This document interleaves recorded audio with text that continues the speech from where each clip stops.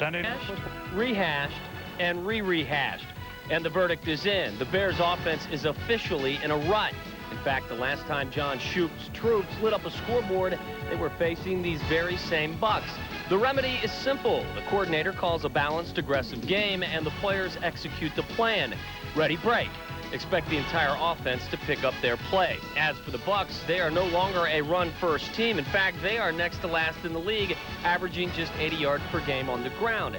The 1-2 punch of Allstott and Dunn has been replaced by Johnson to Johnson. Brad and Keyshawn have hooked up a league-high 93 times for over 1,000 yards, but only one score. Folks, if you're looking for a shootout, the Rams and Saints play later. Slight edge Bucks. The defensive battles should be much more interesting. Despite allowing a 100-yard rusher for the first time in 21 games, the Bears D did hold Brett Favre to just 17 points. In fact, this Bears group is yielding less than 15 points per Sunday, yet they still aren't satisfied with their effort, and that's what makes them good. Today, they must pressure the immobile Brad Johnson and force him into mistakes. The Bucks D has also performed well, picking up the tempo of late. Warren Sapp and Simeon Rice have both sacked 6 quarterbacks, while Rondé Barber and Donnie Abraham have combined for 10 interceptions. Obviously, the two are interrelated. And here's a memo for Bears backs and receivers. Know where John Lynch is at all times. If there is any justice at all, we will have as many Pro Bowlers as they do. Slight edge Bears.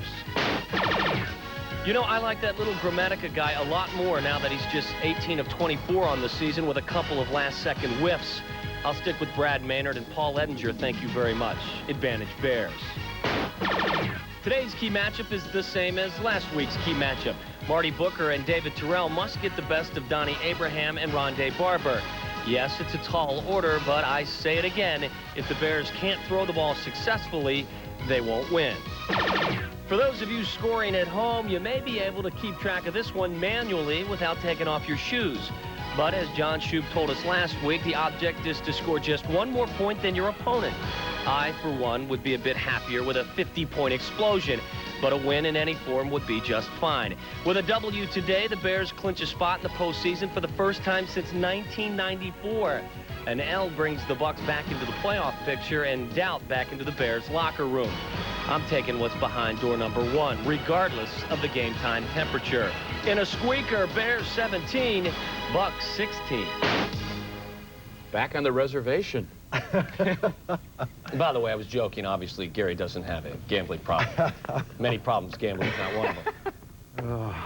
Who writes for you now? Saturday Night Live Stop working yourself. for you or something? Stop What are you doing? it. Unbelievable. Stop it. Let's talk about the Bears' anemic passing attack. They haven't scored via the air since the Tampa Bay game a month ago. What's going on? And Tampa Bay is going to look at the film and obviously say, we have to stop Marty Booker. So if the Bears are not only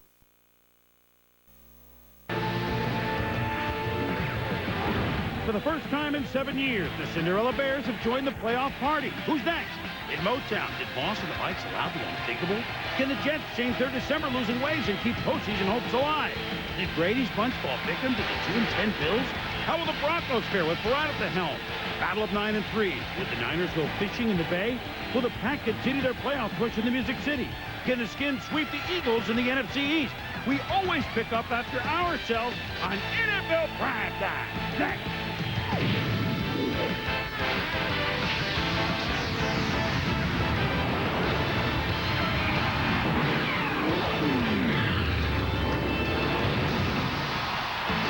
NFL Primetime is presented by Miller Lite. Primetime is Miller time. And now, here's your host, Chris Berman. Hello once again, everybody. Welcome to Week 14 of NFL Primetime. Hope you're getting your shopping done. Some of some NFL teams. Tom Jackson going...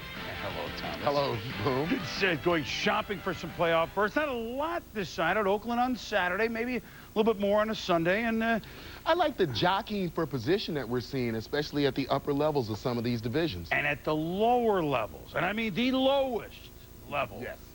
You know, you can't root for zeros to continue in the win column. Only 5 teams since the merger have started as bad as 0-12. The Detroit Lions, with new general manager and president Matt Millen being one of them. The Lions on this day had a chance at home against Minnesota, and through the weeks, Millen just hoping and in anguish because the last 7, 8, 9 games, Detroit has had a chance to pretty much win any one, if not 2 or 3 of these ball games.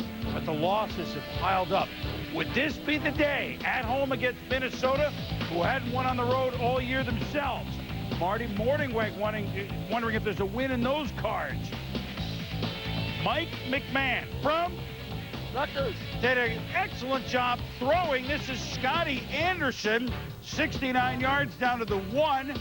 And you got to like McMahon seeing, Tommy, that it was a free play. Let's go for it. And he did it with his arm and legs today. McMahon accounting combined throwing and running for 316 yards, 14-7 Detroit. They lead at 20-10. Todd Bauman from St. Cloud State. Also ranked #1 in hockey in collegiate ranks. Hits a 21-yard carry. Bauman so good last week for Minnesota, playing again in place of the injured Dante Culpepper. Bada. Now, Bauman to Randy Moss. A pretty throw of 66 yards. It was very, well, it was out of the screen, very Blake-like, wasn't it? Yes. And then, now this is Randy Moss-like. Well, and what a show Randy put on, especially near the sideline. Some impossible grabs. Here, the great juggling catch. Catches it, stays in bound. Great concentration by Randy. So 3rd and 9. Remember, Detroit has a lead. They've had leads in so many of these games in the 3rd and the 4th quarter. But this is another one that's gone by. Don't tell me with Moss, with the circus catch, that Detroit is going to have another come-from-ahead loss. Please don't say it's true. 24-20 Minnesota. And in the waning moments of the 3rd, McMahon across to David Sloan, first down, 27 yards. Same drive, now we move early 4th. This is McMahon playing with some poise. To Johnny's Morton on the cross, 26 yards. 3rd and 2 on the same drive. McMahon, design run. And boy, is it designed well for 22 yards. Here comes Detroit. 3rd and 3 at the 6. McMahon. Does he have in his hand the final envelope for the great Karnak? He was so good at handing it to Johnny, wasn't it? Stuffed at the 2, but Corey Schlesinger slashes his way into the end zone. 27-24 Detroit. But they've seen it happen so many times. Certainly, with seconds to go on the final play, Bauman and the Vikings couldn't pull it out. They don't! Let the party begin in the Motor City in Matt Millen's box. On the field with Marty Morningweg. Way to go, guys. They get the dousing. And a sight not seen all year, Detroit kneeling. And that helmet toss by Johnny Morton, second only to Alex Karras after Dempsey's field goal. Longest helmet toss in Lions history. They are off the schneid. Detroit has finally won it. They win it 27-24. Oh, my goodness, they've been close. And as Johnny Morton said, we salted one away. We've been long overdue. I don't want that damn monkey off my back, off Marty's back, and I want Jay Leno to kiss my ass. Is this a tremendous sense of relief for you? I can't. This is the best moment I've had in football. That's dedicated to all the fans who, when I'm out walking around shopping, whatever, every single fan in Detroit is telling us that they're supporting us, they're pulling for us, and they appreciate what we're doing. That's for them. Backing us up all year. That's for the fans of Detroit. Well, I mentioned Carson and McMahon. He mentioned State Leno. Obviously, it's it tonight. Hey, look, nobody wants to see this go on and on and on. Detroit, look, they stayed with it, Tommy. Most teams losing that many close games with a 0 in the win column and say, you know what, forget it. Well, I think that's a tribute to Coach Morningweg and certainly Matt Millen, a team that has played hard. And we have said for weeks now that this is the best 0 for whatever they were, 11 or 12 team that we had seen close to winning each and every game. And if you look at the way they won this game, McMahon, a quarterback who has stepped in, played well, used his athleticism. They ran the ball awfully well today. McMahon didn't make a mistake, didn't throw an INT today. And you can see how pleased. And I genuinely love this because Matt Millen in that linebacker fraternity of ours, it's nice to see him get the win. And I have the feeling with parity the way it is, they are not that far away. Well, they got a couple more home games. Yes. They can win a couple more. You know, many people will say this, Tommy. If Minnesota played as hard as Detroit has the last month, they would still be a playoff hunt. Minnesota is, what, 0-6 on the road, which is not impressive. But now, as the 72 Dolphins wait every year for the final team to lose, we talked about the 76 Bucks, right? The only team that went 0-14. Hard to do, other end of the spectrum. Leroy Selman and the guys, 76 Bucks. Hey, pop the champagne. We're still the only team that made it through without a win at all. Detroit is off the schneid. Meanwhile, a wild scene in Cleveland, and here we go with Jacksonville at the Cleveland Browns. Now, earlier this year, this is why Jacksonville's so fired up. Pardon me. Jacksonville, remember, started 2-0, but early in this game, Gerard Warren. He didn't know that was Mark Brunell. Right. And he was fine, and Brunell hurt, and then Jacksonville lost. Close game after close game. So Brunell to Jimmy Smith, 4-yard touchdown. They missed the PAT, but it's 6-0 Jacksonville early, first drive of the game. Cleveland has done this now. This is Anthony Henry, the rookie, the one-time nickelback. He could go all the way. 97 yards, his 8th pick of the year, 4th Cleveland INT for a touchdown. The fans happy, but they wouldn't remain that way. 15-10, it's Jacksonville. Minute 8 to go, 4th and 2. Tim Couch, Quincy Morgan, what appears to be a first down. Tick, tick, tick, tick, tick. We're going to spike the ball. And just as they try to spike the ball, well, they do it. And now Tom Coughlin saying, well, I want intentional grounding. That was the least of their worries. Then all of a sudden, the buzz came. Replay buzz prior to the snap. We'll be looking to see if the last pass was incomplete or complete. So Butch Davis goes nuts, but the ref on the field and the replay official, after they conferred, said, yes, we did buzz it just before that play happened. So we go backward, and here's what they saw, Tom. And if you look at that play right there, Quincy Morgan never had... The pass is incomplete. First down, Jacksonville. Never had possession. And that does not go well with the fans, with Butch Davis. So therefore, and this is a scene you do not ever want to see, bottles galore, other items, Walkmen thrown on the field. And then referee Terry McCauley says, that's it. With 48 seconds to go, we're fearing for our safety, and we're out of here. So it's 15-10 a final, even though theoretically there's 48 seconds left on the clock. Teams in the locker room, now here they come back out again. Call from the commissioner's office said, you play it. Shades of that Week 17 Miami at New England game last year. They knee a couple of times. The refs again being pelted. They go off. It's 15-10, and Jacksonville wins it in the final home game of the season for the Cleveland Browns. They're on the road for the last 3. Maybe that's part of the reason why the fans, look, they've had an upbeat season in Cleveland. They didn't care for it, but as we review, well, we'll talk about that in a moment. Afterwards, some of the Cleveland brass trying to put on the best face that they can. No one got hurt, to my knowledge at least. No one got hurt. I've seen snowballs flying in New England. I've seen snowballs flying at the Meadowlands at Giants games. I've been involved in a football game where a snowball disrupted a field goal attempt that could have meant the difference in a game. So, I mean, I don't think that Cleveland's going to take a black eye over this. It wasn't pleasant. I wouldn't suggest anything like that. But it wasn't World War III. I mean, it's a very emotional situation. I like the fact that our fans cared that much. I have to tell you, see anything flying they around? care about their team and they cared about this game. Yeah, they do, but both Carmen and Al know that you can't have that. Understand where the fans were coming from. And actually, and we talked to the league for quite a bit, Tom, the way that they went through it, actually, they may not have liked it. And did it really buzz or not? Yes, they said it did.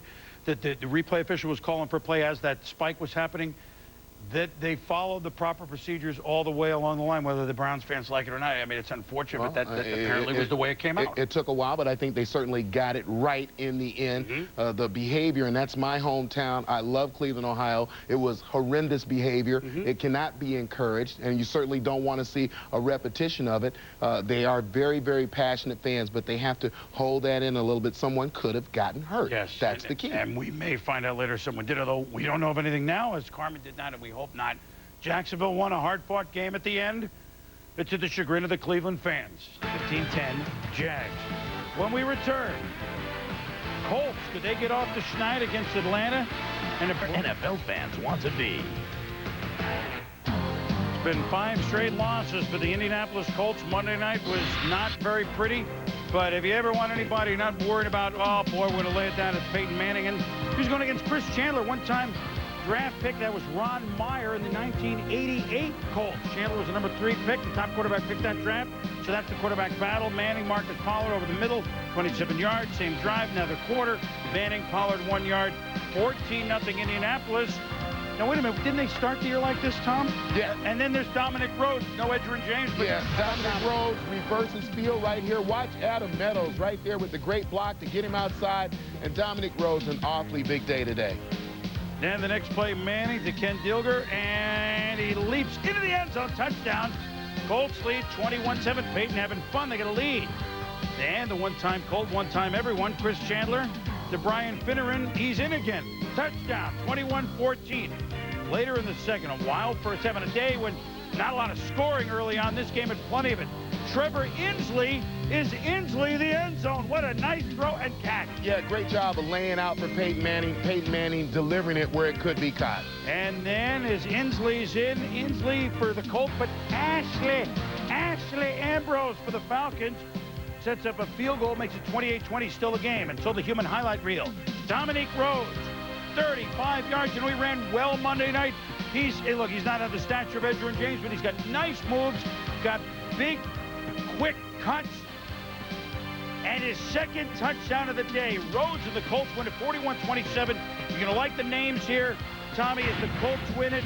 177 yards for Rhodes, the third highest rookie total for a Colts running back. The only ones ever better in a game, Alan Amici, Lenny Moore. That's a nice list. Yeah, 325 yards passing as well for Peyton Manning, and nice to see him bounce back psychologically. And after Atlanta had a nice season, they have lost 3 in a row to fall out of it. Denver Broncos trying to stay in it there at Kansas City. Mike Shanahan, last year, tough sledding. All of a sudden, after years of having the upper hand of the Chiefs, they have certainly struggled. Gus Frerotte starting as Brian Griese has a concussion, and in Gus they trust. Rolls out, touchdown. It's a 20-17 game in the third quarter, but Frerotte hurt, later leaves the game with a shoulder injury. Now we're tied at 24th quarter.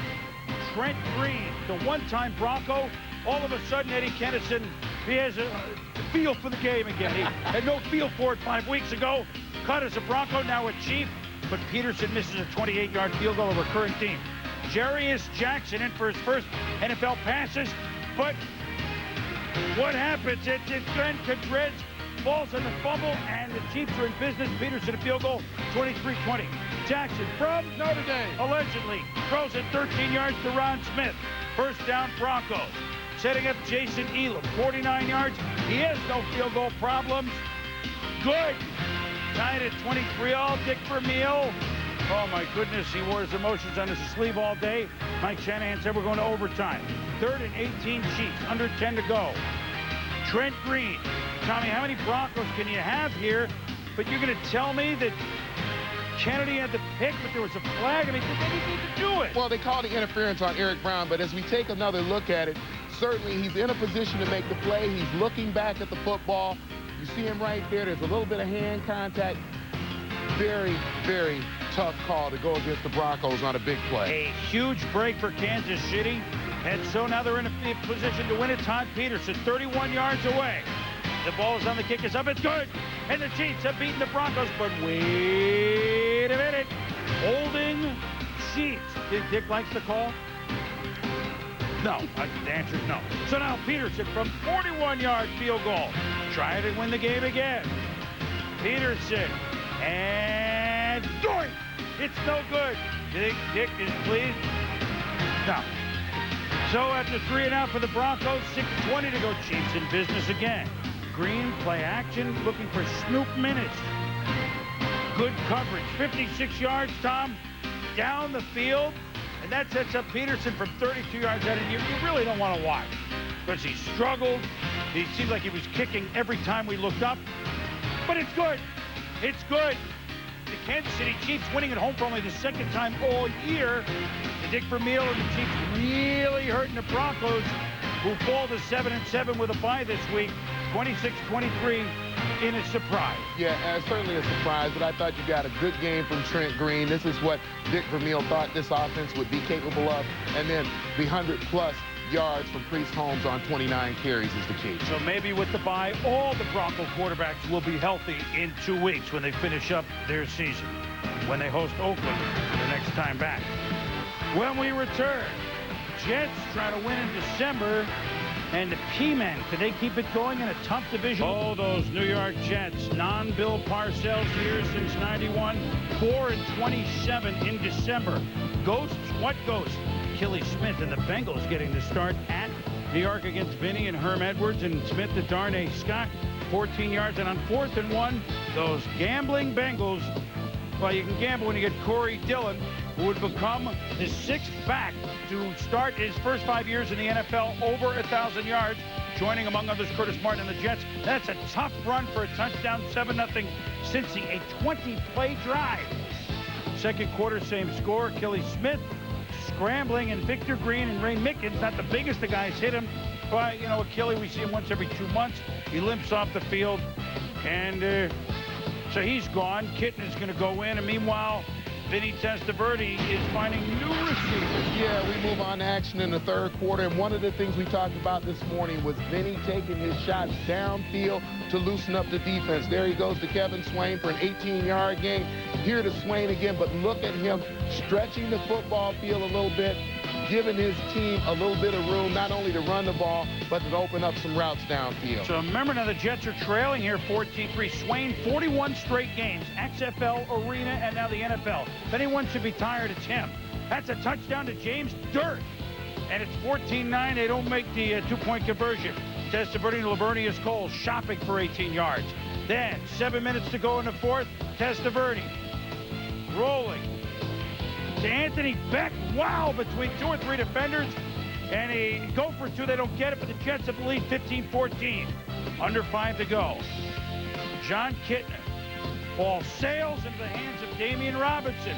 He picks it off, and this after a couple of others were almost picked, Tom.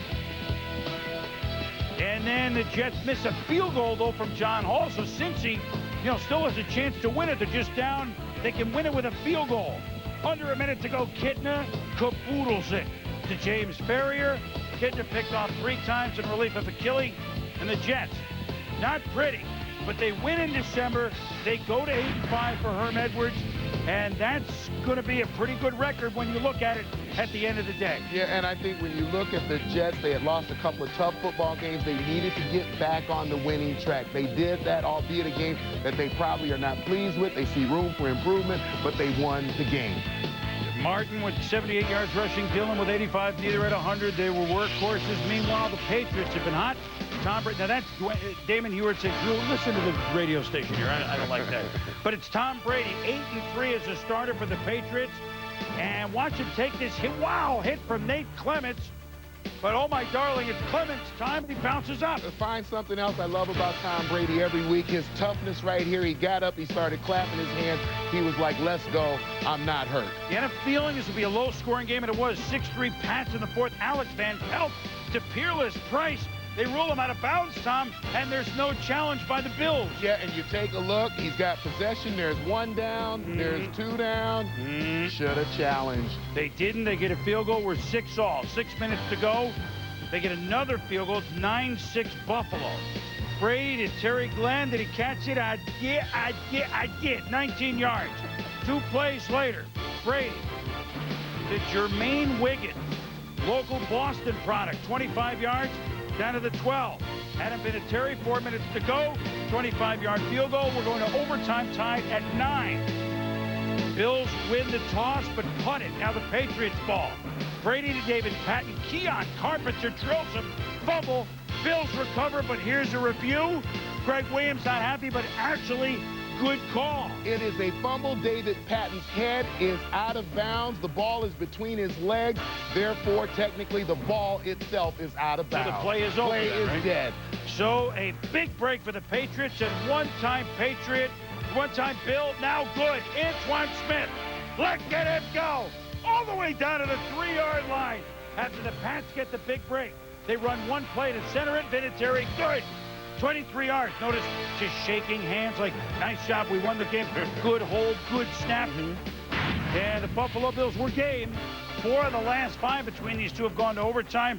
But the New England Patriots, who on Saturday host Miami, in what now is going to be a battle for first place in the AFC East, win it, and Brady's a starter 9-3, tying Babe Parilli from the AFL days as the best start ever by a Patriot quarterback starter's career. Yeah, and we pay attention to all the numbers, but I think more important, Kurt Warner a couple of years ago, he was the story in the NFL. There is no doubt Tom Brady is the story in the NFL this year. The Patriots on the move with the struggle in the division today in Buffalo.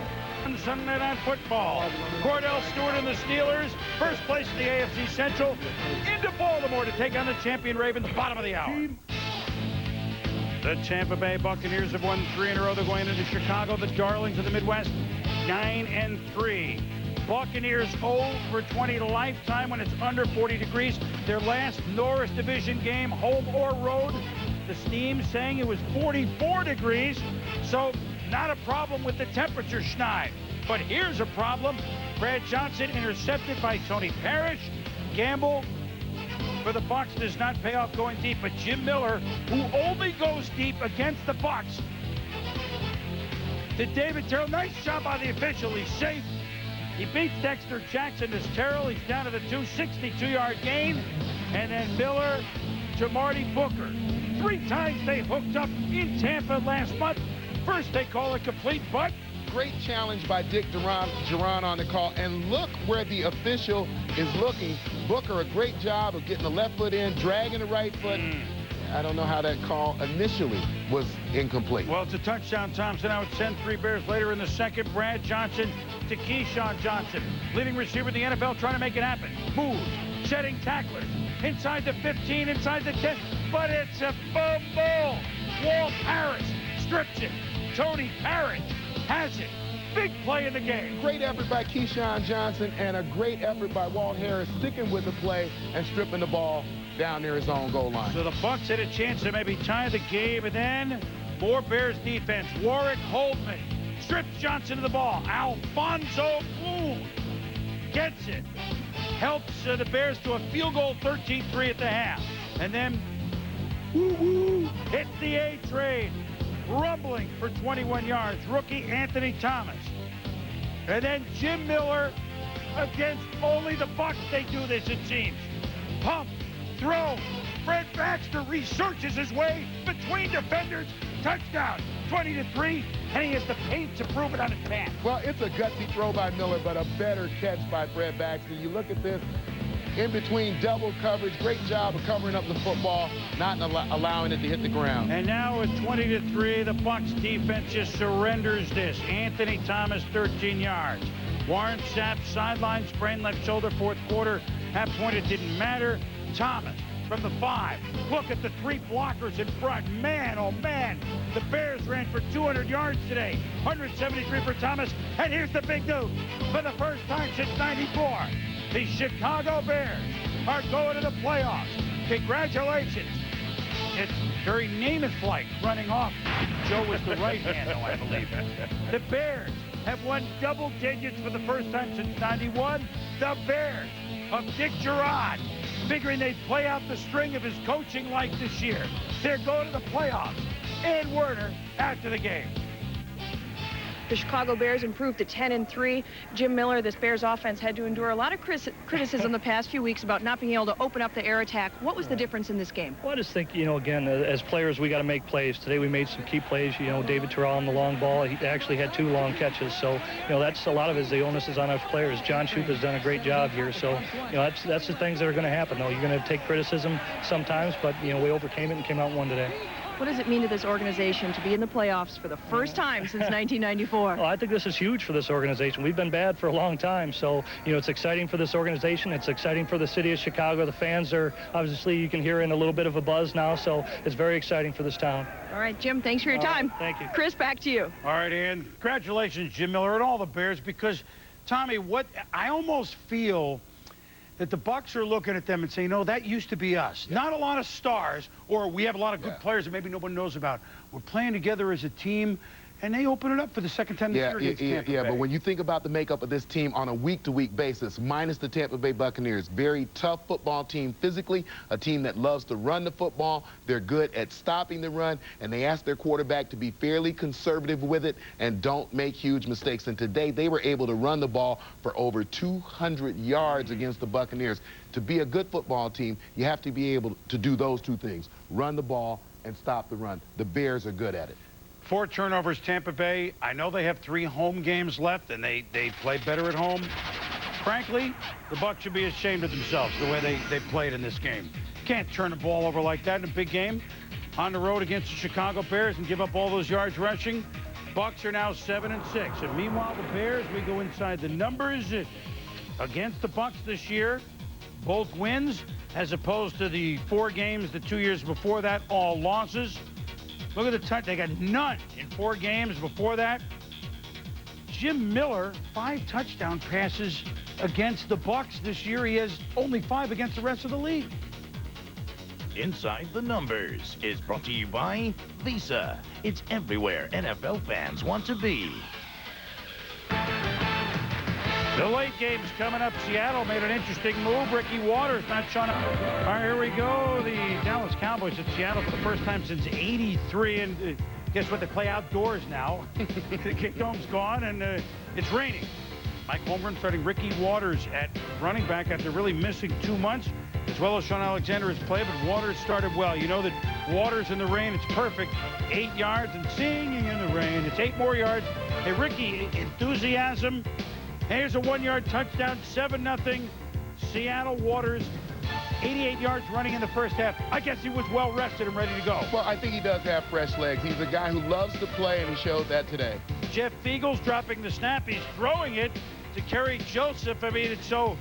And meanwhile, Feagles is still down on the play, Tom. Well, he went down to get the football, and Pepe Zellner came, and the commissioner will be taking a look at that because that looks like helmet to helmet. But no penalty on the play here. Meanwhile, Feagles is okay, and he's punting later on with the Seahawks up 10-3. Reggie Swinton. Oh, and he fumbles it in the end zone. Jamal Brooks kicks it out of the end zone. It's a safety. 2-run homer by Ichiro. 12-3 Seattle. Fourth quarter. Waters hit, and he hurt his leg here. Sprained right ankle. He wouldn't return. And so in comes Sean Alexander. Pretty good to have him off the bench, Tom. He's already gained 1,000 yards this year, the second year back. And he's in. Touchdown. He's got 12 rushing touchdowns, and he's coming off the bench. Now look, the Seattle Seahawks, who did not look good in our game on Sunday night against Denver, but they win 29-3. They're 7-6.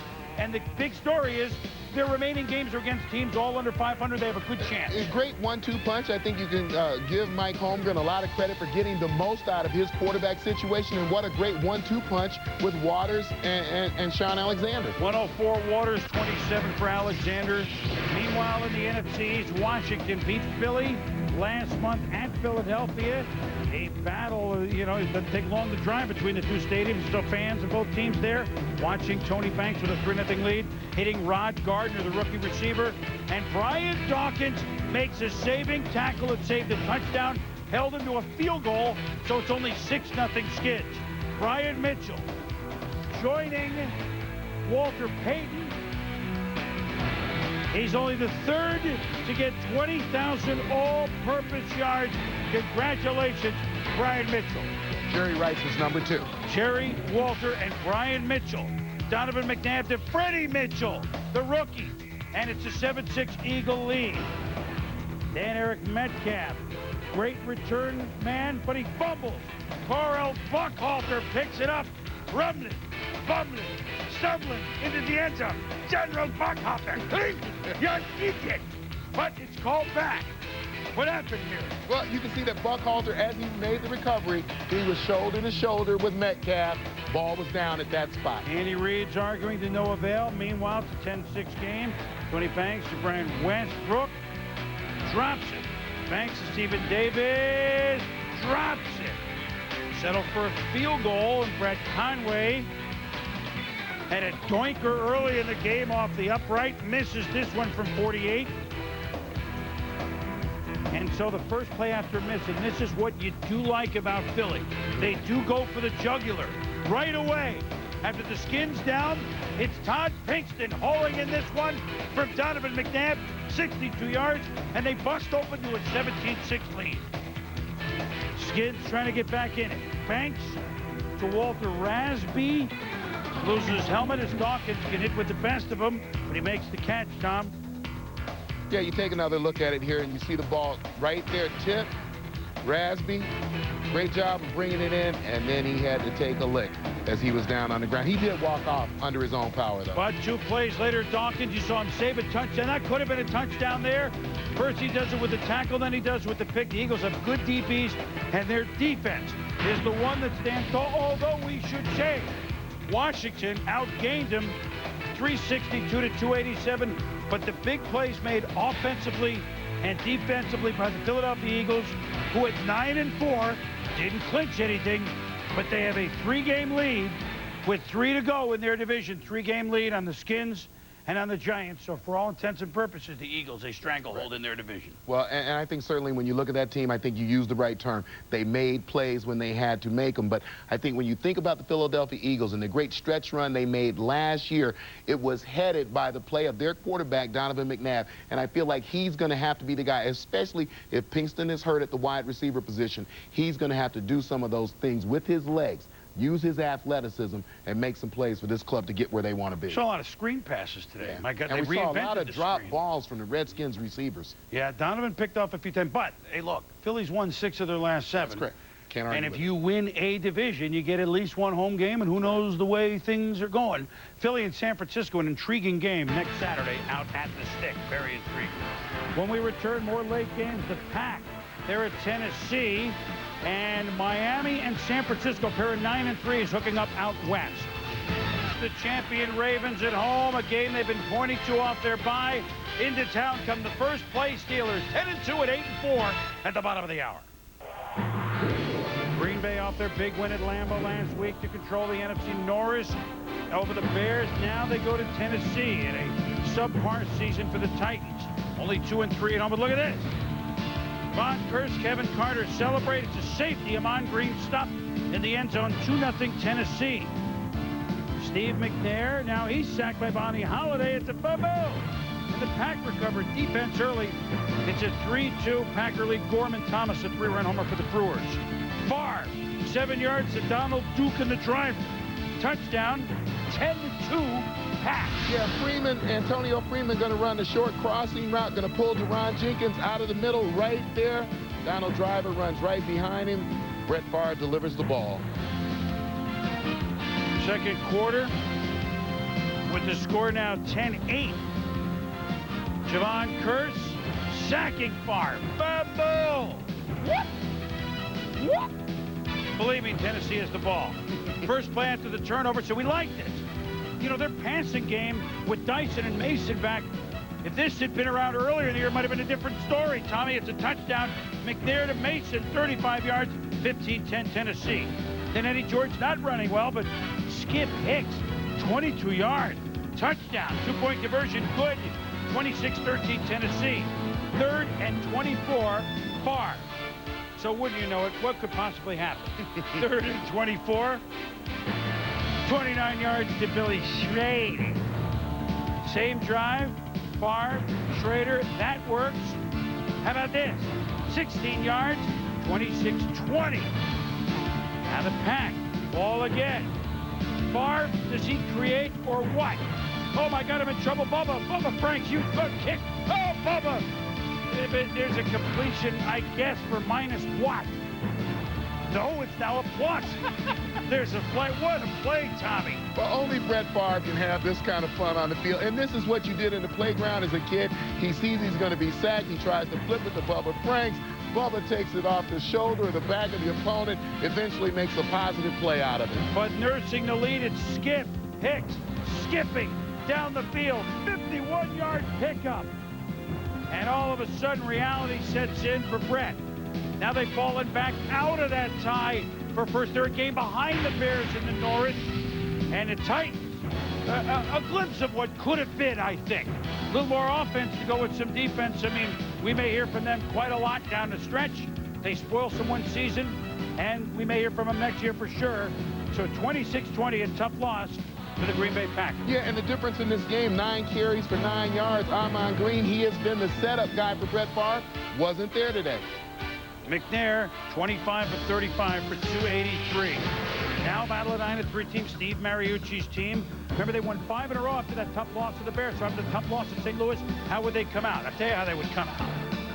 Jay Fiedler and the Dolphins trying to throw, but it's overthrown. It's Zach Bronson. Fumble. Lance Sergeant Schulters. I know nothing. He recovers it. I know something. I have the ball. Not the way Jay Fiedler's played so well. First interception in 4 games for him. Speaking of playing well, Garrison Hurst.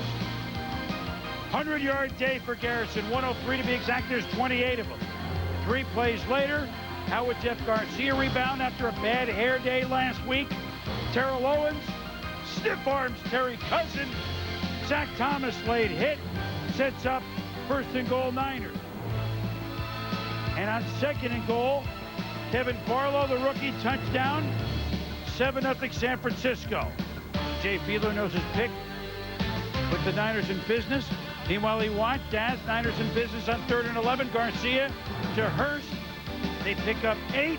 And on 4th and 3, Mooch goes for it. At the 32.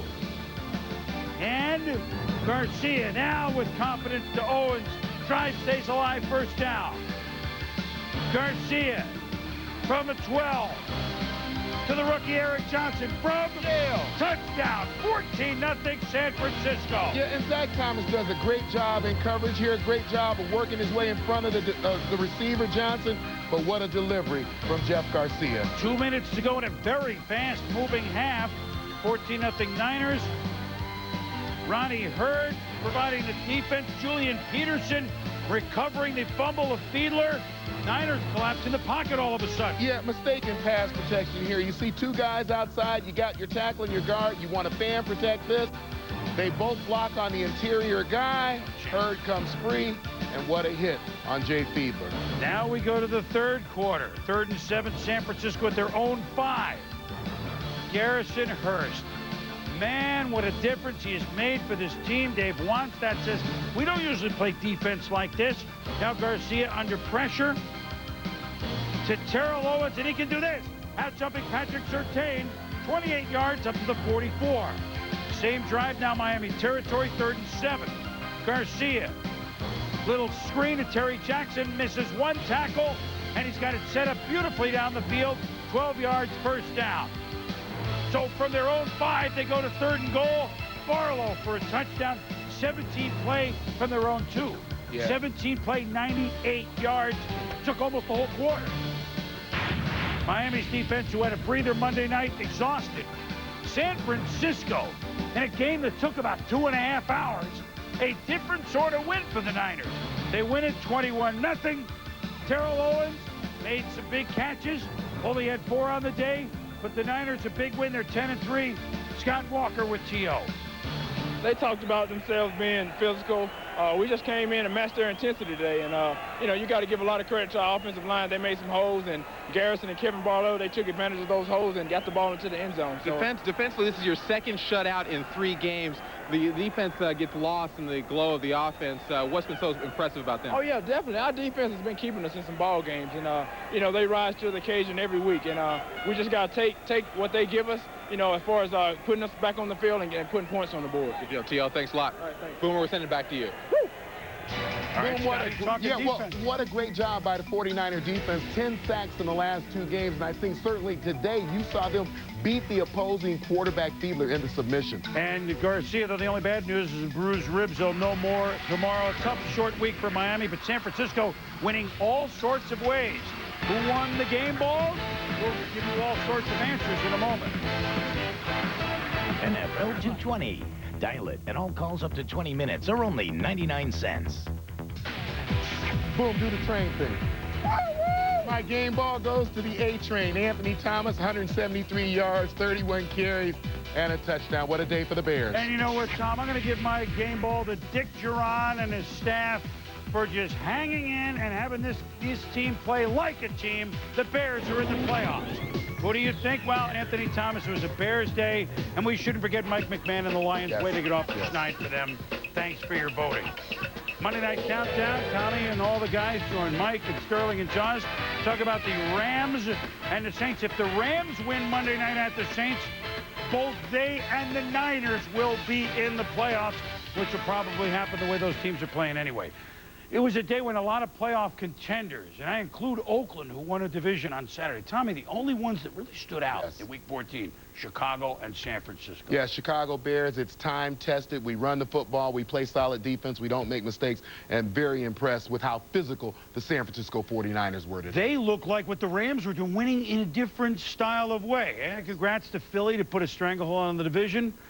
But I believe there is some football left to go. Good game. Very intriguing. Very interesting. For Tom Jackson, I'm Chris Berman. Thanks for watching NFL Primetime. Didn't see Shakespeare in Love, Steve. 2 out of 3. For the answer, we go to Matchup, sponsored by Hyundai, and authored, as always, by the guy I go to, for all my questions, and that would be, of course, Tom Waddle. Right? I told you earlier I do not expect the Bears to let down, but me personally, I'm mailing it in today. I really am. I spent most of yesterday and last night celebrating the Bears' return to the playoffs for the first time since 1994. So, guys, I really have no idea what you're about to see. Professional. Well, I guess that line on Main Street starts behind me. The Bears broke out of their offensive rut by getting open, throwing the ball better, catching the ball, and blocking the defenders across from them. Simply put, better player execution, meaning John Shoup is no longer public enemy number 1 for now. Anthony Thomas should carry the load again today against a generous Redskins run defense. As for the Skins offense, despite a number of playmakers, they average just 14 points per game. Stephen Davis is the NFC's leading rusher and the focal point. When the Redskins fail to run the ball well, Tony Banks struggles mightily. Rookie wideout Rod Gardner is worth keeping an eye on. It's been a while since I've said the following. The Bears get the edge on offense. Last week, the Bears' offense got all the attention, but the defensive effort did not go unnoticed. They were, in a word, dominant, and the impressive statistics are starting to pile up. Losh's guys allowed just 14 points per game. Rosie Colvin and Philip Daniels both have 7 sacks, and the secondary has combined for 10 interceptions. Postseason honors certainly will follow. The Redskins will get after you as well, with a nice mix of youngsters and veterans. Up front, Marco Coleman and Bruce Smith provide leadership. LeVar Arrington is in charge of chaos. Arrington is the Skins' leading tackler, has 1.5 sacks, 3 interceptions, and 2 fumble recoveries. In the secondary, Champ Bailey is a Pro Bowler, Fred Smoot is an all-rookie performer, and Darrell Green is a Hall of Famer. Despite the tremendous Washington name power, the Bears get the edge. Both the Redskins and the Bears field excellent special teams units. Maynard gives the Bears the edge in punting, and Mike Bates and Eric Metcalf get the nod in the return game. Overall, this is a draw. Today, the key to a Bears victory lies in their ability to run the football, which means Thomas versus Arrington, 2 of the league's top young players. The Skins allow 124 yards per game on the ground, and the Bears must exploit them. It's been 7 long years since our heroes have visited the postseason, and while we, the fans, enjoy the intoxicating buzz of the newfound success, the unlikely heroes set their sights on the NFC Central title. Dick Duran, already the front-runner for Coach of the Year, can seal the deal by leading his team to a strong finish. And why would we expect anything less? This team has character, following each loss with a win and never losing to a lesser opponent. Don't look for a letdown here, not from our Bears. At 6-7, it's the Redskins that are due for a rollover. Bears 17, Skins 13. Take it to the bank. Take it to the bank, baby. I love that. Gary Fencing, one thing that's been bothering you mentioned to me before the show, is the Redskins' return game, the fact the Bears didn't look so high last week. Well, Tom, you said that it's kind of even on the return and on the special teams in general.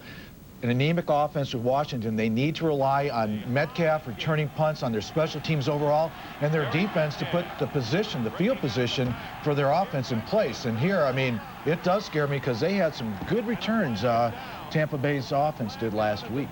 But don't forget, if you have to go out and do some Christmas shopping today, Tommy's already told you the score, 17-13 Redskins, so don't worry about it. Coming up, George Halas didn't want him to marry his daughter, but he finally got the okay.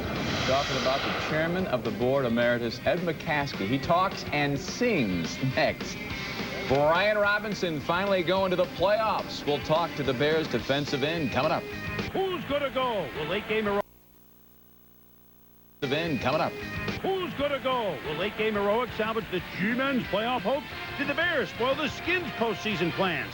In a battle of 7 and 6s, are the Bucks in good hands with Allstott? When you're talking about linebackers, you start with Ray, 1A, and then you go to 2. Now, there's no 1B. Would Ray's actions speak louder than words in Baltimore? While Marshall made some noise in Carolina. The Steelers have their sights set on a first-round bye, while the Pack's still trying to get their foot in the door. Don't try to fight it. NFL Primetime.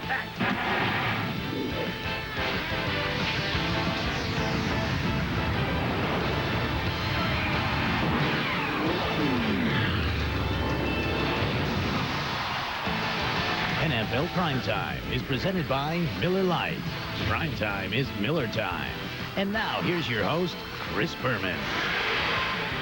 Hello once again, everybody. Welcome to NFL Primetime Special Holiday Edition. Tom Jackson, Chris Berman, from all of us here to all of you, happy holidays. Have a good one. What would be in some stockings? Some playoff berths today, Tom? Well, I think it's odd the way people are getting the playoff berths, not necessarily walking in the front door. Well, Saturday, a big day. This Sunday, a little jockeying. A couple of teams hoping to stay alive.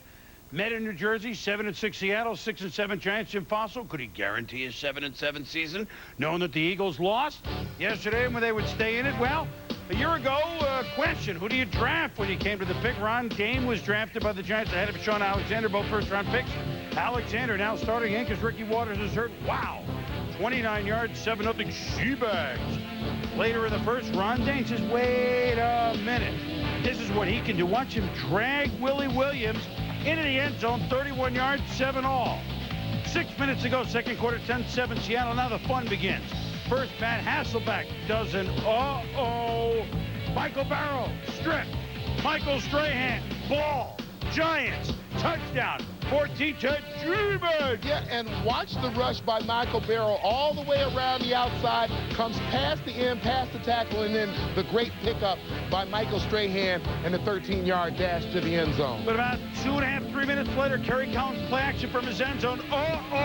Antonio Cochran strips it. John Randall, the veteran, falls on it for his first career touchdown, 74-3 Seattle. You have to know where you are. You're standing in the end zone, protect the football, something Kerry Collins hasn't done this year.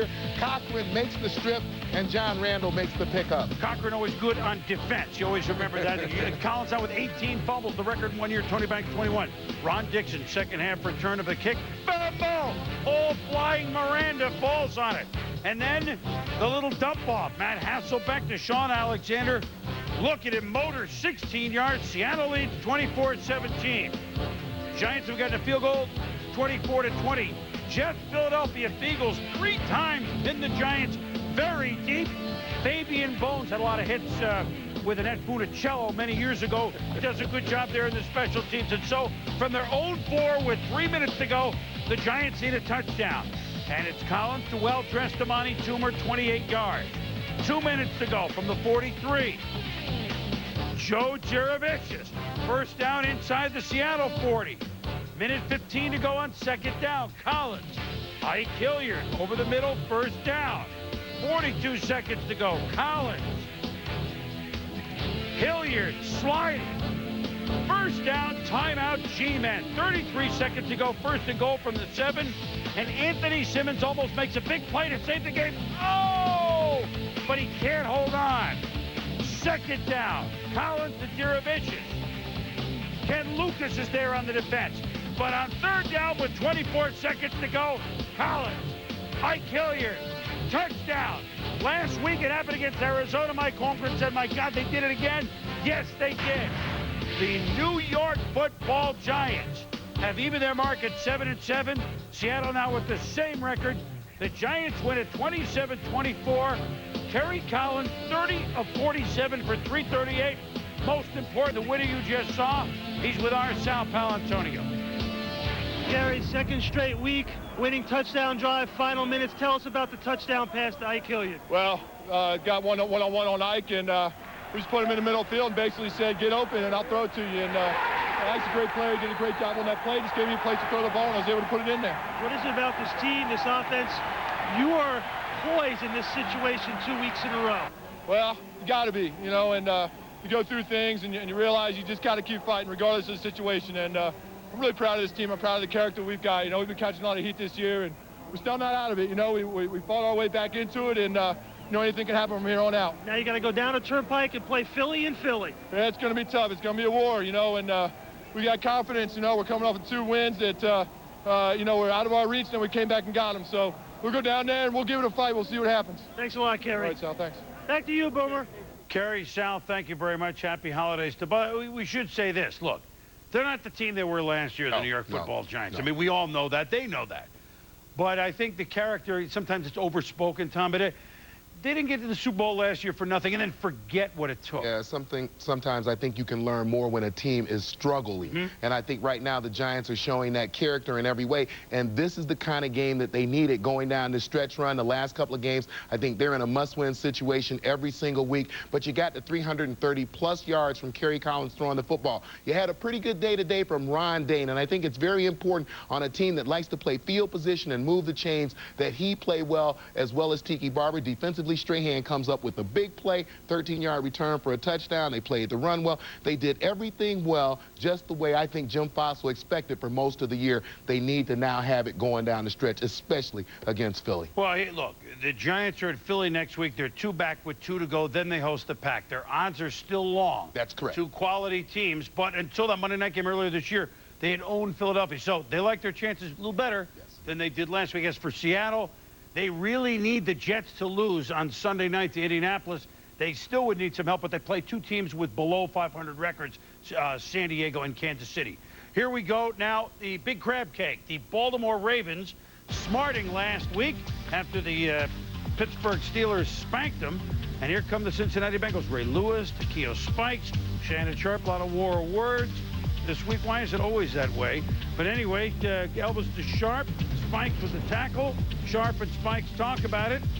The Bengals can play some defense. They just, since the first month, haven't won too many games. They watched Terry Allen scoring a 4-yard run at the 10-0 Ravens. Now, a lot of question this week for who would be the healthy Bengal quarterback. John Kitna was, and he goes for 6, but double coverage, and Dwayne Starks is there to pick it off in the end zone in a 10-0 game. Dan Kitna, late in the half, gets doinked, and it's Ray Lewis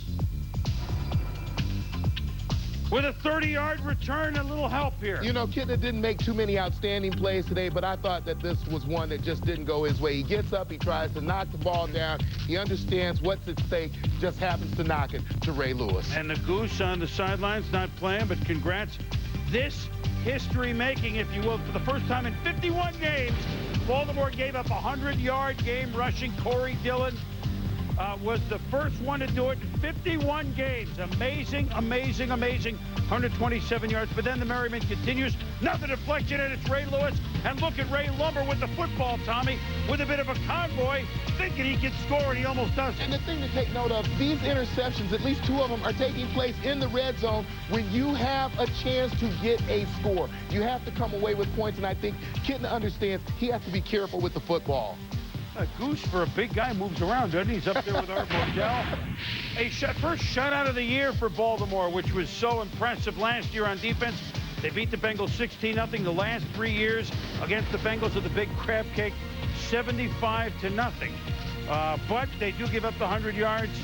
And offensively, well, Yeah, I think that it's the kind of game the Ravens are used to winning, the kind of game the Bengals are used to losing. The 4th and 21, the last play the Bengals ran was an underhand 3-yard shuffle that Ray Lewis almost picks off. You have to plan better if you're going to win in this league. After going 2-0, the Bengals are 2-10.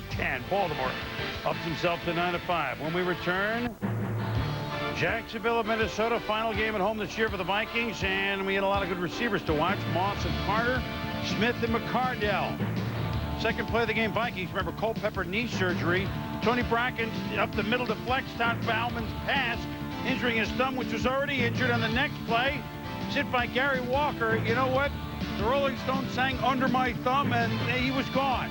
Bauman gone, and into the game came like a Spurgeon wind. You can figure the rest out. Meanwhile, Stacy, 20 yards. That would set up first and goal. Jaguars, their third straight road game, usually a tough spot for any team, but yet you wouldn't know it. Stacy, 3 yards up the middle, touchdown, 10-3 Jacksonville. 16-3 third quarter, Mark Brunell, Keenan McCardell. It's a touchdown, 23-3, now 26-3. And for the nice dunk, and for the second time in his career, Jimmy Smith, 100 catches.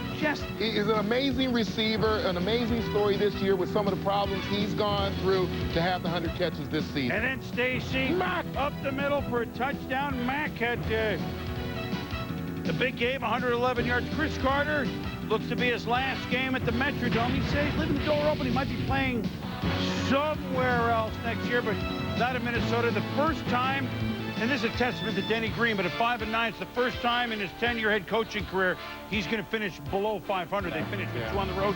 They like the way Jacksonville's playing, even though they have nothing to play for. No question about the wide receivers, the passing game, the quarterback. You get the support from the running game with Stacey Mack. You're going to be an effective offense in this league. Bills and Falcons. Atlanta still with some hopes. They need help, but they're still with some hopes. Chris Chandler trying to provide that help, but meanwhile, Alex Van Pelt pitches to Sean Bryson. And look at the motors on this big fella for the Buffalo Bills. He can't go all the way. 68 yards, 20-16 Bills in the third quarter. And there's Mom. That's nice. 12 minutes left. Chandler to Algie Crumpler. Beats Plankton on the play. It's a touchdown. Falcons lead at 30-20, 49 yards. Later in the game, Van Pelt has rung up some good numbers. In replace of Rob Johnson, who's... Don't listen. Oh, don't tell him anything. Van Pelt's doing fine. And down 30-23, Van Pelt to Reggie Germany. A united Germany. Ever since the wall came down, he's played better. He's out of bounds at the 3. Then, third and goal. Van Pelt to Eric Moulds. We're tied at 30. But Dan Reed says, wait a minute. Didn't you see the 0? It should be delay of game time. You have a look at the clock right there. Clearly, we're going to freeze it. You see people in motion. The snap has not gotten up. They were late with the snap. Dan Reeves was right. You can't review it, but look at the job of replay is to correct a wrong, and they were wrong. It shouldn't have been a touchdown, but it was. It's 30-0. Meanwhile, Chandler to Terrence Mathis. Chances are Falcons on a drive. Chandler to Brian Finneran. Begin again. Timeout. It's going to be a long field goal to win, though. Jay Feely, rookie, from 52 yards. Man, did he whop it. His 4th of the day. It's good. And look at Feely, touchy Feely. Good, and you know what? You win a game, you're a rookie. There's no problem jumping around. Yeah, I think that we expect that kind of reaction. You see the enthusiasm that Dan Reeves' teams play with, and I think that even though this has not been a necessarily successful season for the Atlanta Falcons, I love the way he gets the most out of his players. And so, Feely, the rookie from Michigan, one of the heroes. What about Chris Chandler on the day? 429 yards throwing. So the Atlanta Falcons still with a shot. The Atlanta Falcons. Is he skiing? Is he climbing Mount Everest? Cliffhanger. Doesn't look comfortable. LaDainian Tomlinson, boy, did he start out with a great first half of the season. Been kind of quiet, but the rookie had a $145 today. This set up a Flutie to Jones touchdown. 7-all at the half. Chargers leading 17-13 in the 4th. And Trent Green, 5 minutes left. In the shadows of Arrowhead to Jason Dunn to the midfield strike. Then on 3rd and 4, it's Green. Was that a 3,000-yard season, although mixed with a lot of strange ones. This is the Snoop minutes. This is basically what you're describing here is their season in microcosm. Green scrambling. That is going to take it all the way down to the 9. The next play, San Diego's lost 7 in a row. Can they win one? Green chased. Heath picked off by Leonardo Carson, number 96. He has in his hand the final envelope. But wait a minute. Roughing the passer on Rodney Harrison. Rodney Harrison, who hurt Trent Green 3 years ago in a preseason game. You see here, certainly doesn't look like he did very much to him. Flew over the quarterback, gets the call from the officials. But now 2 plays under, the Chiefs still have it, and it's incomplete in the end zone. But wait a minute, now it's 37. Harrison holding on the play. He cannot believe it. My God, we went through this all last year. And now with the ball at the 1, it's Tony Richardson, a touchdown. The Chargers were 3-0. They were 5-2. We were singing. Everyone was having fun. And now San Diego's dropped 8 straight. They fall to 5-10. They have a bye the last week of the season, so they only have 1 game left next week against Seattle. You wonder whether Breeze will play at all. They'll just play Flutie, but Kansas City wins a rare home game. Well, and I think you see Kansas City's ability to throw the football, the ability to be successful, as Dick Vermeil likes to say, the mini Rams. LaDainian Tomlinson with the big day. That was missing too much of the season for San Diego, along with inconsistency from one Doug Flutie. It's a small step, but the Chiefs out of the basement for the first time really this year. Lions and Steelers. Lions have won once. Steelers are 11-2. For Christmas, a Super Bowl ring. Well, the Steelers win today, they'll get a bye. At least a bye. Not home field yet. Cordell, this is Mike McMahon hit by Joey Porter. It's a fumble. Jason Gilden mustard. Wait, I can't say that in Heinz Field. in Heinz Field.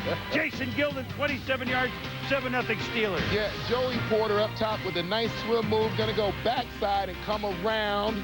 Jeff Backus. Make the strip of the ball right there. Jason Gilden, these linebackers enjoying an outstanding year for the Pittsburgh Steelers. Nice pickup of the ball and takes off. Meanwhile, Cordell Stewart, remember Bruner got hurt, so that means Truman is the #1 tight end. This is Matt Cushing, the backup tight end now. It's a touchdown, 14-7 Pittsburgh. Lions, Mike McMahon, the rookie, played at Pitt, when he was at Rutgers. This is a little different. Aaron Smith trips him. Earl Holmes recovers. More Steeler defense, knowing that McMahon might cough it up. Yeah, you have to know when you're in traffic. We talk about it with the quarterbacks all the time. McMahon right there doesn't protect the football. Gives Smith a chance to get a hand on it. And then ensuing possession ends up this way. Cordell with play action. He's the action, and here's the play. 2-yard touchdown, Chris Brown. Missed an extra point. Missed a 48 and a 38-yard field goal at 20-7. Stewart to Hines Ward. What a year he's having. He should be a Pro Bowl receiver. 27-7 Pittsburgh. And then Stewart dumps to Chris. Fuamatu Mafala. He's a big Mafala. Shut your mouth. I'm talking about Mafala. Can you dig it? Can you dig it? 54 yards and sets up a field goal Brown actually made from 37 yards, 30-14. Then Stewart to Hines Ward and Pittsburgh. Lynn Swan, one of the Hall of Fame this year. John Stallworth certainly could and should.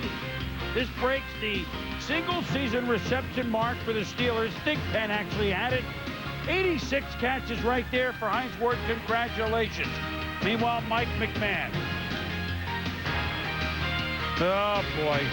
What happened here? You just very seldom see this from a professional athlete, and you see Jason Gilden rushing to get that sack as you saw McMahon trip over his own feet. And then this is not the XFL, but this is Tommy Maddox. Oh, my goodness. Tommy Maddox. I'm going to call Dan now. No. Tommy Maddox actually scored, and the Steelers, hey, look, the Lions, they're doing their best. But Pittsburgh rolled 47-14. Last time they were 12-2, 1978, a Super Bowl season. And I'm going to say it right now, Cordell Stewart, and I don't know what the criteria will be, but he is a possible MVP candidate in this league. And obviously, Pittsburgh just 1 win away from home field throughout the playoffs in the AFC. When we return, Jets win. They'll really be in good shape for a playoff run. They're at the Colts on Sunday Night Football. Here we go to the nation's capital. The Bears at the Redskins. Washington's beaten them 6 straight over the years.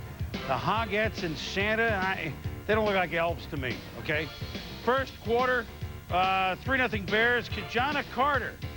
We've been waiting like 8 years for this. All of a sudden, he's had some good games, good runs. 10-yard run, Stephen Davis. And it's a powerful man, Tom. 10 yards as he breaks 3 tackles. Second and goal, Davis cuts inside. No one there. Hard to run on the Bears. The Redskins did it on this drive, 7-3 Skins. Laid first, Jim Miller. It's a nice out throw, actually, to Marty Booker. That's their distance, 10 yards. Second quarter now, Leon Johnson, ex-Jet, now pretty good. Look at the cuts he makes. 32-yard touchdown. Duff Bears lead at 10-7. Tough defense, Chicago. This is not news. A lot of good players, some whose names are just starting to know, like Roosevelt Colvin. Sacking Tony Banks right there, and this is Philip Daniels from the defensive end spot. They had 6 sacks today, Tom.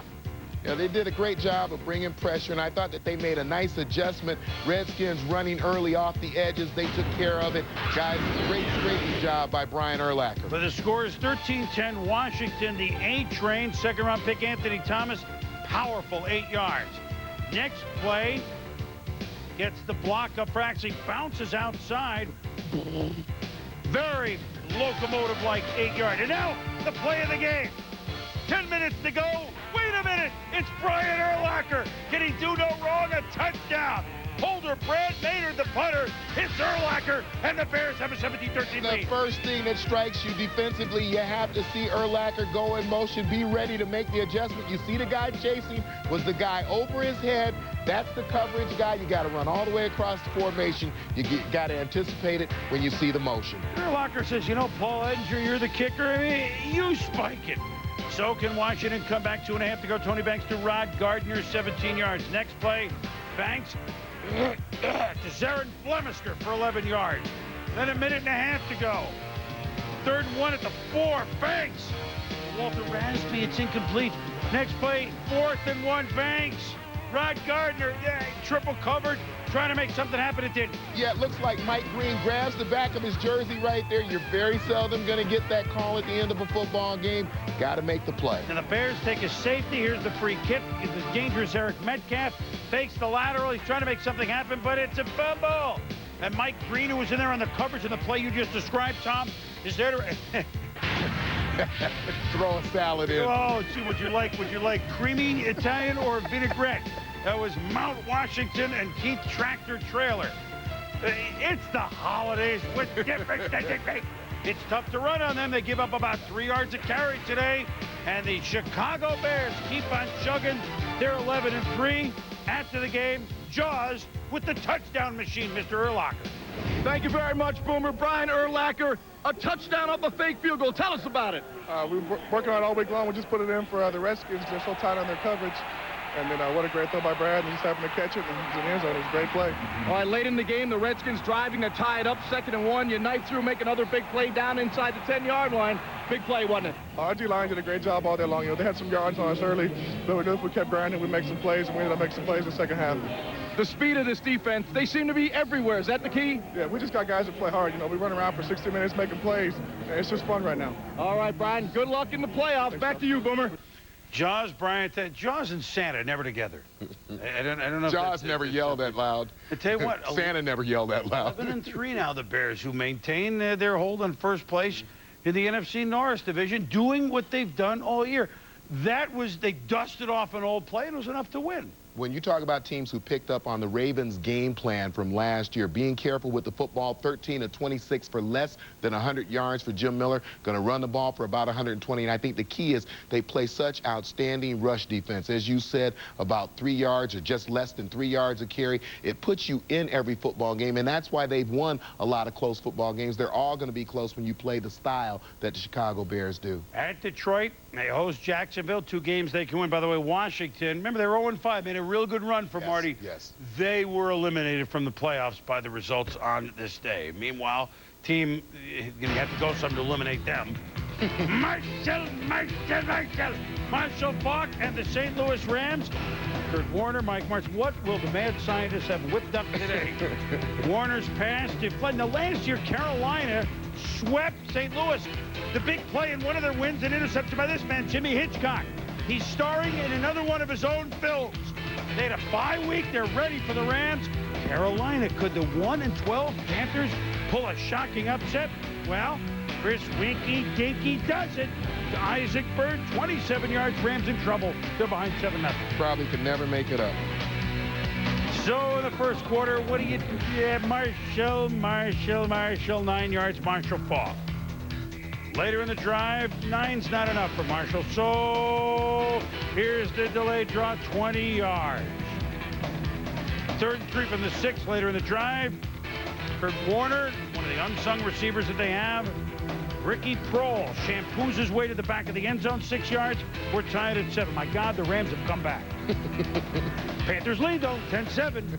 And Warner to Torrey Holt. Comes back for it. He's a 1,000-yard receiver this year.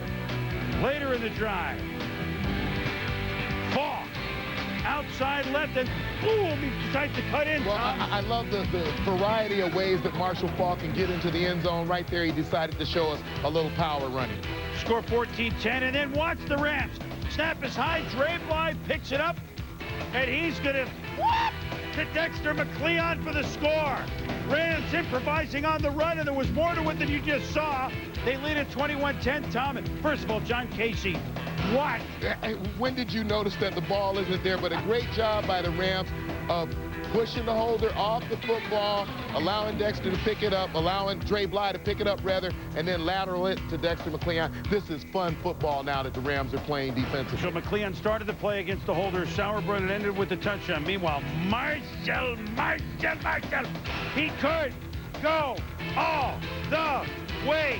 70 of his 202 yards right there. Another 1,000-yard season for Marshall Faulk, and here's the block. Yeah, James Hodgins right there with the kick-out block, and you see the anticipation of Marshall Faulk hitting the hole at the exact same time that you're getting the kick-out block. That's a great offensive play by the Rams. So and give the Panthers credit. You know, they hung with the Rams. They've won only... Yeah, they won their only game in the summer, an 0-for-12 fall. They could have a winning winner if they win their last 2 games, but Faulk and the Rams just too much. And the NFC West champ, whoever it is, we don't know if the Rams have actually won the thing. They will have a first-round. Yeah, not much to complain about if you're Mike Martz. However, they did lose the battle of the turnover for the first time in a month today, and I think it's something he'll want to correct as they go down the stretch. And here's what the Rams have done. They finished their road season this year by winning them all. Since the merger, they've become only the 6th team to win them all on the road. Now, one of those years was a strike year, so Washington only had 5 road games. But the 90 and 89 and 84 Niners, 82 Skins, and the 72 Dolphins, who didn't lose even on the moon, they're the ones that have done it before the Rams. Of the 5 previous teams, 4 of them went on to win the Super Bowl.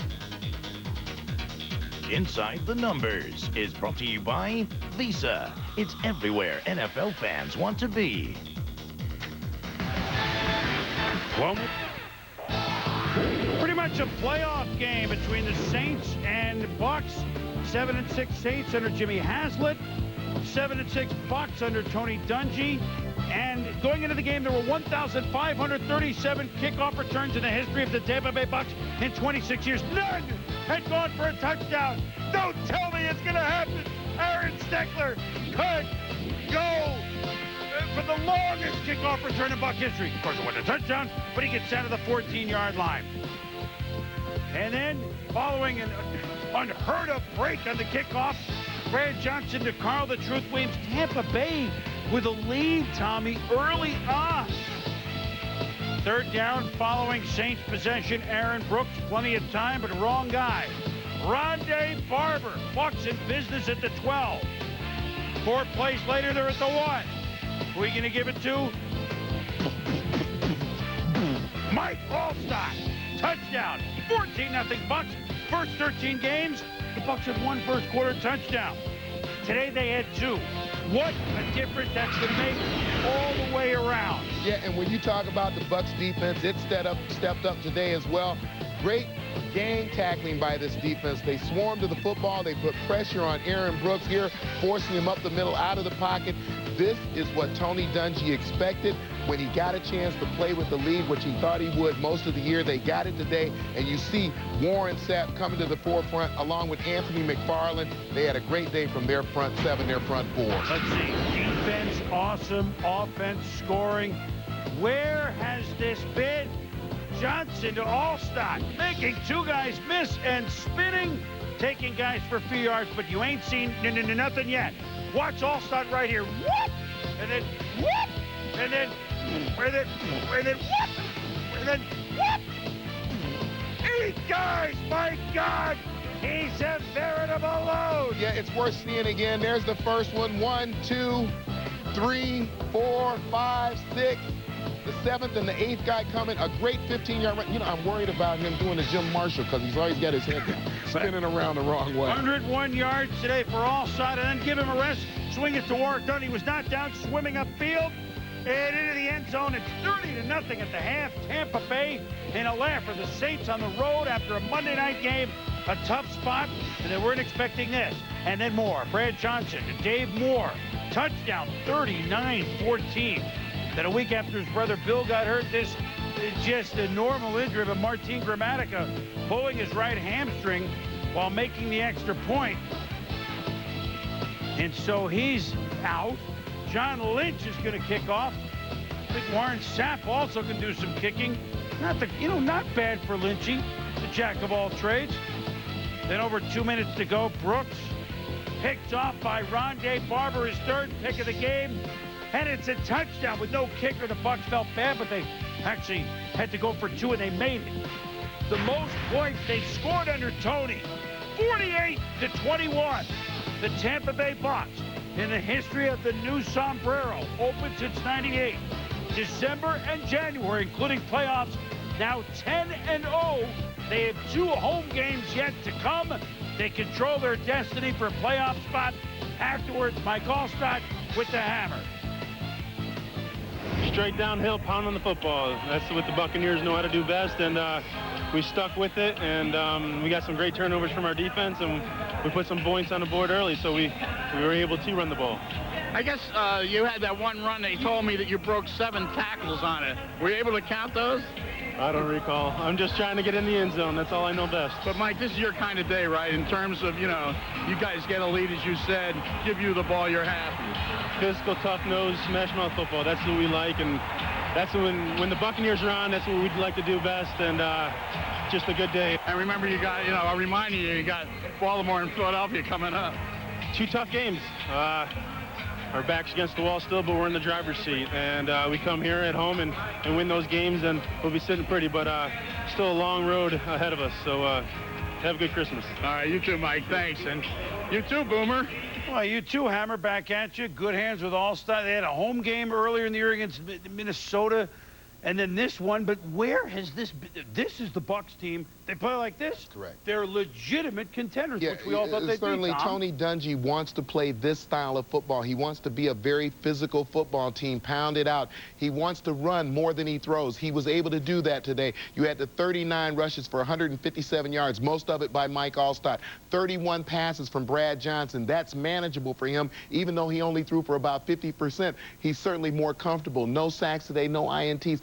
It's the style of ball that they want to play with the lead. All of a sudden, then the Simeon Rice acquisition doesn't look bad when you got the nice lead. 2 home national TV games to the Bucs. Neither easy. Home to Baltimore Saturday night, home to Philly on the final Sunday night, which may be a playoff preview. Could be Bucs, Eagles again. Saints still in it, but now it's Tampa Bay that controls that slot at 8-6. And we return the late games, only a couple of them.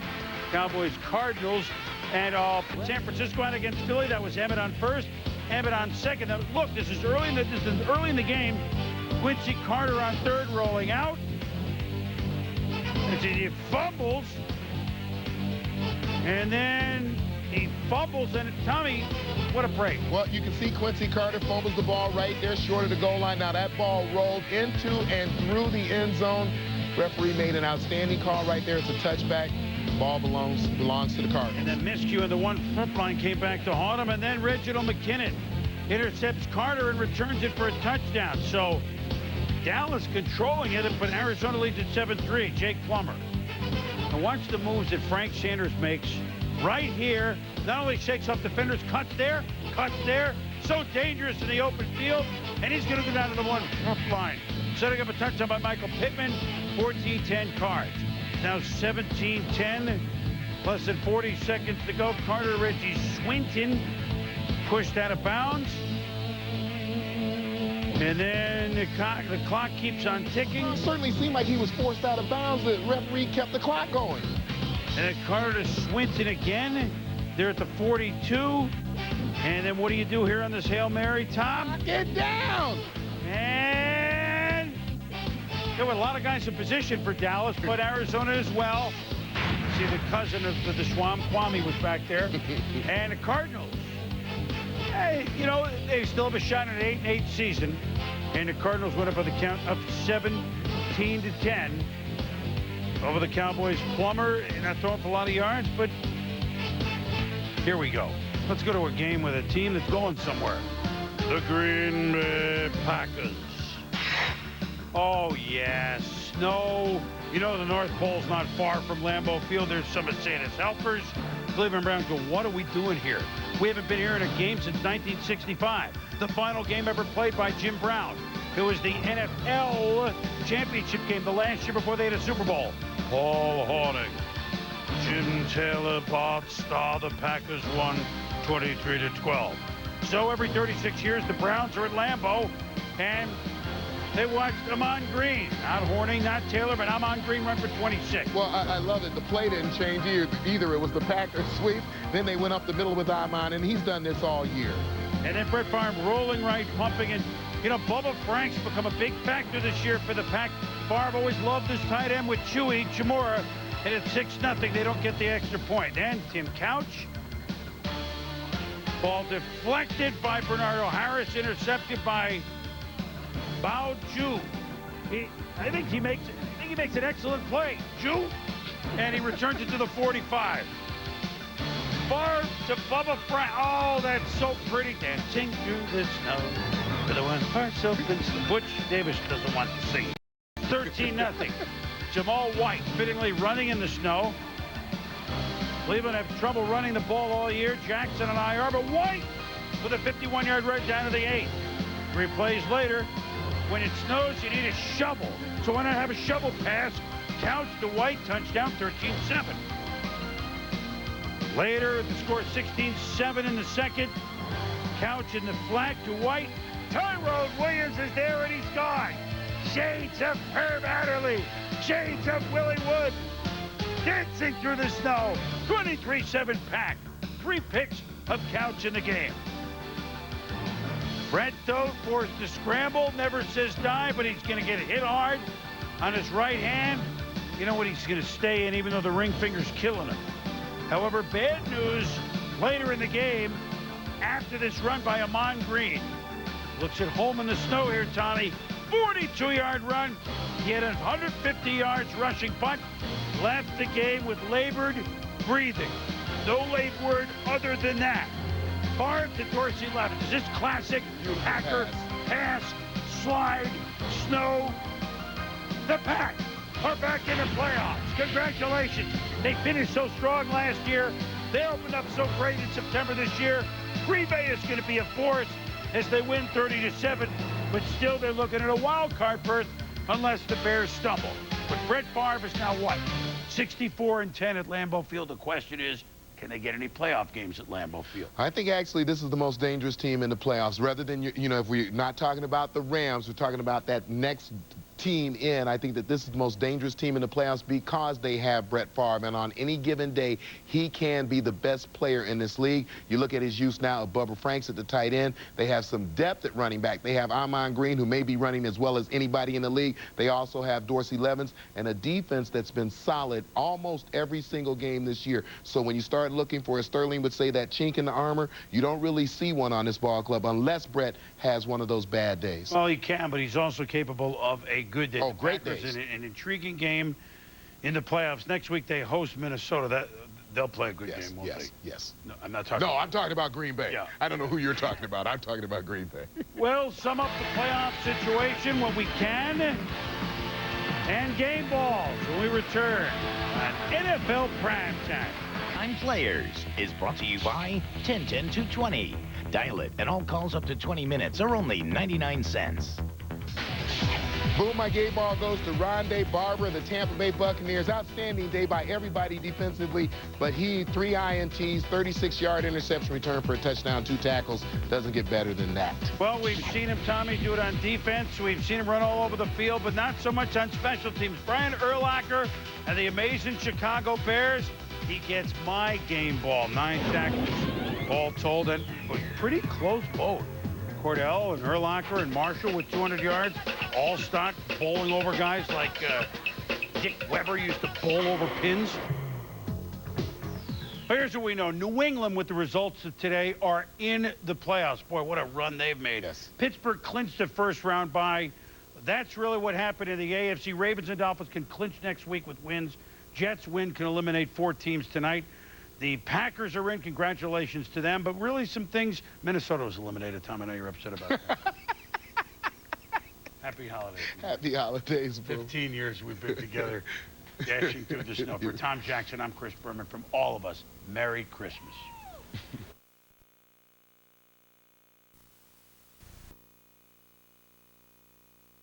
This time each week where we go to our matchup segment sponsored by Hyundai. But I was thinking, with the Lions 1-13, with nobody giving them any sort of chance, I mean, why bother? Why waste our breath on matchups? Of course, Tom, who gets paid by the minute, disagreed, and he's here to fulfill his obligation. Right, Tom? Well, there's no question this is a challenge to try to present this as an epic battle. Right. Which it is not. So, in fact, guys, the next 3 minutes is an exercise in stating the obvious. But enjoy.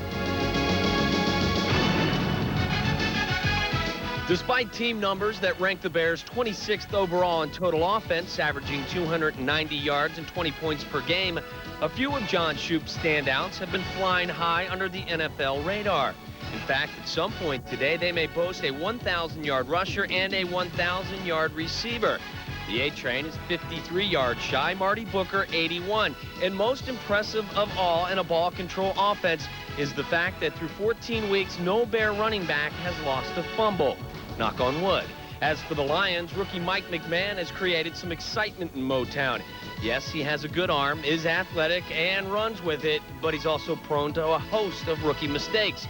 He's also injured, which means you may see Ty Detmer, and that's not a bad thing for Bear fans. Unfortunately, no Lions quarterback has had much support in the running game, as James Stewart has been banged up all season. The Bears get the edge on offense. Defensively, it has all come together for the new monsters of the Midway. Opposing coordinators have all but abandoned the run as Big Ted and Large Keith have held teams to a paltry 83 yards per Sunday on the ground. And that missing pass rush, well, quietly, Phil Daniels has registered 8 takedowns, Rosie Colvin 9, and as a team, they've sacked 38 quarterbacks. Obviously, the interceptions have followed. Injuries have taken their toll on the Lions D. They've had trouble in all areas. Soft against the run, generous against the pass. They like to commit penalties, and they don't create many turnovers. Other than that, they're solid. Big Edge Bears. They kick, they punt, they return, they cover, and now they pass and catch. How about those Bears special teamers? This crew has more than played their part in a magical season. Advantage Bears. Per usual, the key to another Bears victory rests squarely on the shoulders of Anthony Thomas. He will try to wear down Chris Claiborne and the rest of the Lions D that allows 129 rushing yards per game. Now, folks, I could lie to you and tell you that this is going to be a grinder and that the Bears are walking into a buzzsaw on the road where the Lions are looking for a little payback. But I couldn't keep a straight face. As for that on any given Sunday speech, well, not on this Sunday. While there is much to celebrate, there is much more at stake as the season winds down and the Packers are in hot pursuit. No secrets here. Bears 23, Lions 13, and a big congratulations to Dick Duran on a long overdue vote of confidence.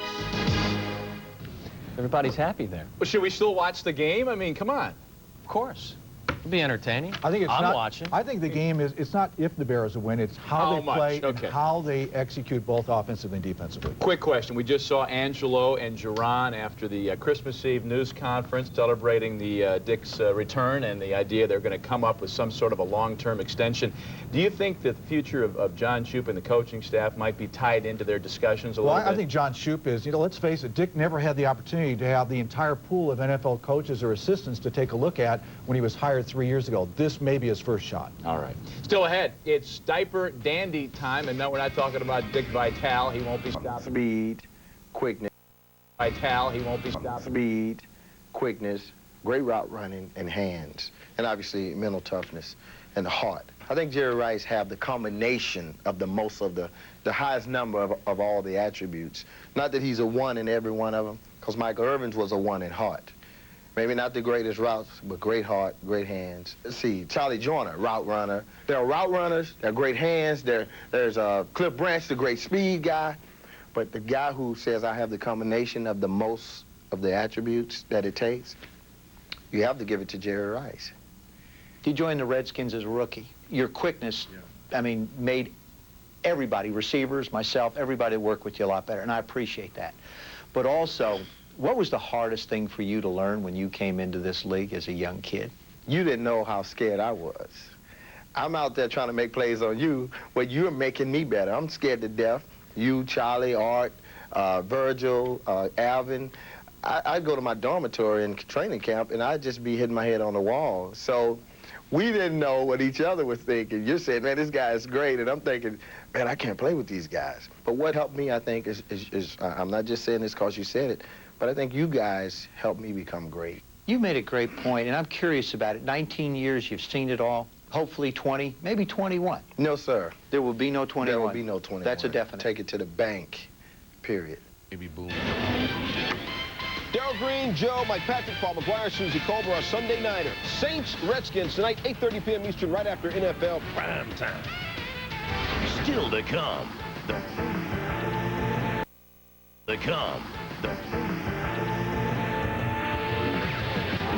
We're making our playoff push.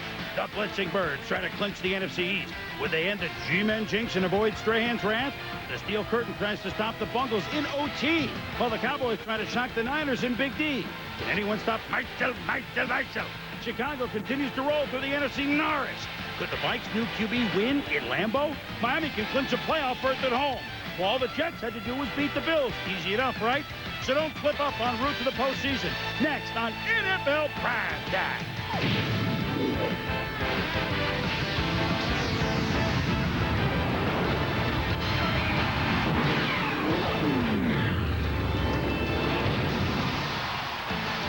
NFL Primetime is presented by Miller Lite. Primetime is Miller time. And now, here's your host, Chris Berman. Wow, the final Primetime of calendar year 2001. And what, great finishes, some surprising ones. And yes, when we thought Tom Jackson, along with Chris Berman, that everything was decided, not so fast. We get everything done in the NFC, but we have Trent Dilfer making the champs Ravens sweat. I said this morning that I thought these last couple of weeks of the season would be a wild ride. I think that today qualifies. And even though the second to last Sunday of the season, Tommy, it was more determined than usual. However, there's seeding to come, and in the AFC, there's a division. We're going to start the day with the AFC East because 3 teams are vying for the title. Idle New England, Miami at home to Atlanta, and the Jets at home to Buffalo. So here we go. Let's start with Miami. They're 5-1 at home, a much better team at home. They'd lost 2 in a row. They're playing Atlanta. Dave wants that. Sees Jay Fiedler, not his fault, but pass tip into the hands of Ray Buchanan from Louisville. Of course, Fiedler's from Dartmouth. And it's going to look at Ray Buchanan. It sets up a touchdown, eventually 7-0 Atlanta early. Later in the first, Chris Chandler returns the favorite Brock Marion. Remember, he had the big game on the Monday night. He's gone. 26 yards, so 2 defensive plays set up. Well, one is an actual score, 7-7. Arturo Freeman hits Chandler second quarter. Chandler 400 yards last week. Injures his right elbow. He would not return. Meanwhile, for Miami, it's Fiedler. And one youngster with some wheels is Travis Minor. He's got major speed, Tom. 17 yards, 14-7 Miami. Now it gets a little strange. Fiedler, 20 seconds left in the half to Chris Chambers to the 1, but he fumbles. But wait a minute. The officials rule what? this is in the last 20 seconds of the game. They don't rule that it's a fumble. They rule that he was down by contact, but you clearly see on the replay the ball was out, and there is Coach Reeves asking for a replay. Well, he can't get it because the last 2 minutes it's the officials. They should have reviewed it. They didn't, and wouldn't you know, the next play's a Miami touchdown. Fielded against it 21-7. Now second half. Michael Vick to Bob's sister Christian for an apparent touchdown.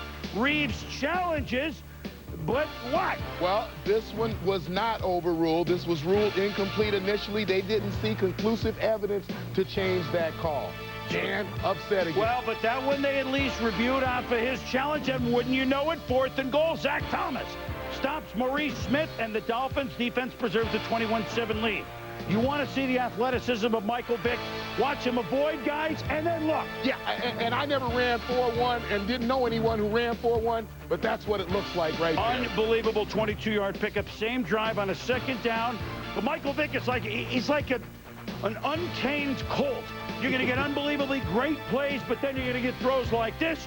And Patrick Surtain has the ball for Miami. Big play Dolphin defense until Brian Finneran begin again. Fumble. Bob Whitfield. And this is the definition of rumbling, bumbling, stumbling. There it is. There's your definition, but it's Falcons ball.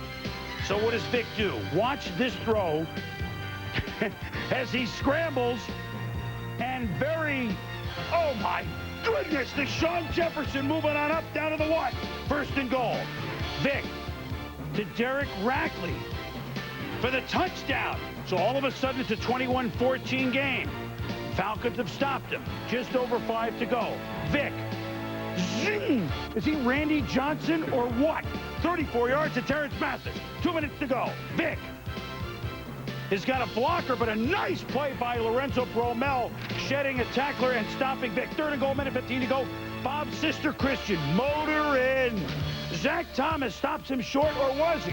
Well, here you're going to see the ball cross the plane, but certainly a question as to where Christian's legs were, whether his knee was down. They reviewed it, said inconclusive, and wouldn't you know it, on 4th down, the defense holds Dan Reeves. You can boil an egg on his head right there, and the Dolphins win 21-14, and in the process, they clinch a playoff berth with their 10th win of the year. More on the Falcons side in a moment, but give Miami the props. They're 6-1 at home with a home game left. Well, they're a team that lives by their defense. They live by the fact that they have to make a few big plays offensively, but I thought the defense today really came to the forefront, made some plays for them, got the ball in the end zone for them, gave them that win. That's absolutely what Miami is based on, and they won it. So now Miami in. Meanwhile, at the same time, the Jets were home against 2 in Buffalo. Snowing all week long in Buffalo, 7 feet and still snowing. Herman Edwards Jets win, and they're in, and their best weapon is Curtis, my favorite, Martin. 6-0 lead, and this is their longest play from scrimmage all year, 47 yards. So it looks like the Jets are going to roll the Bills. The next play, Vinny Testaverde to Kevin Swain. The Bills have good corners. We heard Bill Parcells talk about him earlier today, Tom. Nate Clements wins the battle, makes a big interception. Yeah, Nate Clements going to be outstanding. Here you see Peerless Price coming around on the reverse. Alex Van Pelt going to get out in front. Very Doug Flutie-like when we think about getting into the blocking scheme, and give him a nice gain downfield. 28 yards for Peerless and Price. And a double reverse Price, and Price with Van Pelt blocking. He's better at this, throwing. That's a nice, you know what? The Bills score points with Alex Van Pelt. Can we just say it? And it's 14-6. Now the Jets down 14-9. Testaverde rolls out to Curtis Martin under 4 minutes to go, 14 yards on 4th and 2. At 3rd and 17, they got 14 yards, and your second best weapon is Wayne Crevette. You do it 5 yards, it's a first down. Down 14-9, it's Martin. Over the 40, 9 yards. 3 plays later, Bill 35. Testaverde, screen. And one of the Bills left on the roster who remembers how to circle the wagons. It's Phil Hansen, who not only makes the play, but throws in a stiff arm. Yeah, Phil Hansen been making plays for the Bills for a long time. Great job tipping the ball with his left hand. You see Vinny trying to get the ball out. And then at the end, Phil Hansen, great job protecting the football, get down on the ground. And then those Bills special teams. Oh, my goodness, a punt would have pinned the Jets deep. But Brian Moorman, it's a terrible snap. He tries to swing at it with his foot, and the Jets are in business, just down by 5. Testaverde to Martin, 3 yards out of bounds. Next play at the Bills' 38. You see the clock, 26 seconds. Testaverde. Lavernius Coles. He makes the catch, then they spike the ball. So they have a chance to talk about it at the 24. 13 seconds left with no timeouts. Oh, my goodness, this better score. It has no chance to score. Martin is tackled. Tick, tick, tick, tick, tick, tick, tick, tick, tick, tick, tick, tick, tick. They actually get this playoff, although no one knows it, and it has no chance. The New York Jets, on a throw across the middle that had no shot, end up, after the Bills give them a gift and another chance, losing to Buffalo 14-9. So the Jets have to wait for another day to try to get in. One thing to say about, well, we'll say Buffalo in a moment, but the issue of the Jets, a puzzling finish, red shirt Vinny. All I'm going to say is that the play came in from the sideline. We executed it to the best we could. I mean, I'm not going to sit here and say what if, because then it looks like, you know, that I should be calling the plays and whatever play came in was wrong. I didn't want to have to hear about anybody pointing fingers at anybody and trying to blame it on this guy or that guy. Was all of it. Starts with me. If you continue to stay on the edge and play on the edge, hey, it's going to work out sometimes, but sometimes it's not. Today it didn't. You know, what's frustrating is that we know that we're a better team. But yet, like I said, at the end of the day, you are what you are. Well, a couple of realists there. Curtis Martin saying all those one-point games, all those close games, look what can happen. Herman Edwards said, I'm the head coach, I take responsibility. Yes. Not everybody did. Hey, they lost a divisional game to a very game opponent. The Jets may find themselves the odd man out in the playoffs. A stunning loss for them. Boomer, we talk about the fine line that the Jets tend to walk every single weekend in the NFL, and I think we saw that again this week. And certainly when you look at the last play, Vinny Testaverde has to know that you can't throw the ball, regardless of where the play came from, whether it comes from the sideline, whether you made an adjustment at the line of scrimmage. 13 seconds left on the clock gives you an opportunity to run at least 2 and maybe 3 plays. You throw the ball into the end zone, it's either incomplete or you get a score, one or the other. I know the Bills aren't the story, but it is nice for those of us that follow pro football to see a team long out of it. That's correct. A team with 7 feet of snow, have 3 practices where no one missed any practices up there.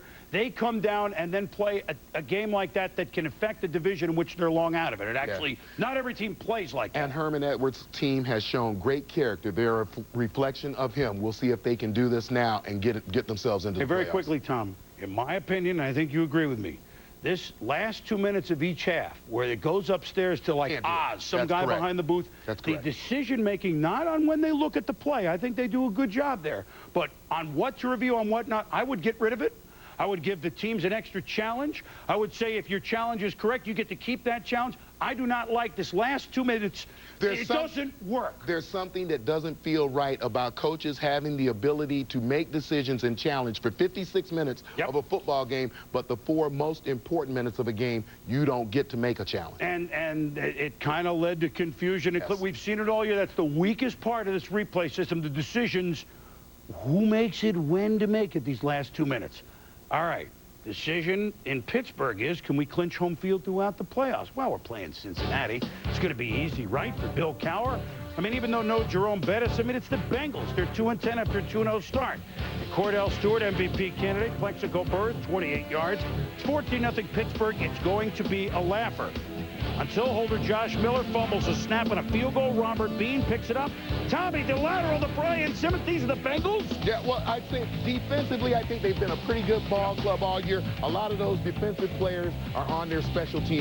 Touchdown, it's 14-7. Dad, a little swing to Stewart to Chris. Full Mafala. He's a bad Mafala. Shut your mouth. I'm talking about Mafala. Can you dig it? Can you dig it? 23-10 as that play gives the Bengals the shaft.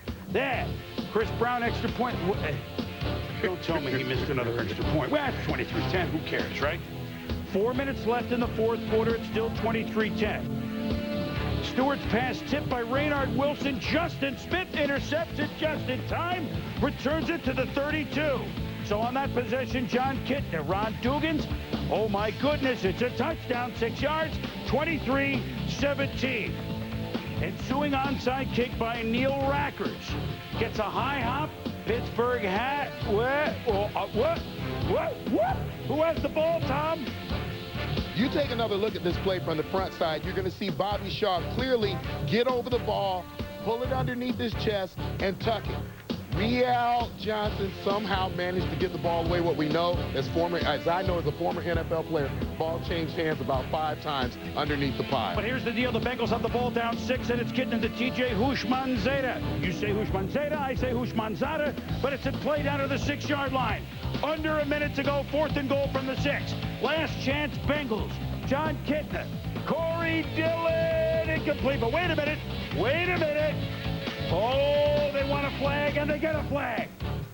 Automatic first down, holding in the end zone after the Bengals have a big personal foul to put it back to the 18. Actually gave him more room. Kitna, Danny Farmer. The Farmer's in the dell. It's a touchdown. 23-all. What a play. That's a great throw. Yeah, Farmer's going to get man coverage here, run the corner route. You see the delivery by Kitna. Ball put up way high in the air. Farmer, a great job of focusing and bringing it down for a score. And so the Bengals are going to win. Neil Rocker's on with the extra point. Are you kidding me? Are you kidding me? The Bengals blow the extra point. What's wrong with that end of the field? It looks a little shaky, but so what? Steelers cannot believe it. And so now we go to overtime. Steelers get the toss, go nowhere punt. Josh Miller does a great job, and look at the special teams. And I think at this point, Pittsburgh figures they're going to win on a safety in overtime. It's at the 1 line. And the Bengals go right out of their own end zone to Houshmandzadeh. He Houshmandzadehs it 9 yards. Next play. John Kitna would have a 400-yard day, but on this one he gives it to Brandon Bennett. It's not Corey Dillon. These are the Steelers who had the Bengals backed up to the 1 line. Then Kitna to Farmer. That Kitna-Farmer combination coming into light here the last week of 2001. Neil Rackers has kicked into this net for like 20 minutes, I'm telling you. On 3rd and 7, Cowher freezes him after about a 2-minute wait, which seemed eternity. Rackers, it's no. Oh, yes! Look at him just draw it in. He drew it in. And the Bengals have upset the Pittsburgh Steelers. They've beaten the Ravens. They've beaten the Steelers. And they win it by the count of 26-23. Steelers, for the moment, lose a chance to clinch home field, but it gives Cincy the nod for their defensive plays. But maybe it's not so bad for Pittsburgh. Good performance by the Bengals, but Pittsburgh maybe needed a wake-up call before they go into the playoffs. This was it for them, and I think they still have to worry about Chris Brown, their kicker. Yes, they do.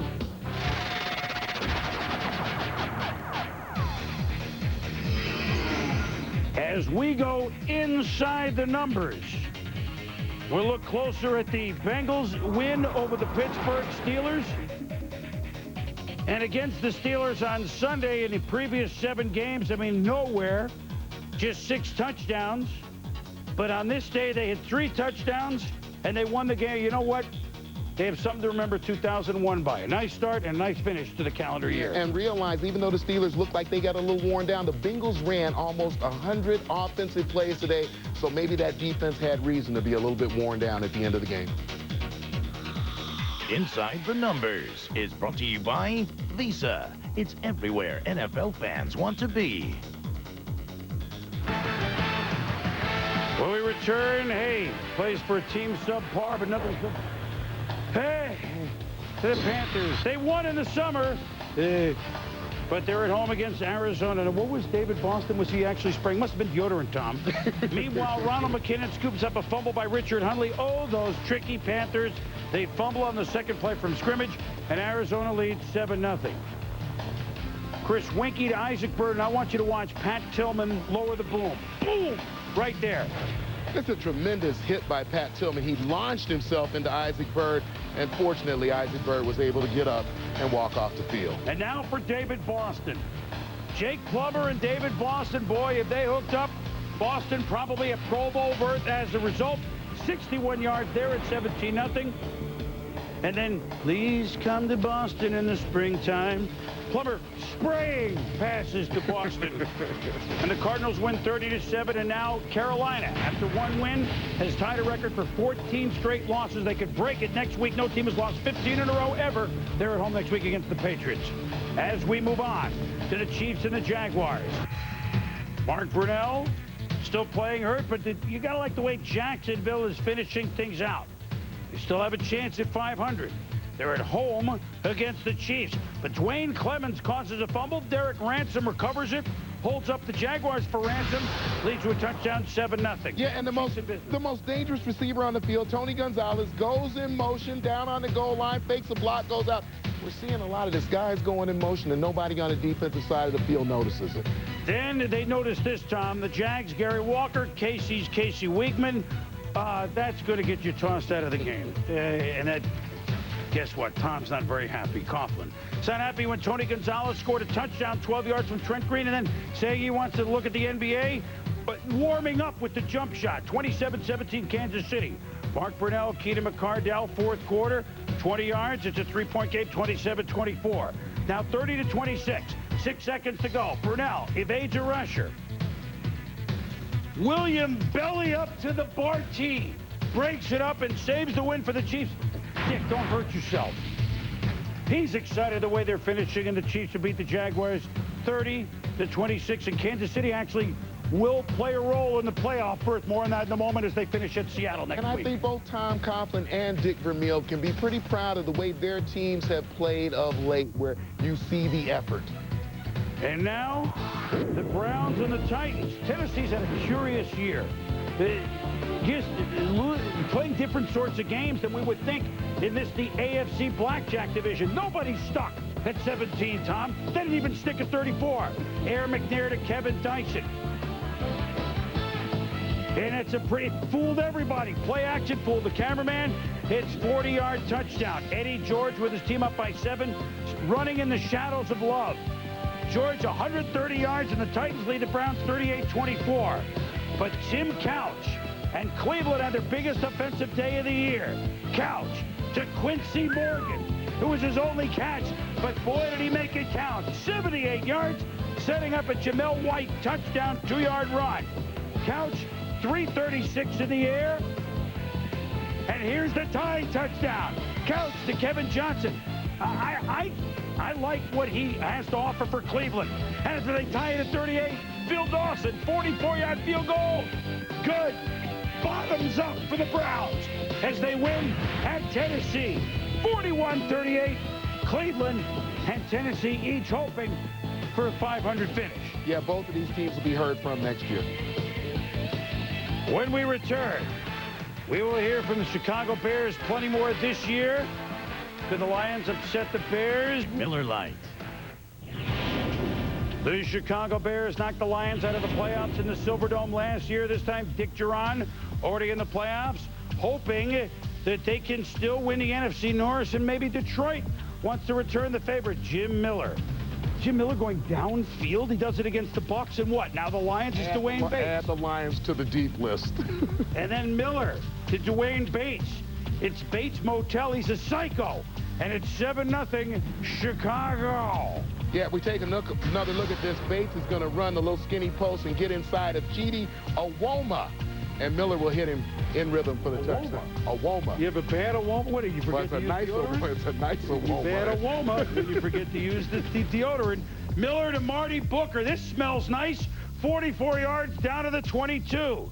Then Miller. Look at the Bears deep game. Miller to David Terrell. 20 yards. 14-0 Chicago. Remember, McMahon didn't start for Detroit. It was Ty Detmer.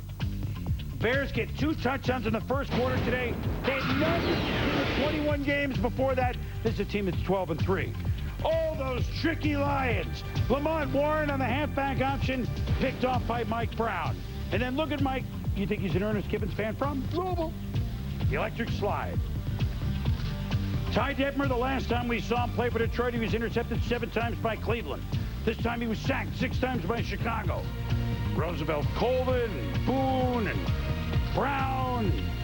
But don't forget, it wasn't only sacks. There were some interceptions, too.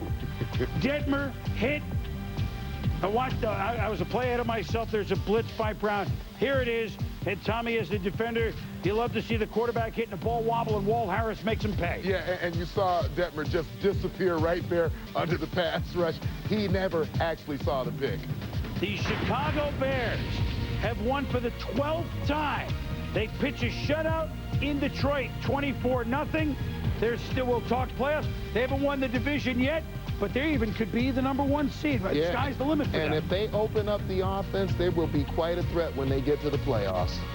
6 times since the merger, the Niners and the Cowboys have met in the NFC Championship game, 3 times in the 90s. Emmitt Smith, one of 7 players left on the 2 rosters that remembers.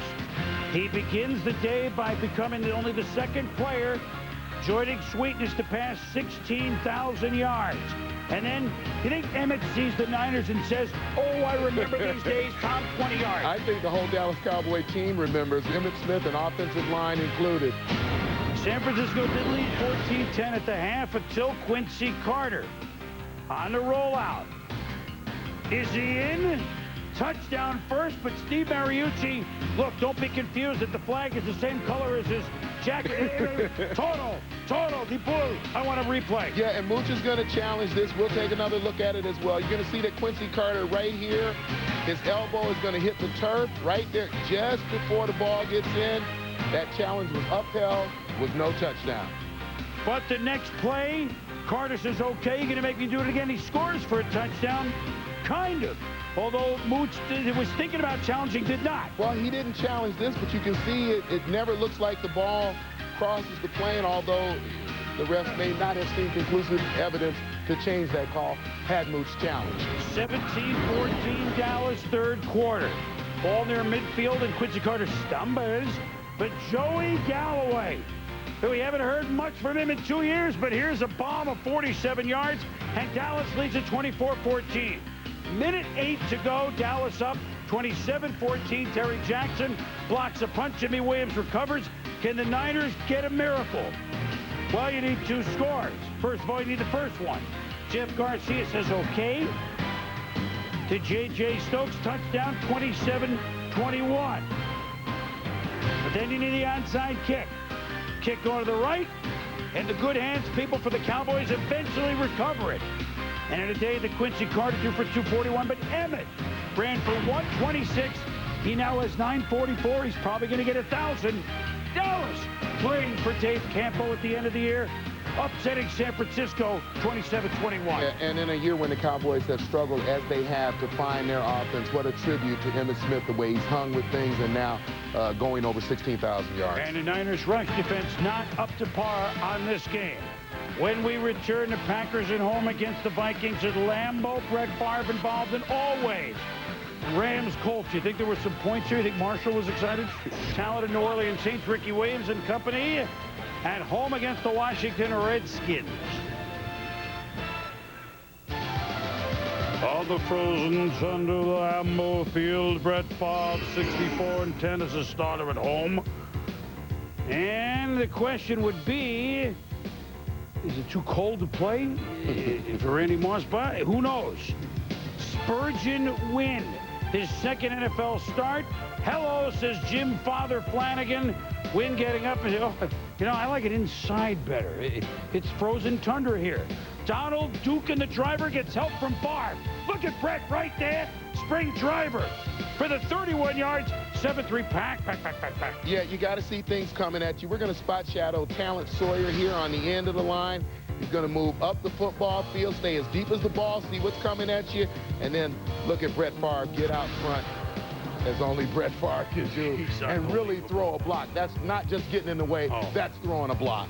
Like a Spurgeon, starting for the 2nd time. Picked off by Bernardo Harris. Sorry, Madonna. Leads to a Ryan Longwell field. I don't apologize to Madonna often. I just did. 10-6. Back. 2 catches, 10 yards. Randy Moss not happy. Vikings, though, and give the Vikings credit. They kept the Packers at bay. And when Byron Chamberlain catches this from Spurgeon Wynn, it's a 13-10 Minnesota lead on a 47-yard touchdown.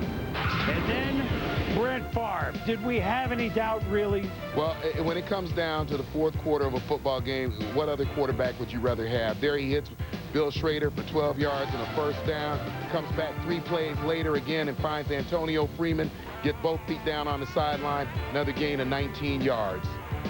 And then he looks for he and Bubba Franks are becoming an item this year. 20 yards down to the 4, Tommy, which sets up the run game lead block. A good one, Henderson. And it's Amon Green. 4-yard touchdown, a 79-yard drive. Puts the Packers up 17-13. And then Mike McKenzie, one of the McKenzie brothers, takes off. Hugh Holzer, 38 yards. Touchdown. 24-13. The Pack still alive to win the Norris. They trail the Bears by a game, but they can still win the Norris. And they beat Minnesota 24-13. Vikings defensively playing better. Yeah, and the numbers certainly weren't great for the Green Bay Packers, either with Amon running or Brett throwing the football. But again, it's the mystique of Lambeau Field. They very seldom lose there. Both the Packers and Vikings have important games next week. The Vikings can affect the Ravens' chances. Marshall Faulk 3 years ago traded from the Colts to the Rams. A 1-yard run early puts him up 7-0 against Indy in St. Louis. Kurt Warner to Marshall, 11 yards. And then why don't we let Marshall carry? He said it was no big deal playing his old team. Well, maybe the message never got to Mike Martz and the boys calling the plays because it was Marshall Faulk for 8.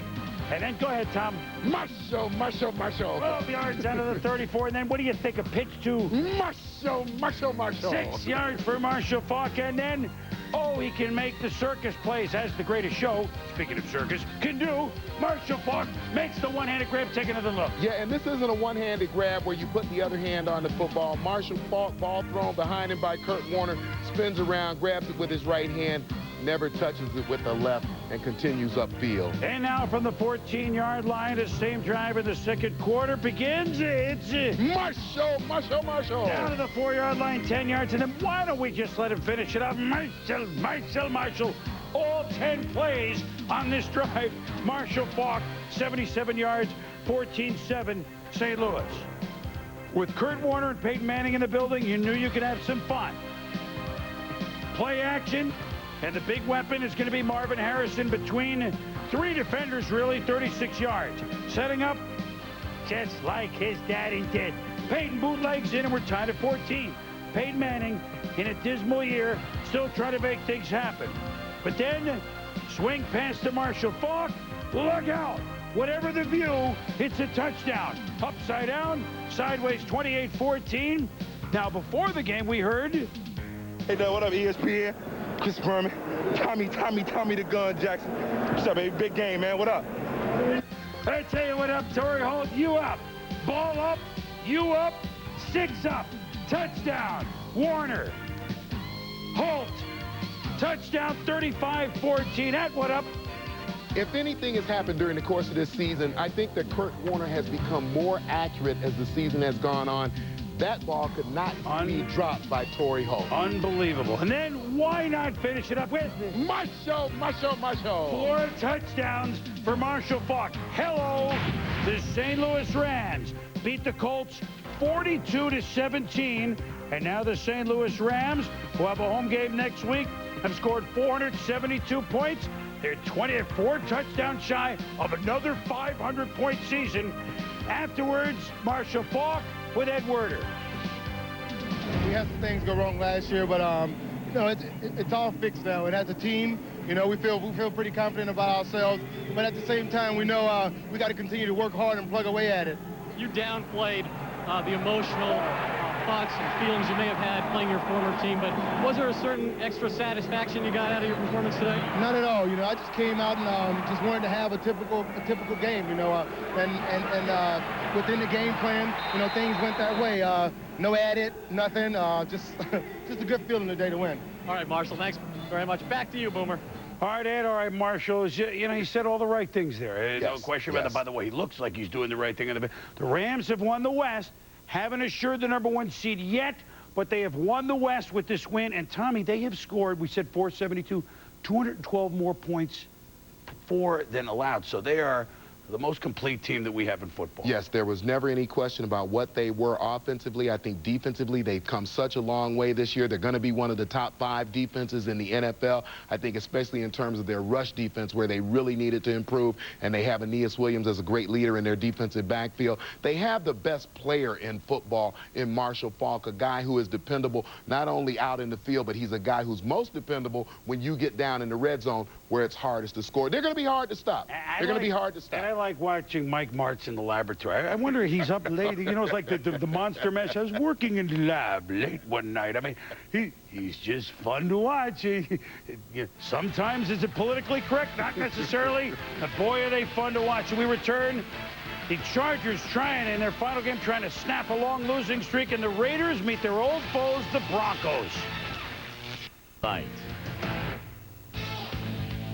The Seattle Seahawks, with Baltimore's loss on Saturday night, suddenly alive, and Mike Riley, his team's last game. The reports are he's going to be out this week. He and Doug Flutie trying to stop it again losing. Trent Dilfer, who is 2-0 as a Seattle starter, more on that in a moment. He gets the start, and he quickly, with the score 16-14, he threw some beautiful balls. This one to James Williams for a touchdown, 2-point conversion, good 3 touchdowns for Trent Dilfer, 22-16 Seattle. Doug Flutie, Curtis Conway, 2.5 minutes to go. Big first down, San Diego with the score 22-19. Steve Christie, 36-yard field goal, good. We're tied at 22. Now with 20 seconds to go, it's about to go to overtime. Charlie Rogers, and he's tackled with time left on the clock. 6 seconds. Ryan Lindell, good from 54 yards out. Riley, look at the homer, can't believe it. Mike Riley, a good guy, one of the best guys we've met. And the Chargers finish with 9 straight losses, and Seattle, with their win, remain alive. They have a home game against Kansas City next week. Trent Dilfer is now 3-0 for the Seahawks, 11-1 last year for Baltimore, won his last 5 for Tampa Bay. Hello! Last 20 starts, 19-1, including the Super Bowl. Yikes! Meanwhile, Raiders at Broncos. Broncos trying to salvage their season. Mike Shanahan always has the number of the Raiders, although John Gruden's Raiders snapped the 7-game losing streak to the Broncos earlier this year. Rich Gannon to Jerry Rice, 29 yards. Rice over 1,000 yards 13 times in his career, extending his record. Raiders down 6-3. Broncos. Tommy, where's the pass? Well, they only rushed 2 people, so they dropped 9 into coverage.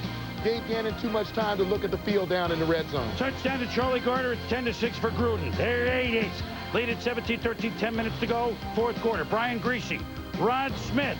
Touchdown Denver. They lead 20-17.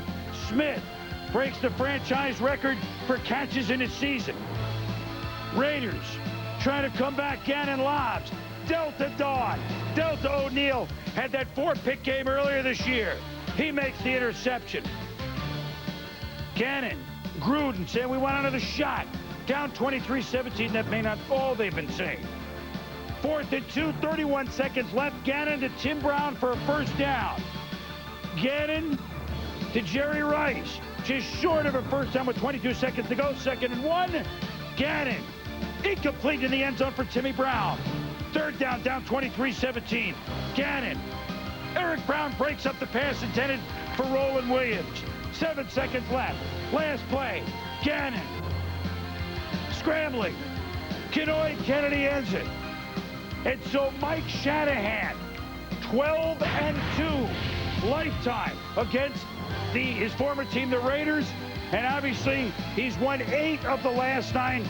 Denver really slips a Mickey to Oakland, beating him 23-17. And what a day that Gannon had throwing the football. But again, you see the lack of support of the running game for the Raiders. They don't have the balance. All right, let's explain all this now. Pittsburgh is now the #1 seed. Believe it or not, if New England wins next week, they win the East, and they would be the #2 seed. If they lose and Miami wins, they win the East. They're the 2 seed. Oakland has probably booted the bye. They're probably going to be the 3rd seed. Baltimore, Jets, Seattle alive. If Baltimore and the Jets lose, if it's a three-way tie at 9-7, the Jets are the odd team out.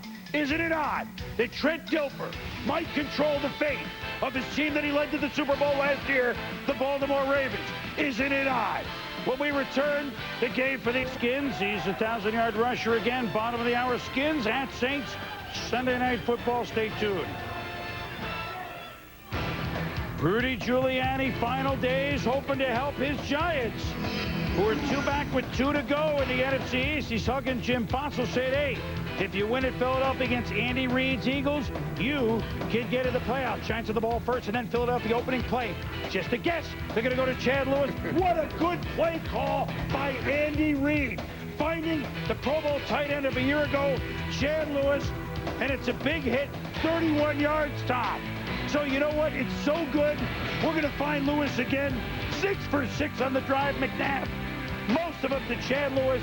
7-0 Philly. What a well-conceived drive. Yeah, and Michael Strahan on the defensive side of the ball always seems to dominate John Runyon, and did here in a big way, at least in the first half of this football game. 3.5 sacks for Strahan. A lot of times just threw Runyon out of the way. Oh, those tricky Giants. Tiki Barber back to Kerry Collins. Well-dressed Amani Toomer.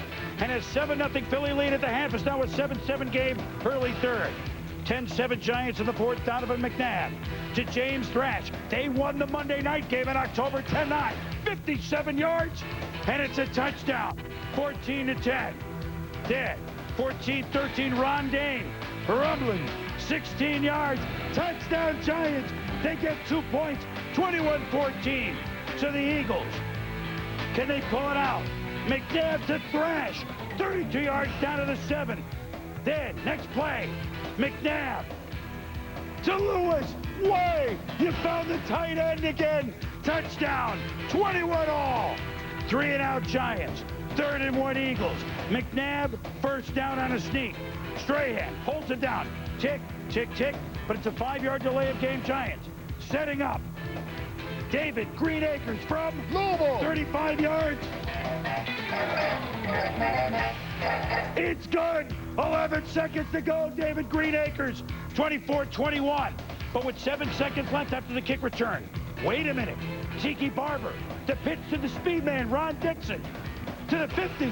To the 40. To the 30. He could go. Oh my goodness. The division title came down to that play. Dixon stopped just short. But in the end, the Eagles have a tough 2-game sweep of the Giants. And the Eagles win the division for the first time since 1988 under Buddy Ryan. They beat the Giants 24-21. Sean Salisbury with Donovan McNabb. Well, we wanted to spread the ball around. Chad was a guy that definitely did a great job for us last year. We knew we weren't able to use him a little bit in the first game. So what we did, we tried to get him more involved early. They started to go soft on the coverage. We went deep on them on some of the young corners, and it's a total team effort. First division championship since 1988. You get Tampa, then you get Tampa again. It's got to be sweet for you. Well, we're very excited. You know, everyone dogged us all week, dogged us every week for not putting the ball in the end zone as much as they wanted us to. But for to come out and win the NFC East, that's what it's all about. Donovan, have a great time. Final game and in the playoffs. Thanks for your time. We got one more game in playoffs after that. Thank you. Appreciate it. Boomer, let's head back to you.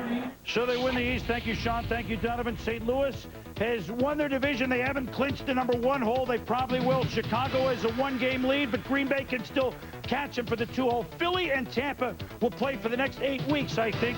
And right now, Green Bay would be 4, San Francisco 5. It would stay that way if they both won next week.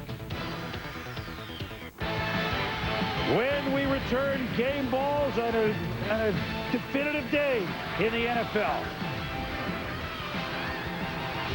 NFL Primetime is presented by Miller Lite. Grab a Miller Lite. It's Miller time. 10-10-220. Dial it, and all calls up to 20 minutes are only 99 cents. Boomer, my game ball goes to Marshall. 165 total yards. 4 TDs today, 20 TDs on the season, and he actually missed time this year. My game ball goes, and congratulations to Trent Dilfer. 3 touchdown passes, and look at this rainbow to your cousin Mr. Jackson. And Trent Dilfer can get the Seahawks into the playoffs, possibly at the expense of either the Ravens or the Jets. If Marshall won it, and why not? I mean, I understand. John Kitna is second, huh, Tommy? Well, over 400 yards passing for John Kitna today. So the NFC playoff is set. Not all the seeds, but the teams are set. The AFC, there's just a little alive. We should say this to all our viewers out there, as they say in the Hawaiian Islands. Yes. Haole makahiki ho. Happy New Year from Tom Jackson, from Chris Berman, and all of us at ESPN. The Seahawks continue their playoff push in Seattle. But will the Jets win in Oaktown spoil their postseason plans? The Pats clinched their first division crown since '97. How does that sneak into the Dolphins' playoff equation? Does Michael Strahan set a new sack mark? Can the Bears clinch their first NFC Central crown in 11 years? Will the Rams claim home field advantage? Hey, we're a talented bunch. NFL Primetime. Coming up next.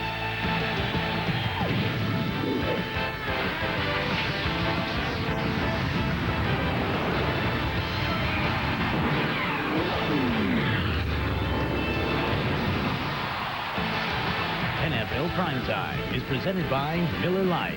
Primetime is Miller time. And now, here's your host, Chris Berman. Well. Welcome to Week 17 of I say Sunday NFL Primetime, not Tom Jackson that there's a Monday one, but the season is going to the final Monday.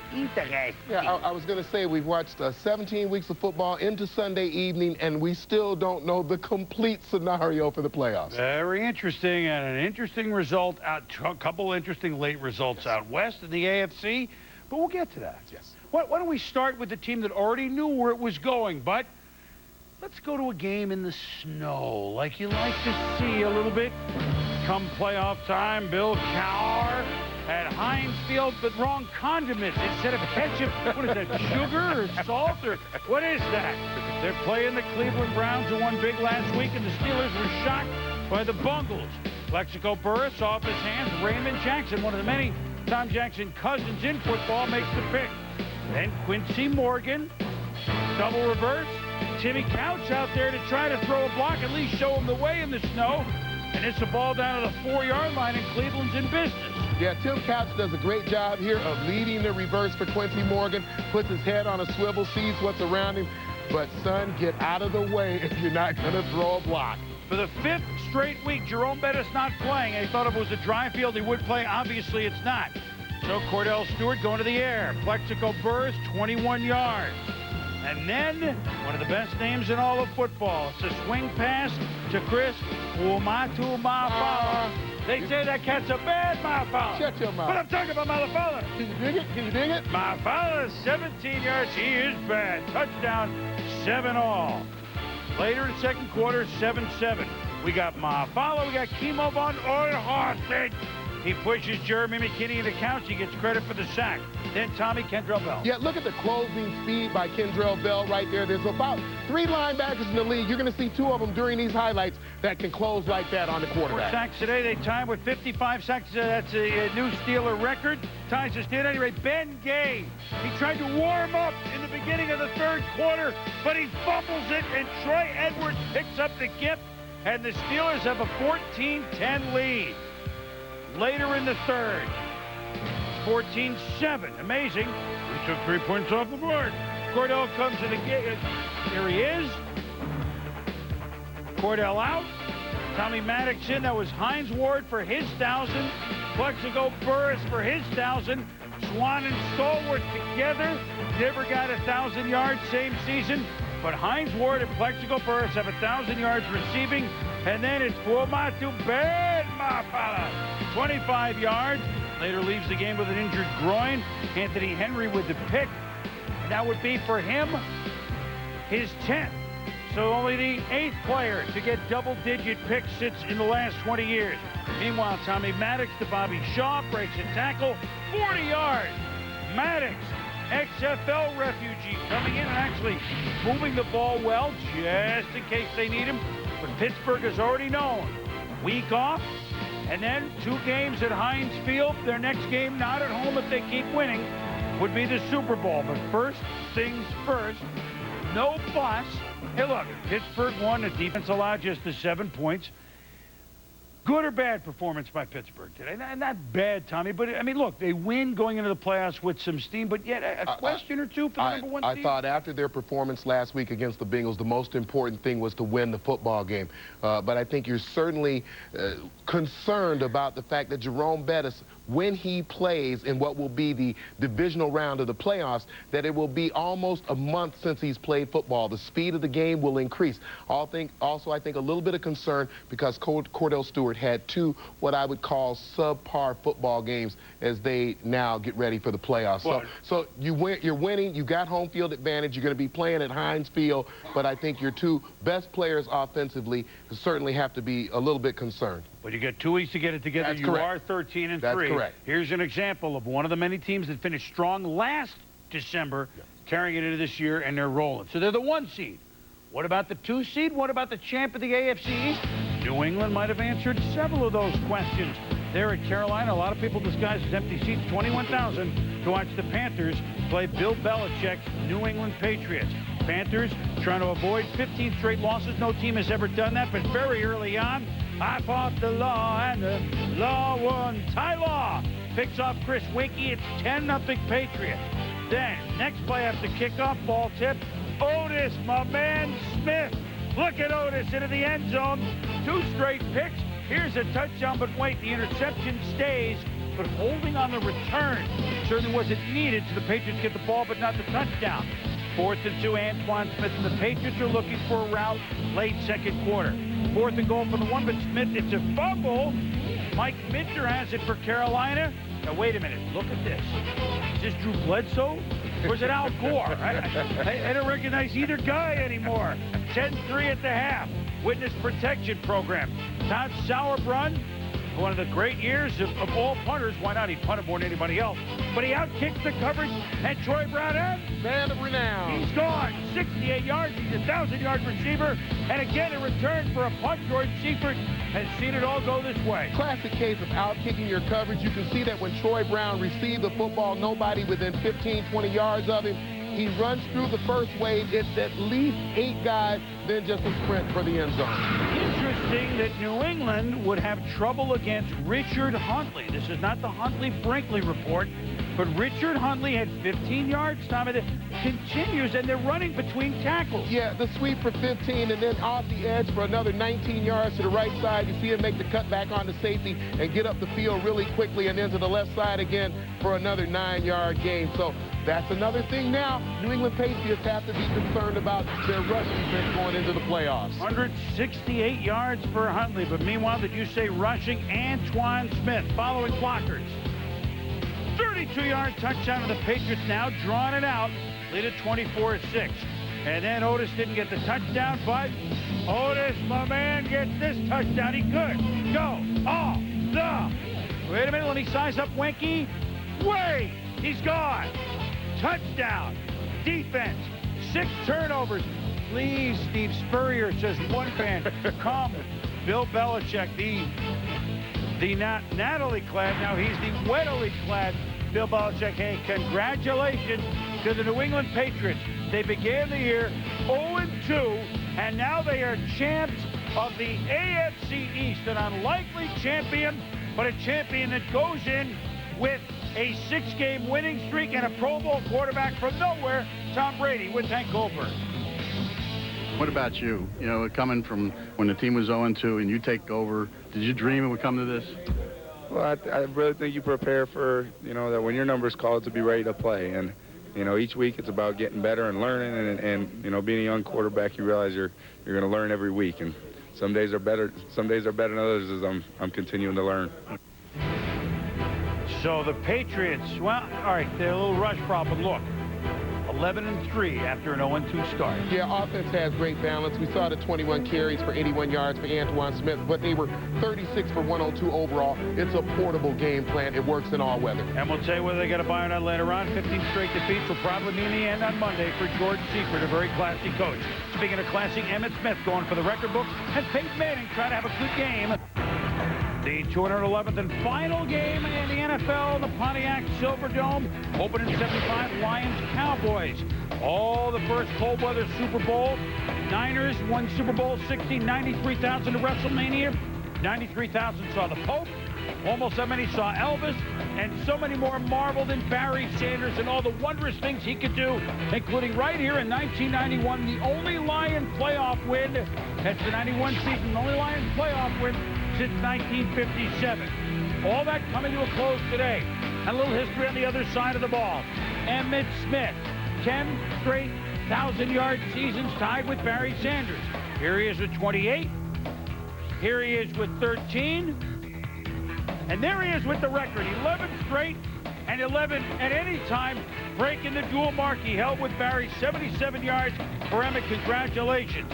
But when Ty Detmer and Johnny Morton and the Lions led with 5.5 minutes to go, why not do an electric worm? You're 1-14. I mean, you know what? Why not? Emmitt, oh boy, I did the record, but that's this. And the Lions fans say, hey, we're going to go downtown to another dome stadium. But the Detroit Lions, they're now the 3rd draft pick.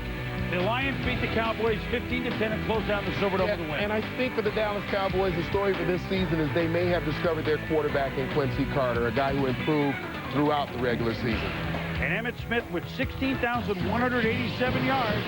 He's about 550 short of Walter Payton's all-time record. Marty Schottenheimer, Redskins, home against Arizona. Tony Banks picked off by Adrian Wilson, 61 yards. These teams trying to get to 500, finishing at 8-8. Whoever the winner would be, 7-0 Cards. And with the score 17-12 Cards in the 4th. Banks hit by Marcus Phelps, down. He's hurt. Hobbles off the field. Knee problems. Kent Graham in a quarterback. And so down 17-12 on 3rd and 7. Graham avoiding the sack. The shovel pass to Kajana Carter in the rainstorm. First down. 3rd and goal from the 3. Stephen Davis, who have a $148. It's a touchdown. How about an 0-5 start for Marty Schottenheimer, finishing at 8-8. Good job, Marty. Excellent job. Washington wins 20-17. Yeah, that 8-3 finish driven by the fact that they finally got the Marty Schottenheimer game plan. You run the ball, 38 carries, 148 yards. Stephen Davis, minimal play action pass, play good defense. It'll be interesting next year to watch that football team. Not going for 500, but improvement for sure since Dick LeBeau took over in the middle of last year for Cincinnati. And Bruce Matthews, would this be the final game? He's not saying. Man that began and played in Pro Bowls almost every year since he was an Oiler in '83. Neil O'Donnell in for McNair in the second half to Derek Mason. Tennessee leads Cincinnati 21-20. Mason 9 for 186, a pair of touchdowns. Now, Cincinnati, with 7 minutes to go, is only down by 1. And what's this play? Corey Dillon picked off by Greg Favors on the halfback option. Yeah, and certainly you would have thought they would settle to be in a position to kick the field goal and take the lead, but they didn't. John Kidna off the hands of Corey Dillon to Deron Jenkins.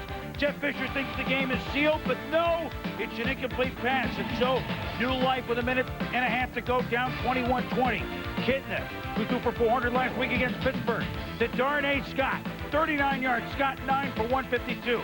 Neil Rackers, he's an adventure, but he won last week's games, and he's getting ready. 34-yard field goal for the win. It's good. It's good.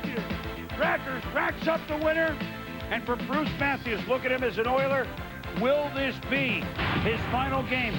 Certainly a disappointing 7-9 season for Tennessee. And small steps for the Bengals, who won their first 2, won their last 2, beating Pittsburgh and Tennessee. Good job by Dick. Yeah, amongst those victims, I was going to say the Pittsburgh Steelers, the Tennessee Titans. They also beat the defending world champs earlier in the season. In their season with 2 wins. Something to look forward to for Dick LeBeau and his crew.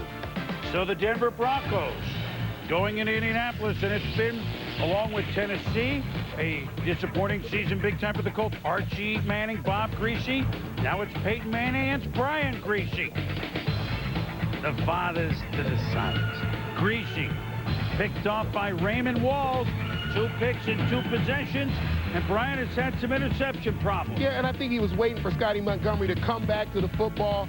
Nice cut underneath by Raymond Walls for the intercept. Dominic Rhodes After Edgerrin James gets hurt, he came from nowhere, the undrafted rookie. He's the first one ever to rush for over 1,000 yards, and most of it's coming in the last 2.5 months. Congratulations to a nice young man. Manning to Harrison. Marvin, 11 yards. Peyton, 3 straight years, 4,000 yards. It's not a team season he would like, but individually he hasn't lost as much.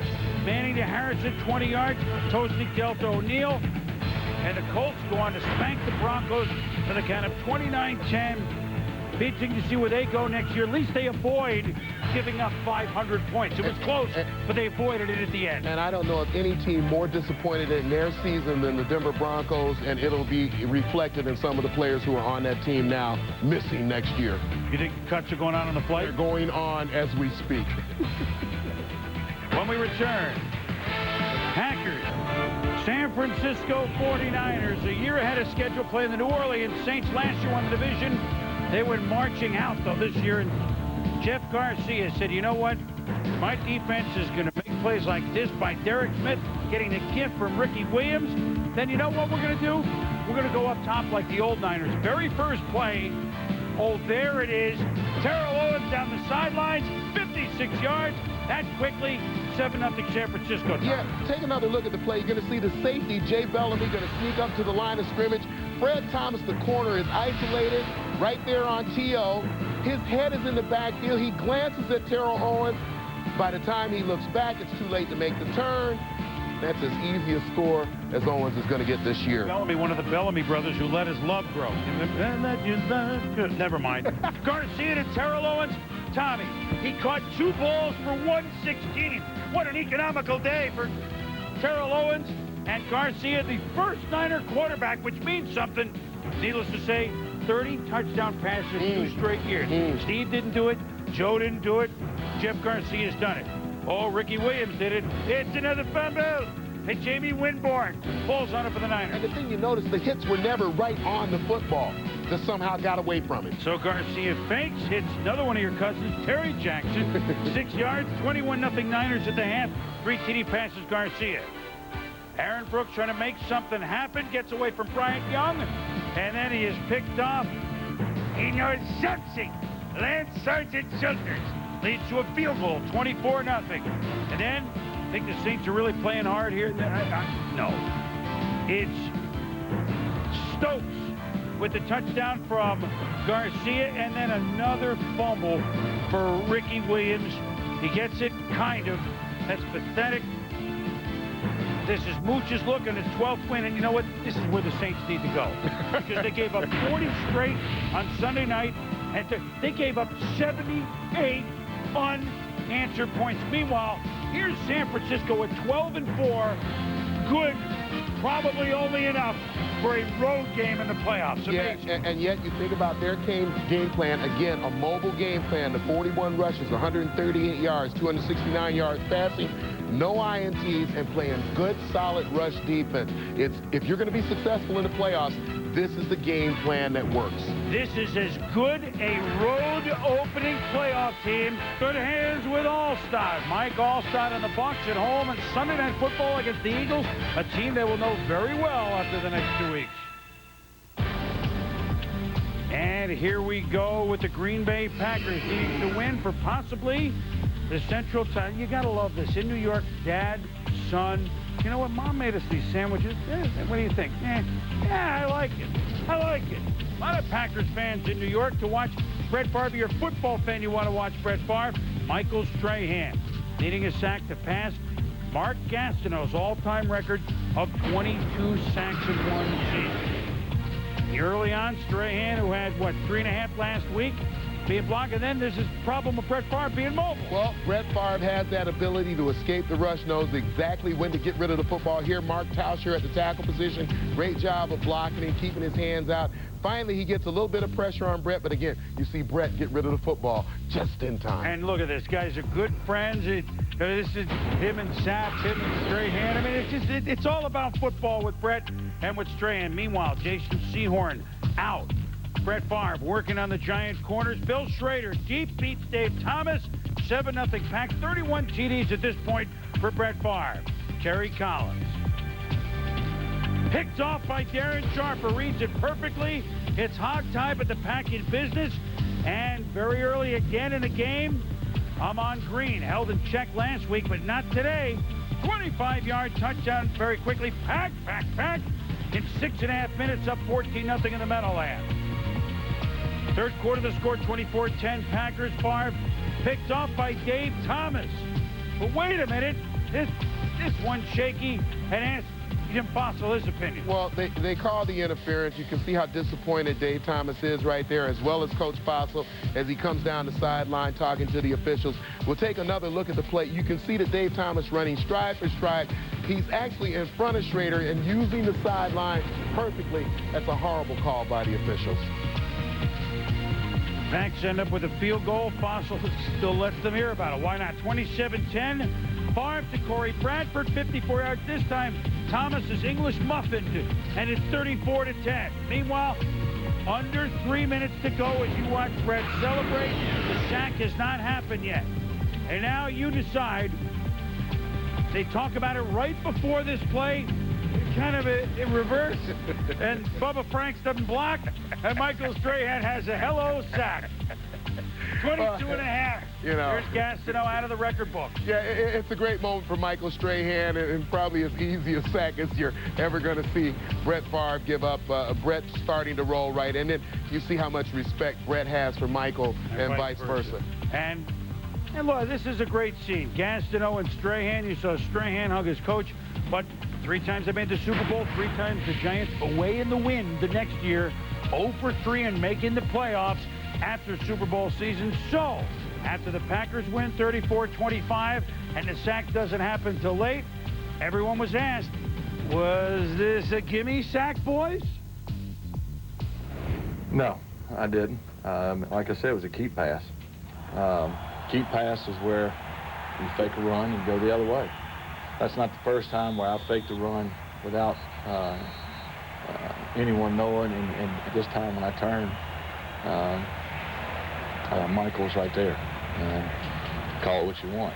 Oh, trust me, when you see a quarterback sitting there right in your face, you're like, just don't throw the doggone ball. That's just what I was thinking, because he'd done it to me all day. I'm laying on the ground listening to the crowd to see if I was dreaming or if I'd really done it. And then I hear all the guys and the coming over, and it was man, the feeling of disbelief. When we leave today on that plane, we want to make sure we leave as winners. And Michael Strahan, he left the field today as a winner. Very classy. Look, 22.5 sacks. You don't need to apologize to anybody. Neither do the Packers at 12-4, assuring themselves of at least a home game. Where, by the way, 12-0 lifetime at home for the Packers in the playoffs. Packers can beat anybody because they have a good team and they have Brett Favre. 15 of 30 for 350 yards is what he's capable of anywhere. And they kept firing. You know what? You want the sack record? We're going to keep passing. We're not going to run it. Hey, Soldier Field, they're going to remodel it after this year. But hold the phone. The Bears going to be home. And Gale Sayers, Mike Singletary, Richard Dent, Gary Fensick, so many of the Bears, 35 all-time Bears back to see what was going to be the last regular season game. And they saw defense, Alfonso Boone, Roosevelt Colvin, and then they saw more defense by Brian Urlacher. Yeah, you saw it for Kendrell Bell earlier. Look at the closing speed right there by Brian Urlacher. It's like a running back speed in a linebacker's body. And then here's a running back in a linebacker's body. The A-Train, Anthony Thomas, levels Ainsley. It's Ainsley battles, and it's a first down. Bears against the wind, going for it on 4th and 8. Hey, who better to play in the Windy City than the Bears? And Jim Miller to Marty Booker, the first Bear with 100 receptions for the season ever. Congratulations, first down. Leon Johnson, touchdown, 10-0 Chicago over Jacksonville. Now in the third quarter with the score 13-0. Mark Brunell, the play, one of the plays of the year. Keith Trailer, whoop, rumbling, bumbling, stumbling, the tractor trailer. Let me left, no, let me keep it, no, let me look for it, but no, let me, Keith Trailer, 67 yards inside the 10. Yeah, it's certainly worth a second look. And let's remember that Keith Trailer came into the league as a linebacker, and he showed all those tools today. the great hands right there. But look at him. He actually makes a nice cut to the outside, avoids the tackler, shifts the ball to the outside hand, looks, this slowdown right here, looks to cut inside, says, no, I'm going back outside. Does anybody else want the football? Well, they tried to get the football. Keith Tractor Trailer, a hero. I was surprised because, you know, there was a lot of people around me. It was a screen play, and when the ball landed in my hands, I'm like, you know, there's 2 or 3 people, but once I got going, I'm like, they're ready to get me. They got to get me. Oh, you know, it was one of those things, you know, I did the best I could. You know, I was trying to get there, and they got me, but, you know, it was a big play at the time. Like a one-man convoy coming down the field. Big play by Tractor Trailer. And then, off that, Jim Miller, David Terrell, 9 yards, 20-0 the Bears. And with a big lead, they want to seal it with the running game, Tom, and they got the rookie to do it, the A-Train, Anthony Thomas. Yeah, A-Train here, just watch him follow his blockers. He's a great inside runner. He's very quick to the hole. He avoids at the line of scrimmage. There, a nice 20-yard gain. Look at him again here. He spots the hole outside this time. He's great at getting through. His linemen love him for that. He hits the holes on time. And then down around the goal line, just powering his way in. 33 carries, 160 yards, and yes, the chance of the NFC Central for the first time since 1990. And defensive coach Greg Blasch gets the wet treatment. The Chicago Bears in 16 games, Tom, allowed 203 points. 2 shutouts, 3 other games in single digits. Here's another one in low double digits.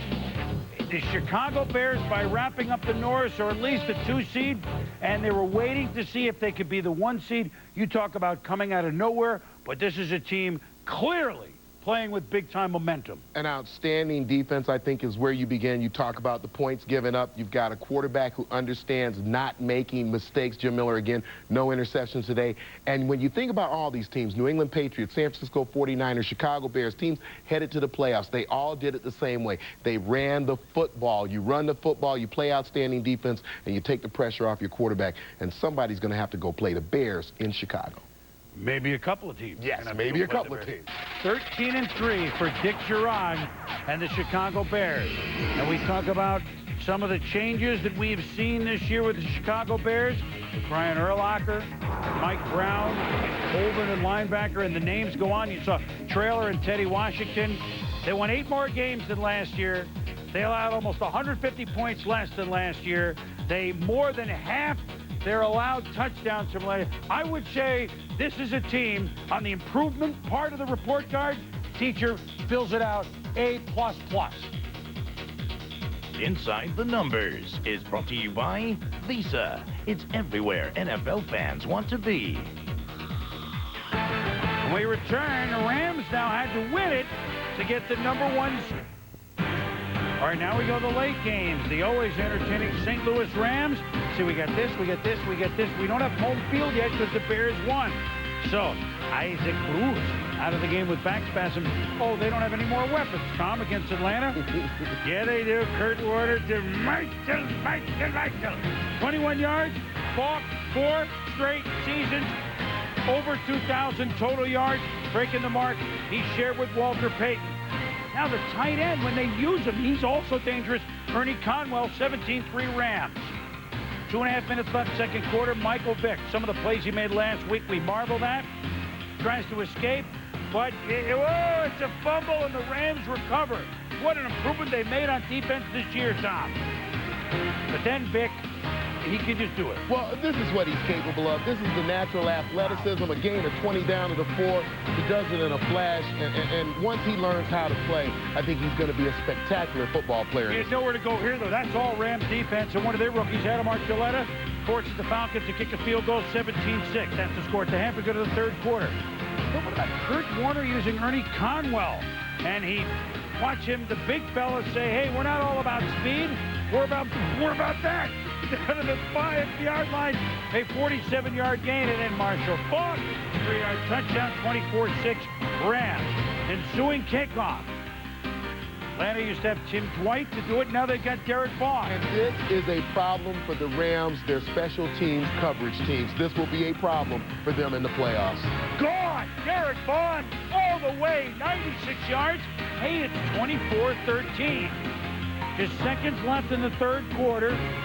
Same score, and it's Warner shampooing one to Ricky Prohl, 8 yards, touchdown. Prohl had a pair, 31-13 Rams. And then fans get the ball, another fumble, Mike Vick. Marshall, spinning, running, juking, jiving, 52 yards, 20 carries, $168. Yep, we got home field. The St. Louis Rams had 14-2, have scored, they win at 31-13. They've scored 503 points 3 straight years that they've gotten over 500 points. Marshall Faulk is over 2,000 yards. And then this one, Tom, Kurt Warner has the second greatest single-season passing mark ever. Only Marino in '84 had more than Warner's 48-30. But 44 turnovers. 44 turnovers, best team in football, best player in football. I think the only team that can beat the Rams in the playoffs is the Rams, and we'll find that out over the course of the next few almost weeks. 5,000 yards, though. Amazing. Meanwhile, this is one of the most interesting stories of the season. Trent Dilfer starting his 4th game in relief of an injured Matt Hasselbeck. 2 earlier, 2 now, and if the Seahawks win, they could get in the playoffs. Dilfer, 3-0 this year with Seattle. To Darrell Jackson, they hooked up twice last week. Here's a touchdown against Kansas City in the rain. 7-0 Seahawks on the flubber. Dilfer, Jackson got your cousin. I was getting ready to say, this is definitely one of my cousins. He's a first cousin. 16 yards, 14-0 for Dilfer and the Seahawks. Last play of the half, what do? Knock it down. Trent Green throws it, it's knocked away, and Tony Gonzalez sprained left knee on the play, did not return. But Kansas City's going to get in the game when Glenn Kadrez rocks the punt of Jeff Philadelphia Eagles. Jason Belzer is on it. They mark it at the 1, Tom. Yeah, the snapper there, Jean-Philippe Darche. You see Glenn Kadrez go right around his left shoulder, never got inhibited, comes in, great block of the kick. The French were never great at snapping and blocking, you know? And then a play action, Trent Green to Michael Ricks, and the Chiefs have cut it to 14-7. Now it's 14-10. But look at Sean Alexander. He had so many big runs today, Tommy. 44 yards, power and speed, and got some blocks. Yeah, James Williams, wide receiver here, going to do a great job of sealing the outside. Just watch him. He comes in. Right here, you want to stay up and get your seal right there. And Sean Alexander is off to the races. Alexander, 20 carries, 127 yards. Meanwhile, the Seahawks hold on to win it and score in a 2-point conversion late. But the Seahawks win to go 9-7, 21-18. Trent Dilfer throwing for 248 yards. Let's see. He had a 4-0 Seattle, 11-1 Baltimore, 5-0 his last 5 in Tampa in '99. He is 20-1. And if either the Jets or the Ravens lose, Seattle is in. Miami looking for seeding spots. Late game against Buffalo. He's going to be a big guy tonight for the Eagles in Sunday Night Football. Miami Dolphins, knowing New England had won, now trying to lock up a home game. Defensive coordinator Jim Bates trying not to let the Buffalo Bills, who upset the Jets last week, continue to upset the contenders. Jason Taylor's had a big year at defensive end, Tom. Yeah, here he gets upfield on the wide rush, does a great job of tackling Bryson. And again, let's watch him spot shadow right here. Again, Jason Taylor doing his job, getting upfield, getting around and tackle. He disrupted the play enough where his teammates could come in, help out. Again, another run for a loss. Dolphins have 13 points at the half, and the Bills at only 13 yards. Taylor, Travis, the Bills recovered. Now, we should say that Alex Van Pelt got hurt in the first quarter. He had played very well, injured his right shoulder, so young Travis Brown from Northern Arizona, the Lumberjacks, was in, and he's a fumble, and wouldn't you know it, there's Jason Taylor on the ball. Meanwhile, Jay Fiedler with his team up 20-7. Fakes out Antoine Winfield. Fiedler can do this. Miami is 7-1 at home. So getting a home playoff game, pretty important for him. 4 minutes to go. Lamar Smith. Now here's the powerful run that we saw last year. Yeah, and the 30 carries for 158 yards is what drove the Miami Dolphins last year. Where has this been in terms of consistency? And here's Brock Berry. You talk about Johnny on the spot. Remember the big Monday night game? He could go all the way. A rarity, a 100-yard interception return. Wow! 34-7. Miami wins it. And by doing so, ensures themselves, well, of at least a home game. But we're going to explain it to you. And any other late results. Moles had a better game, but look, the numbers aren't great, but running and defense and managing games, and Miami, they're good at home. It was the game plan for Dave Wannstedt and his team from the beginning of the year. We're going to have an outstanding defense led by Jason Taylor and Zach Thomas. We're going to run with Lamar Smith, and we're going to ask Jay Fiedler to manage. Ran for 202 yards, had the ball for almost 36 minutes. And now, the game of the day, John Gruden's team has lost 3 of 5, 2 of their last 3 at home. They want to win. Vinny Testaverde, controversial week for the Jets. They need to win. They have not won in Oakland in 9 tries since 1962. But very quickly, Testaverde, Delaverty is cold. Gets the blocks, gone. Second play from scrimmage, 7-0 Jay. Yeah, and look at the offensive linemen right here. Kerry Jenkins and Kevin Mawai do a great job of getting outside. Santana Moss downfield, wide receiver, throwing a nice block to spring Lavernius Coles to the end zone. Raiders get a field goal at 7-3 on 3rd and 6. Rich Canada, Jerry Rice, great catch, 16 yards. Same drive, but we're second quarter now. And in a quiet year, certainly for Tyrone Wheatley. But there's a power run. We haven't seen a lot of that for the Raiders, Tom. 9-7, and now the extra point. Remember, Sebastian Janikowski hurt cellulitis foot. Brad Dom DeLuiso kicking like Dom DeLuise. Maybe cooking like Dom DeLuise. And so he missed it. It's just a 9-7 game. Tim Leckler going to the Pro Bowl, but Chris Hayes, who's a special teams gem, comes in. Jason Glenn recovers. Touchdown Jets, 14-9. But then he's picked off. Here go the Raiders. Just before half, Roland Williams wide open. Gannon finds him.